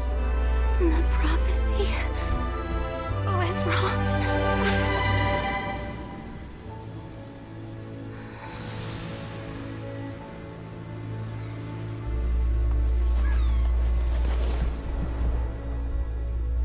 So Nouvelette is the Hydra Archon. I see the value in my own.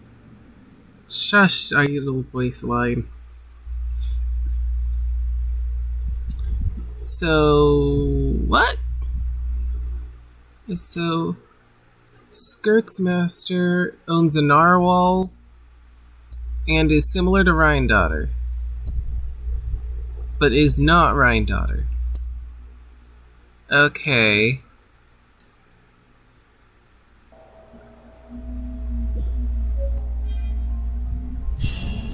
Thank you. The soil renewed. The Spina di Rosula talks post-disaster rebuilding.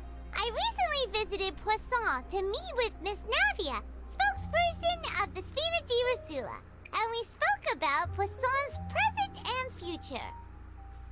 Old soil can still give birth to new bloom, Miss Navia stated.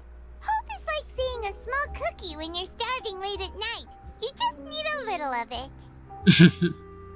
Skyship Winglet, lunar brain of the Fontaine Research Institute. The various disputes that have arisen on account of Mr. Edwin have suddenly become a shield over the Institute, with Jurier turning out to be a once overlooked hidden gem. I always call the first researcher mad, but few know what to call the second. And should that latter person achieve a miracle, they would find it all the harder to find a word with which to classify him and his team. Wow! Paimon barely recognizes the people in the reports. Are those really Jurier and Navia? They sound like real big shots. They might have been real big shots from the start. What do you think? Pretty enthralling, huh? The Steambird's idea was pretty simple. With the disaster just having passed, we would print a free edition packed to the margins with good news to calm people down. The value Great for idea. these big scoops lies in their inevitable follow-ups.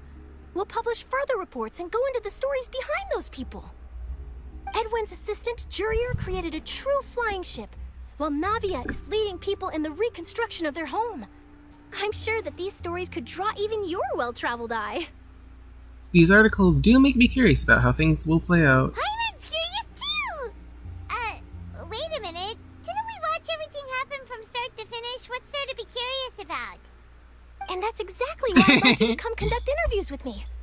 You're the best incubators of news, if you haven't noticed. And also, with you around, I'm sure I'll get to see that Duke. She's still trying. Are you sure? Hasn't he turned you down several times already? Oh, this time will be different. Come on, let's head to Poisson first, and then make a trip to the fortress. There are some things you'll only know when you get there.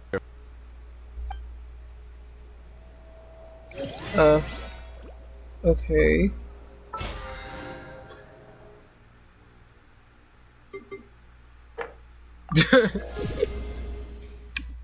I mean, sure, whatever you say.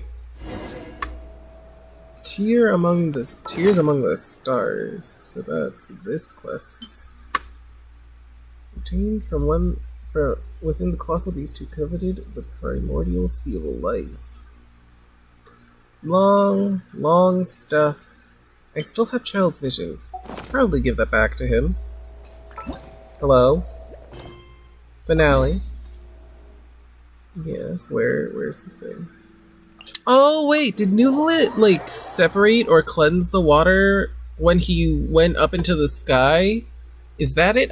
Somebody's gonna explain it to me, I'm sure. And by somebody, I mean Ashikai. Or Aster, one of them. Those are the two people that I watched. Or maybe Bran will have watched a video by someone. I don't know. This is fairly confusing. Oh yeah, the whole what about the whole Arlecchino thing? Did the Gnosis get destroyed? Is it still here? I have no idea. Navia! Oh, it's you. What brings you all here? Hey, we're just having a look around. I'm here to update myself on how things are going here. Oh, the Fatui are here too! Let me introduce you. This is Mr. Garunt Snežević. He represented the Knave in sending us a large amount of supplies, and is helping with our work. Our residents are hard at work as well. Thanks to everyone, work is progressing nicely. We've lost a lot of people, but we're moving forward. That will have to be So they're just dead. They tepid us. Hello, Miss Charlotte. I'm a big And fan then of yours. I they especially said like that they'll article come you wrote back, last and year then about whatever. I'm Fontaine's just stray so upset. cats. But if you don't mind, could you not emphasize our role too much in your report? It's not charity we're doing here. We just happen to share the same interests as the Spina. I get where you're coming from.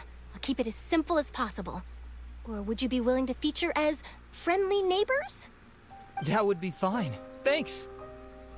Oh, Cute. you're back too. What's with the music? How are things? How dare you? Everything is supposed to be happy now. Construction materials. It'll be another music hour makes before me the workers sad. are able to go over there. Huh? You're here too, Clorinde? Well, her reputation's greatly risen after that whole duel business with Miss Furina. So she's here in Poisson to wait out the heat. All right. She really came here to help me out. There's too much to consider in the reconstruction of Poisson. The Spina has need of more decision makers. And, well, I do already happen to be connected to Mr. Callis. Oh, wait just a moment. Do you mind me asking a few questions? You know, about how you felt before the duel, about what it was like facing down a god. There's lots of exciting material there, I bet. Well, she's Forget not. it.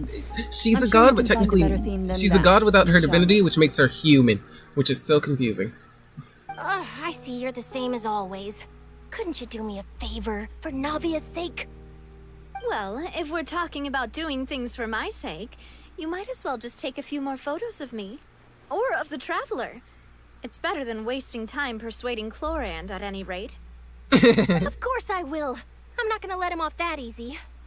All right, then everyone who wants to be in the photo, gather up. And smile. Yee. Perfect. Although, Paimon's sparkles seem to still move in the photo. Not bad. Your addition really helped the composition of the picture. All right, hang on a moment. Let me snap a few more shots. More pictures. All right, that should do it. I'll be back here later anyway, so let's call it a day. Okay. You're very quick. Speed is of the essence when it comes to the news, and freshness is the key. Also, not to brag, but I'm pretty good at building connections. Who knows? I might eventually get that interview with you after all, Miss Clorinde. Wow, you really do have that never say die spirit. I'm impressed. That is fair. I'll hazard a guess that this is how you got that interview at the Fortress of Meripede. Ah, so she did Whoa, get it. You're well informed. Let me make a guess too. I asked Sijuin, who told Monsieur Nervillet, and he told you, right? That's a very complete information chain. In truth, all Monsieur Neuvillette asked me was, when did the fortress become so friendly towards the media? I told him that it was best not to speak too soon. There's no guarantee that Ridesley will make a personal appearance. You're right. I've got to treasure every moment I have with them. In which case, I'll be making a move first. Let's go then. Stay safe now. And tell me if you hear anything interesting. I'll treat you to afternoon tea in exchange. Yeah. I must be going for like 5 hours. And we're still going because I'm somehow still awake, even though it's almost 3 a.m.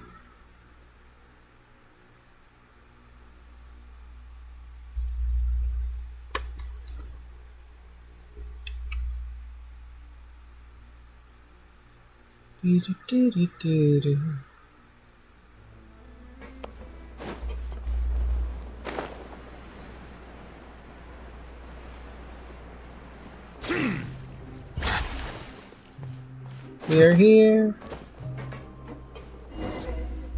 I totally came in from the entrance.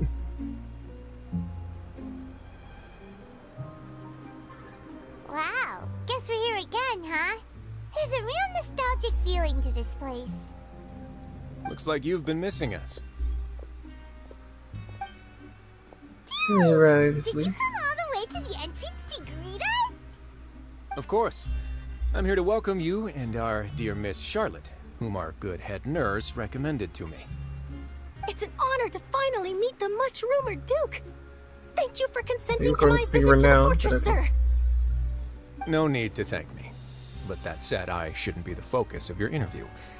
I trust you recall our agreement? Of course, of course. All right then, this way.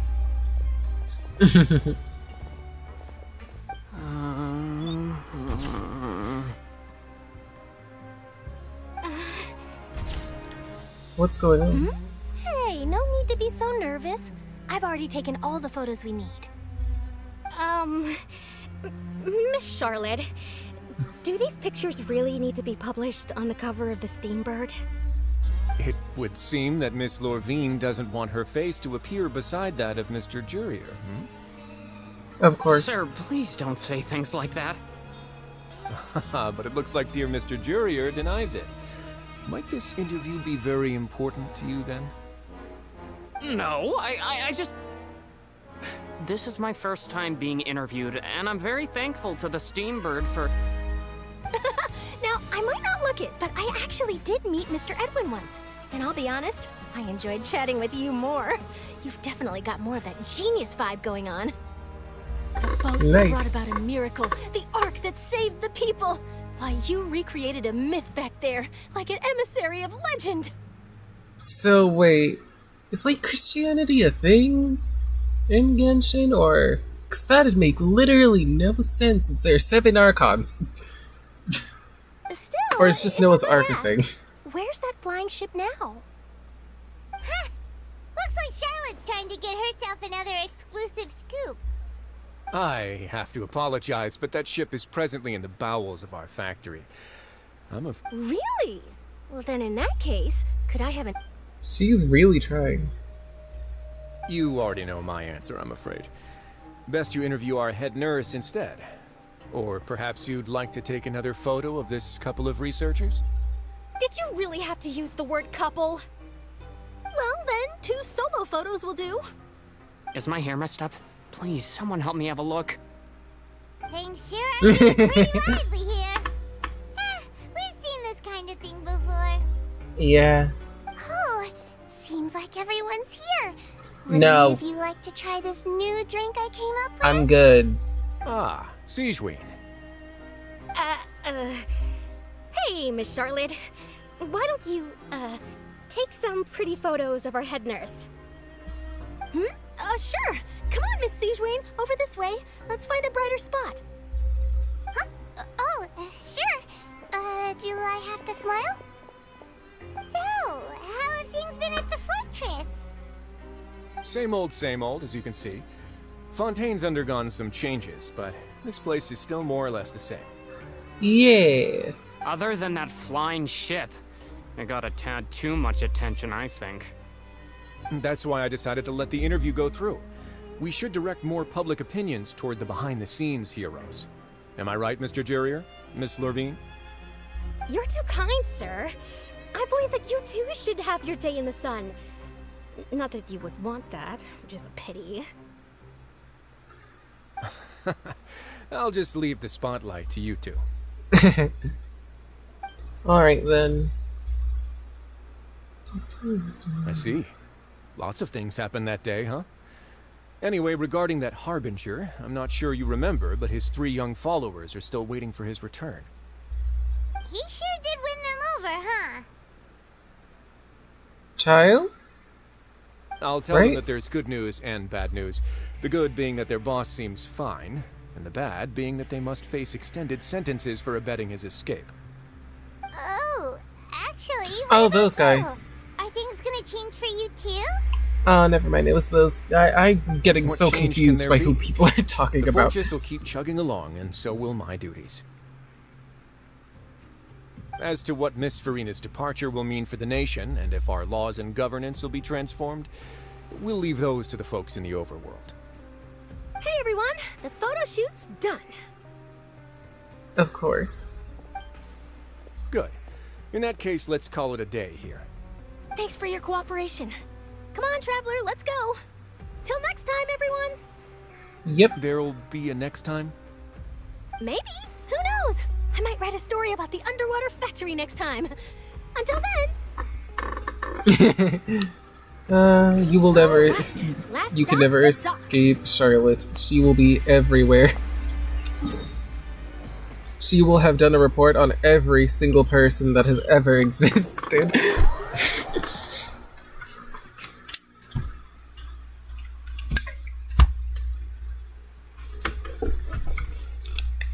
Even Baguette, the dog.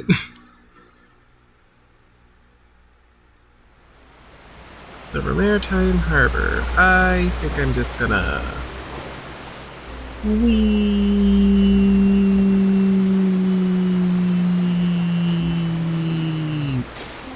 Okay.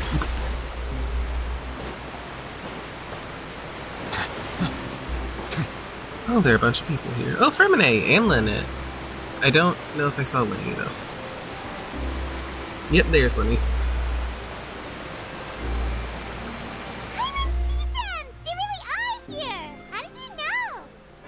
Navia mentioned that she stayed in touch with Linny and the others after working together. Apparently, they've been at the docks distributing these strange pockets the whole time since. The magic pockets. Traveler, Paimon. Ah, and Miss Charlotte, too. Would you like a magic pocket? What sort of gadget is it? It's a wondrous bag that can be used to carry many things. The water level has returned to normal, but if you see any of your things floating around, you can use this to carry them. Or you could trick a friend into doing it for you. Trick a friend? I wonder which of my friends would fall for that. She must have a lot of friends. Excuse me. You could just make a friend like Fremine here. Isn't that right, Fremine? Huh? Is this what you meant by, I'll help you make some more friends? To be honest, that sounds pretty sweet. Could I have your contact, please? Sure. Please, write down my address. Fremine and Charlotte do not sound like they'd go together very well. You sure are working hard to help Fremine socialize. He was the one who proposed doing this. He even wants to assist in our magic shows. Yay! Yes, I was planning to first introduce Pear as an assistant, and later Fremine himself. In the future, I think we can leave underwater escape magic to him too. That said, would anyone want to see a diver escape underwater? Oh, it'll work out. Every journey begins with the first step. He'll become a part of our show eventually. Yee. Lynette, could you come over? Miss Charlotte says she wants to take a picture of us. Got it. My, that Charlotte is rather perceptive.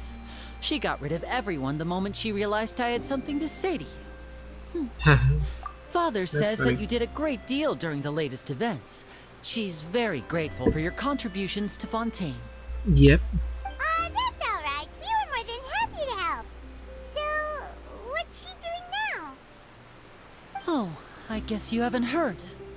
Well, after Lady Furina left, Father and Monsieur Neuvillette opened negotiations, during which he gave Fontaine's gnosis to her as a diplomatic gift. A diplomatic gift? A gnosis? And there goes another one. Yes. That I don't even get to see. I was quite surprised at first myself. But when I thought it over, there were actually a number of things going for it. It could have been done as an apology for the incident with Lord Child, or as thanks for his help in tying the all-devouring narwhal down. Furthermore, Father did also lend significant aid to Fontaine and Poisson. That's true, but this is a gnosis we're talking about. Doesn't this seem a bit irresponsible? I would agree, but I've also heard that it seems that Monsieur Neuvillette has had a significant change of heart regarding the matter. So he knows they want to get Celestia, so he decided to give it to them. Okay, so... So there's some reason for this that only Neuvillette knows about? Probably about I suspect you'll have folklore. to ask him about that yourself. Or folklore? I don't know how we actually spell her. I did see him Pronounce her strolling name. around the entrance to the fortress of Meripede a while back. Isn't he real busy and stuff? Oh yeah, we should talk to Furina too. But back to the topic. The Gnosis was given to the knave, right? What about Child? Did you not see Skirk throw Child into a void with an They arrow? say that he's returned to Snezhnaya What? to recover from his wounds. I hear that the recent disaster really did a number on his health. Well, he's alive. And also, not in the void with an arrow. Okay. That's true. When you think about it, we've had loads of run-ins with the Fatui. To think we'd be allied with them this time. So shocked by such a simple switching of sides? Arlecchino?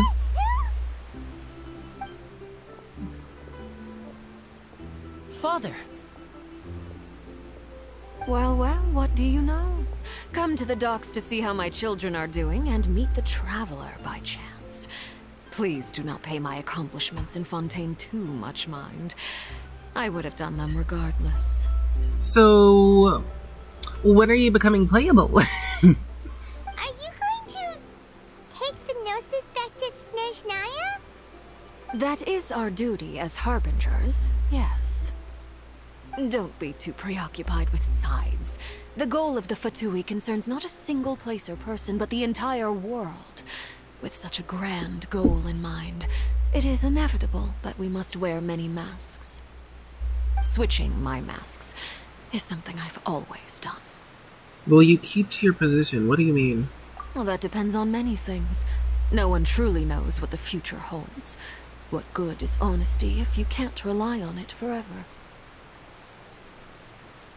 I don't know.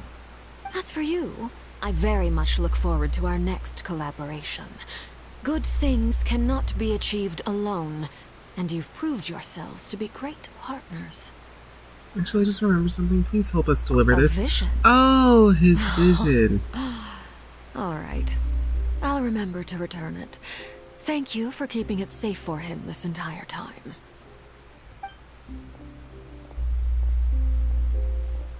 And that's a wrap for me. Huh? You're... Greetings, Miss Journalist. Oh? Hello. If I'm not mistaken, there are diplomatic channels I'll need to report to take a photo of you. That is correct.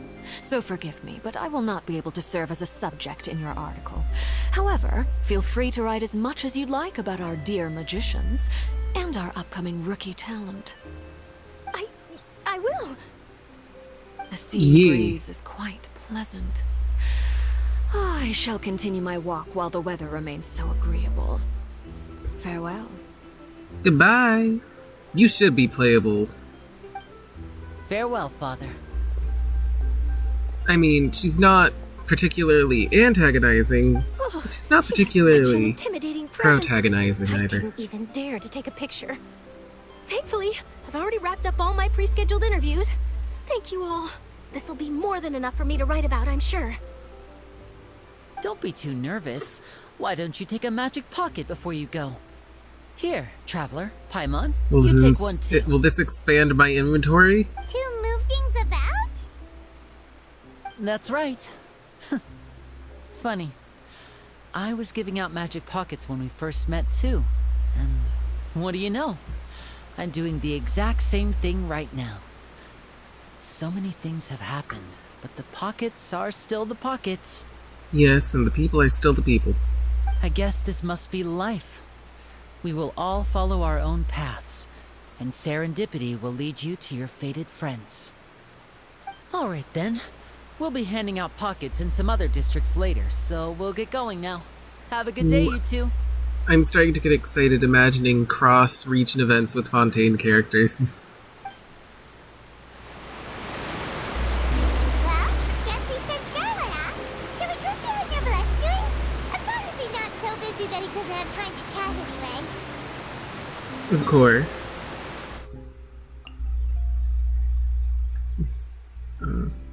What's that? Oh! So the Opera Epiclus is now a teleportable place. Oh yeah, where's that boss fight? That is a good question.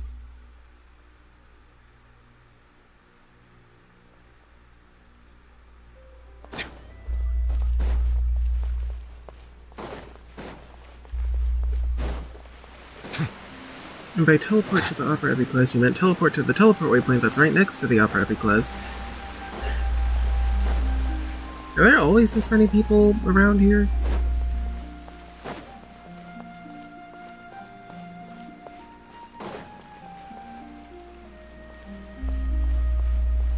The entrance to the fortress! Ooh, he really is there! Yep. Now, let us talk.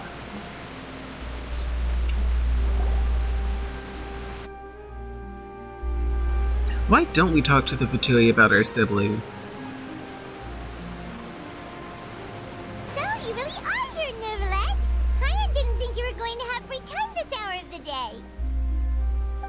Really? Oh, I suppose you must have met Mr. Linney. He took the time to greet me earlier when he passed this way. In any case, you came at a good time. I was just considering reaching out to you to set up a meeting, so I may explain some things that I haven't had the time to before. Aw, Paimon's glad that you remembered. Thank you for keeping this on your mind, what with you being busy and all. Alright, let's have it then. How was Fontaine actually saved? The whole business is still quite the mystery to us. It is strange how words can often leave a bitter taste in the mouth when it finally comes time to say them out loud. Neuvillette sighed softly before telling the truth concerning what he saw that day with the Fossilors. Received the heavenly principles and used Furina's endless performance to save Fontaine. So that's what happened? I only saw Furina's part myself. Fossilor destroyed the divine throne of the Hydro Archon and restored your power to you, transforming you into a fully fledged elemental dragon sovereign! But if destroying the divine throne does not include destroying the Gnosis, then what did she mean? Just killing the Archon? But then Furina's still there, so I don't know. But Paimon still doesn't quite get what you did to save the Fontainians from dissolving. Neither do I. For me, the authority of the ancient dragons refers to absolute control over the hydro element. Fontainians were incomplete humans born of Egeria's use of the power of the primordial sea, with constitutions similar to that of Are they now nymphs. people? But so long as those primordial energies remain within them, I could use the ancient dragon's authority to grant them true blood, after the fashion in which life was first brought into being on this planet.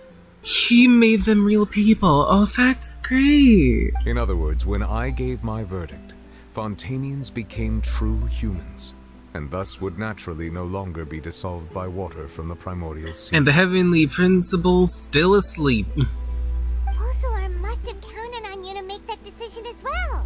Your verdict was the key to making the prophecy appear to have come true while saving everyone. You could say that it was at that moment the Fontainians were finally truly born. Yeah, and in a manner of speaking, Fossilor finally managed to fulfill the original Hydro Archon's wish to turn Oceanids into real people too! It seems from your expressions that you still have more things you wish to ask. Are you the person we're going to question Ask about away. Natlin? I will tell you the truth as I know it. Yep. About the initial verdict that was passed on Child. I have investigated his case along many avenues, and I have learned that he once fell into an unknown chasm when he was young. There, by chance, he awakened the all-devouring narwhal. Oh, so it's also technically his fault. But whether it be by sentiment or reason, that should not have been enough to consider him the root cause of the disaster. At most, he would have had tangential liability. Okay. As for the judgment passed by the Oratrice during the trial, whether it was due to that liability by association, or Fossilor deliberately using him to buy time for us on the assumption that he would be able to hold the creature off, I cannot say. Interesting. Guess Fossilor had Fontainians in mind the whole time. In the end, it was thanks to her that they finally became real humans. Yeah. Hang on a second. Paimon suddenly got another question. Yes, Paimon? Back when Fontainians hadn't yet become real humans, were the children they had transformed Oceanids? That is a good question. Life has always flowed like water. Do you recall how Fontainians would often come to the Fountain of Lucine to pray for children? Yeah, Lynette said the fountain is where all the waters in Fontaine converge. In truth, even those couples did not know that such prayers were no mere custom, but instead a form of ritual. Oh. Those Oceanids who were blessed within the spring water would later descend as new humans in the coming months. So they're like reborn? Gets it now? Either way, seems like this ritual won't be of any further use, but it'll probably live on as a local custom. Yes, that was obvious. Ask away. I will tell you the truth as I know. About the future Fontaine. Yeah, about that. Risley said Furina has already left. What's that all about? Ah, Lady Furina. The people are only aware that her death sentence has not been carried out. She abdicated the post of Hydro Archon and left affairs related to that title to me, before leaving the Opera House. Okay, so he is the Archon now. Faithfully and completely. After hearing them, she seemed neither saddened nor comforted. She simply said that she was tired and needed to rest. Having said that, she then packed her things and moved out of the Opera House, not unlike how an ordinary person might. But she's still got a place to stay, right? Well, we'll figure it out once we play her story quest. She will not want for food, clothing, board, or travel. In truth, I am somewhat happy for her. The wear and tear on her spirit will, of course, take time to heal. Yeah, she can become an actual person. Focalor, the Hydro Archon, she can finally lay down her burdens and lead a normal life. What about you then? What are your plans now that you've regained your full powers as the Hydro Dragon?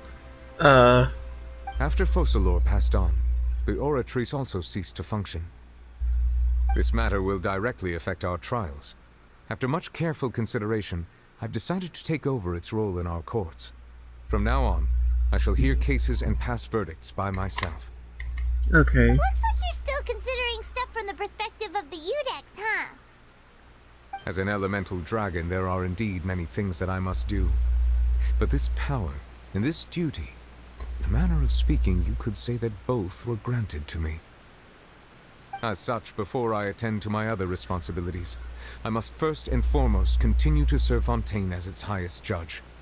The duty of the Hydro Sovereign and the duty of the Udex shall coexist within my person. Okay. Additionally, the Hydro Archon's departure has brought about another problem, which is that the Opera House shall no longer produce indemnitium. That's true. That power was derived from the people's faith in the Hydro Archon, wasn't it? Wait, but the various mechs and machines in the city are all still okay. Did you forget about the Ark? As I am now, I have full command over New Musia, and it can serve as a complete substitute. Another reason why I cannot quite leave Fontaine immediately. You don't need to. Wow. This ancient dragon's authority stuff is really quite useful, huh? Oh, you want to leave Fontaine? Ask away. Probably I will should, tell you though. the truth as I know it. About Xena Cease. Oh, that's right! They say you've given it to the knave as a diplomatic gift or something! Leaving aside their intentionality, the two Fatui Harbingers have indeed done much for us during this crisis. Their sole remaining goal in Fontaine, at least at this point, would seem to be the Gnosis. The Oratrice has ceased to function. The Hydro Archon's divine throne is now no more, and I do not need the Gnosis's power. Okay.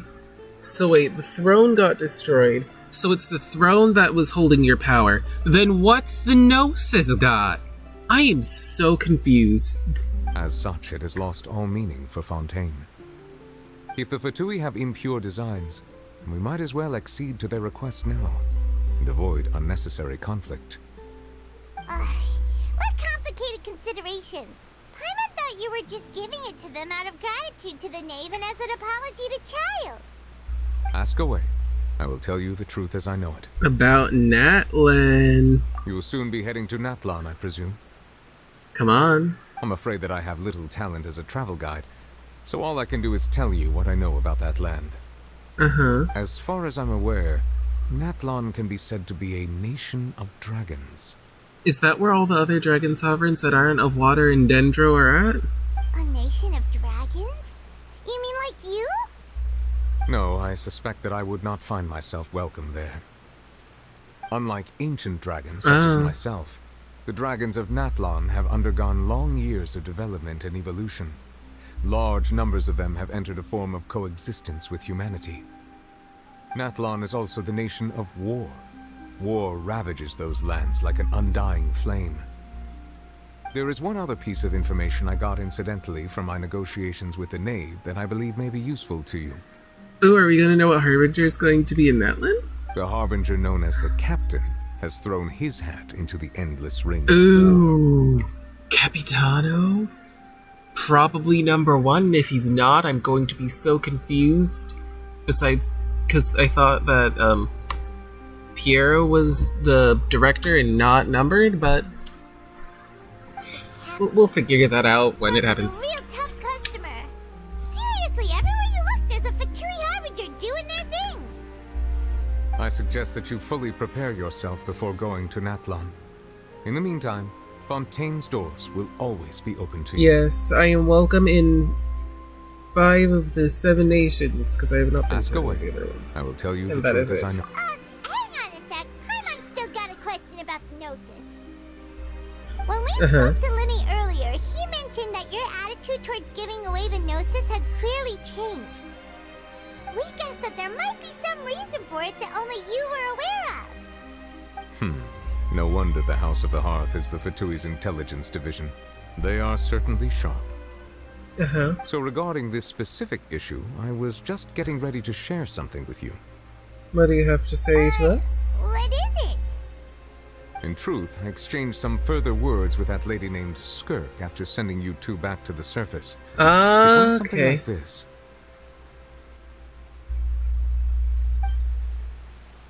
More lore, please, and thank you.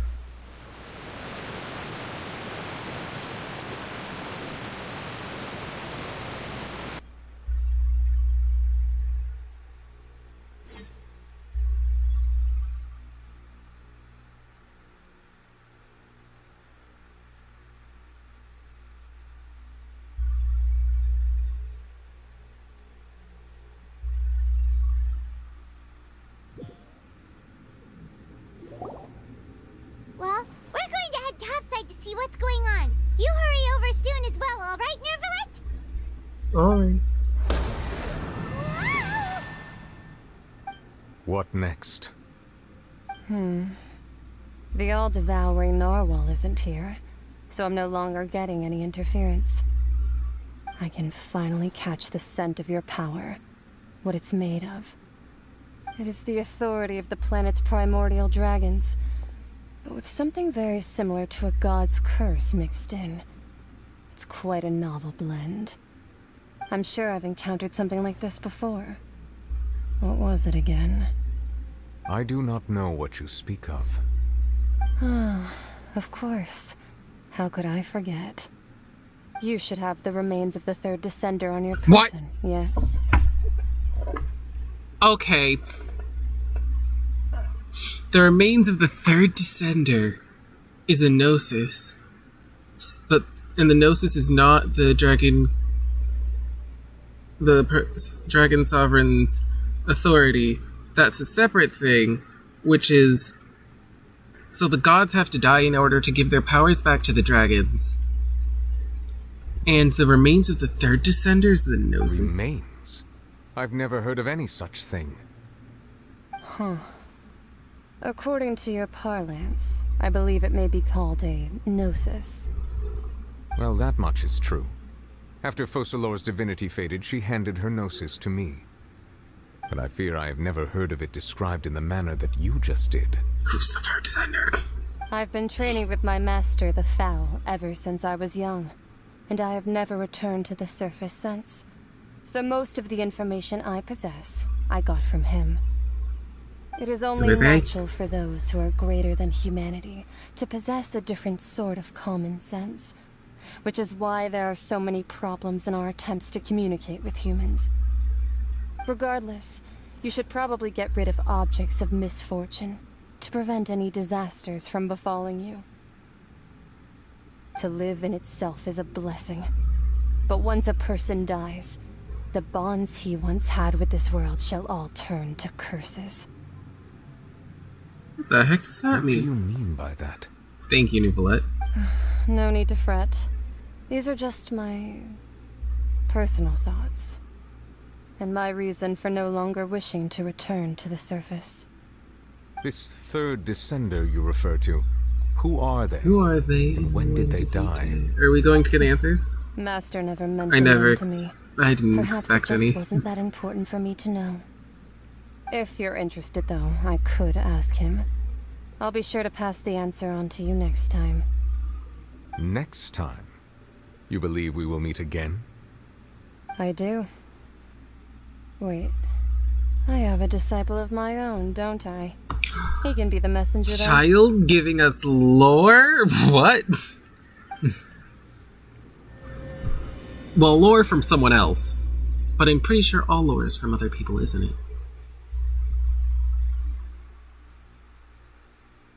Technically, all information is passed down. Whatever.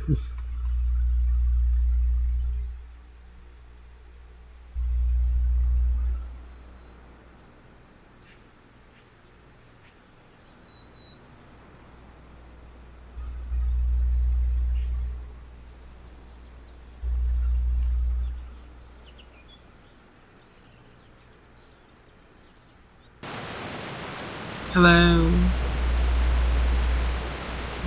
That's Because what we already she told asked Nicolette about Whether our it would prove sibling. useful or not, I wanted to pass that information on to you. The remains of the third descender? And we're the fourth. So that's what the Gnosis actually are. Paimon just thought they looked like chess pieces. How could they be a person's remains?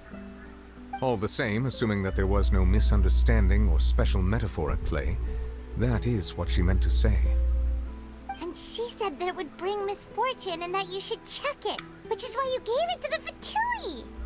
If she speaks the truth, then I would simply be putting Fontaine at unnecessary risk by keeping it here.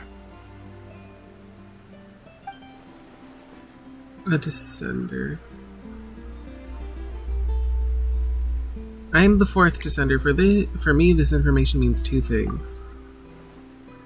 One, that the Gnosis are related to descenders, and two, that the one who came before me has already died. I guessed that you might already be familiar with this concept, but I did not expect you to be one of them. That means that the Gnosis, which are exceedingly element compatible and can even enhance elemental abilities, do indeed come from the third descender. I'm but descenders are not supposed to be part of this world, but they are able to use elemental abilities. So maybe the theory that the travelers are descendants of King Deshret is wrong, or maybe all descenders are people who have left Tevat and came back. Who knows? I wonder, does your body also possess similar properties? Like being able to use elemental powers without a vision. That does sort of count as special compatibility, right? No, let's not think about this stuff right now. It just feels... No, Paimon, talk about it more! Comparing the Traveler to the dead third descender and all? Oh, don't worry, I won't die so easily. That's what you say, but this topic still feels like bad luck. Whatever. Once Child recovers, let's get some more answers out of him. Or go look for his master and get the answers that way.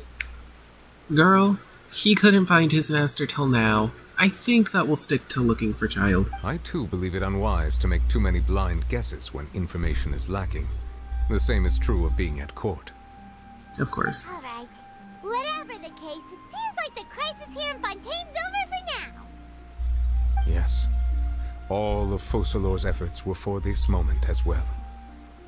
But she sacrificed herself in the end as a god, and she suffered through all those years as a human. Was that really what she wanted? She decided she wanted to save everyone. I suppose that would be the mystery of a god's will. Can you understand the will of a god? I suspect not. But once in a while, I too would guess that if wishes were like the clouds in the sky, they will one day return to the earth as raindrops. Life flows like water, and rain is the final answer.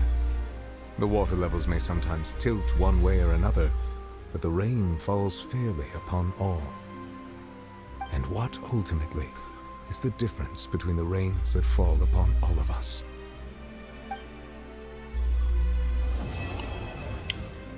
Wow. That got really deep at the end.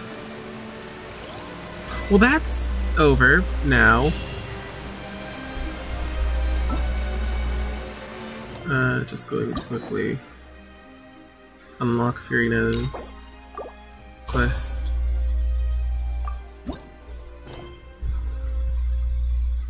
Court of Fontaine's Adventurers Guild. Interesting. Has Furina decided to become an adventurer?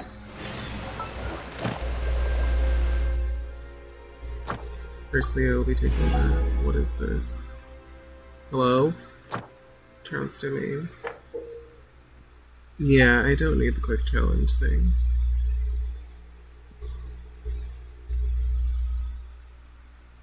Shadow of Another World. I want to know where it is. It's in some random place that is right next to a boss fight that I don't want to deal with that's underwater. What a lovely place for that to be. Okay. And then I have the Travelers, Constellation 5 for Hydro. Not that I'm ever going to use it ever again. And Nuvolet's voice line should be out finally.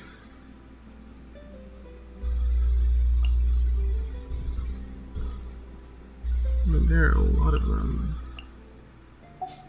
Well, I'll look at those later. Let's see, do I have any more polls? I have 2.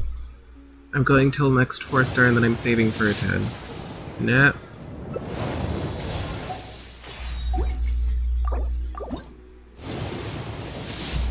There it is. And I have Seawind Charlotte. Perfect.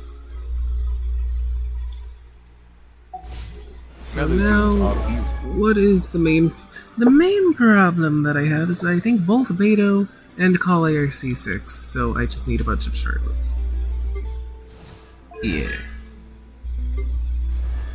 I have no idea what any of this means. Interesting. We'll figure it out later, so yeah. Creatures. They are the pride of Fontaine. Well, that's it for the Archon Quest. And cause them no harm.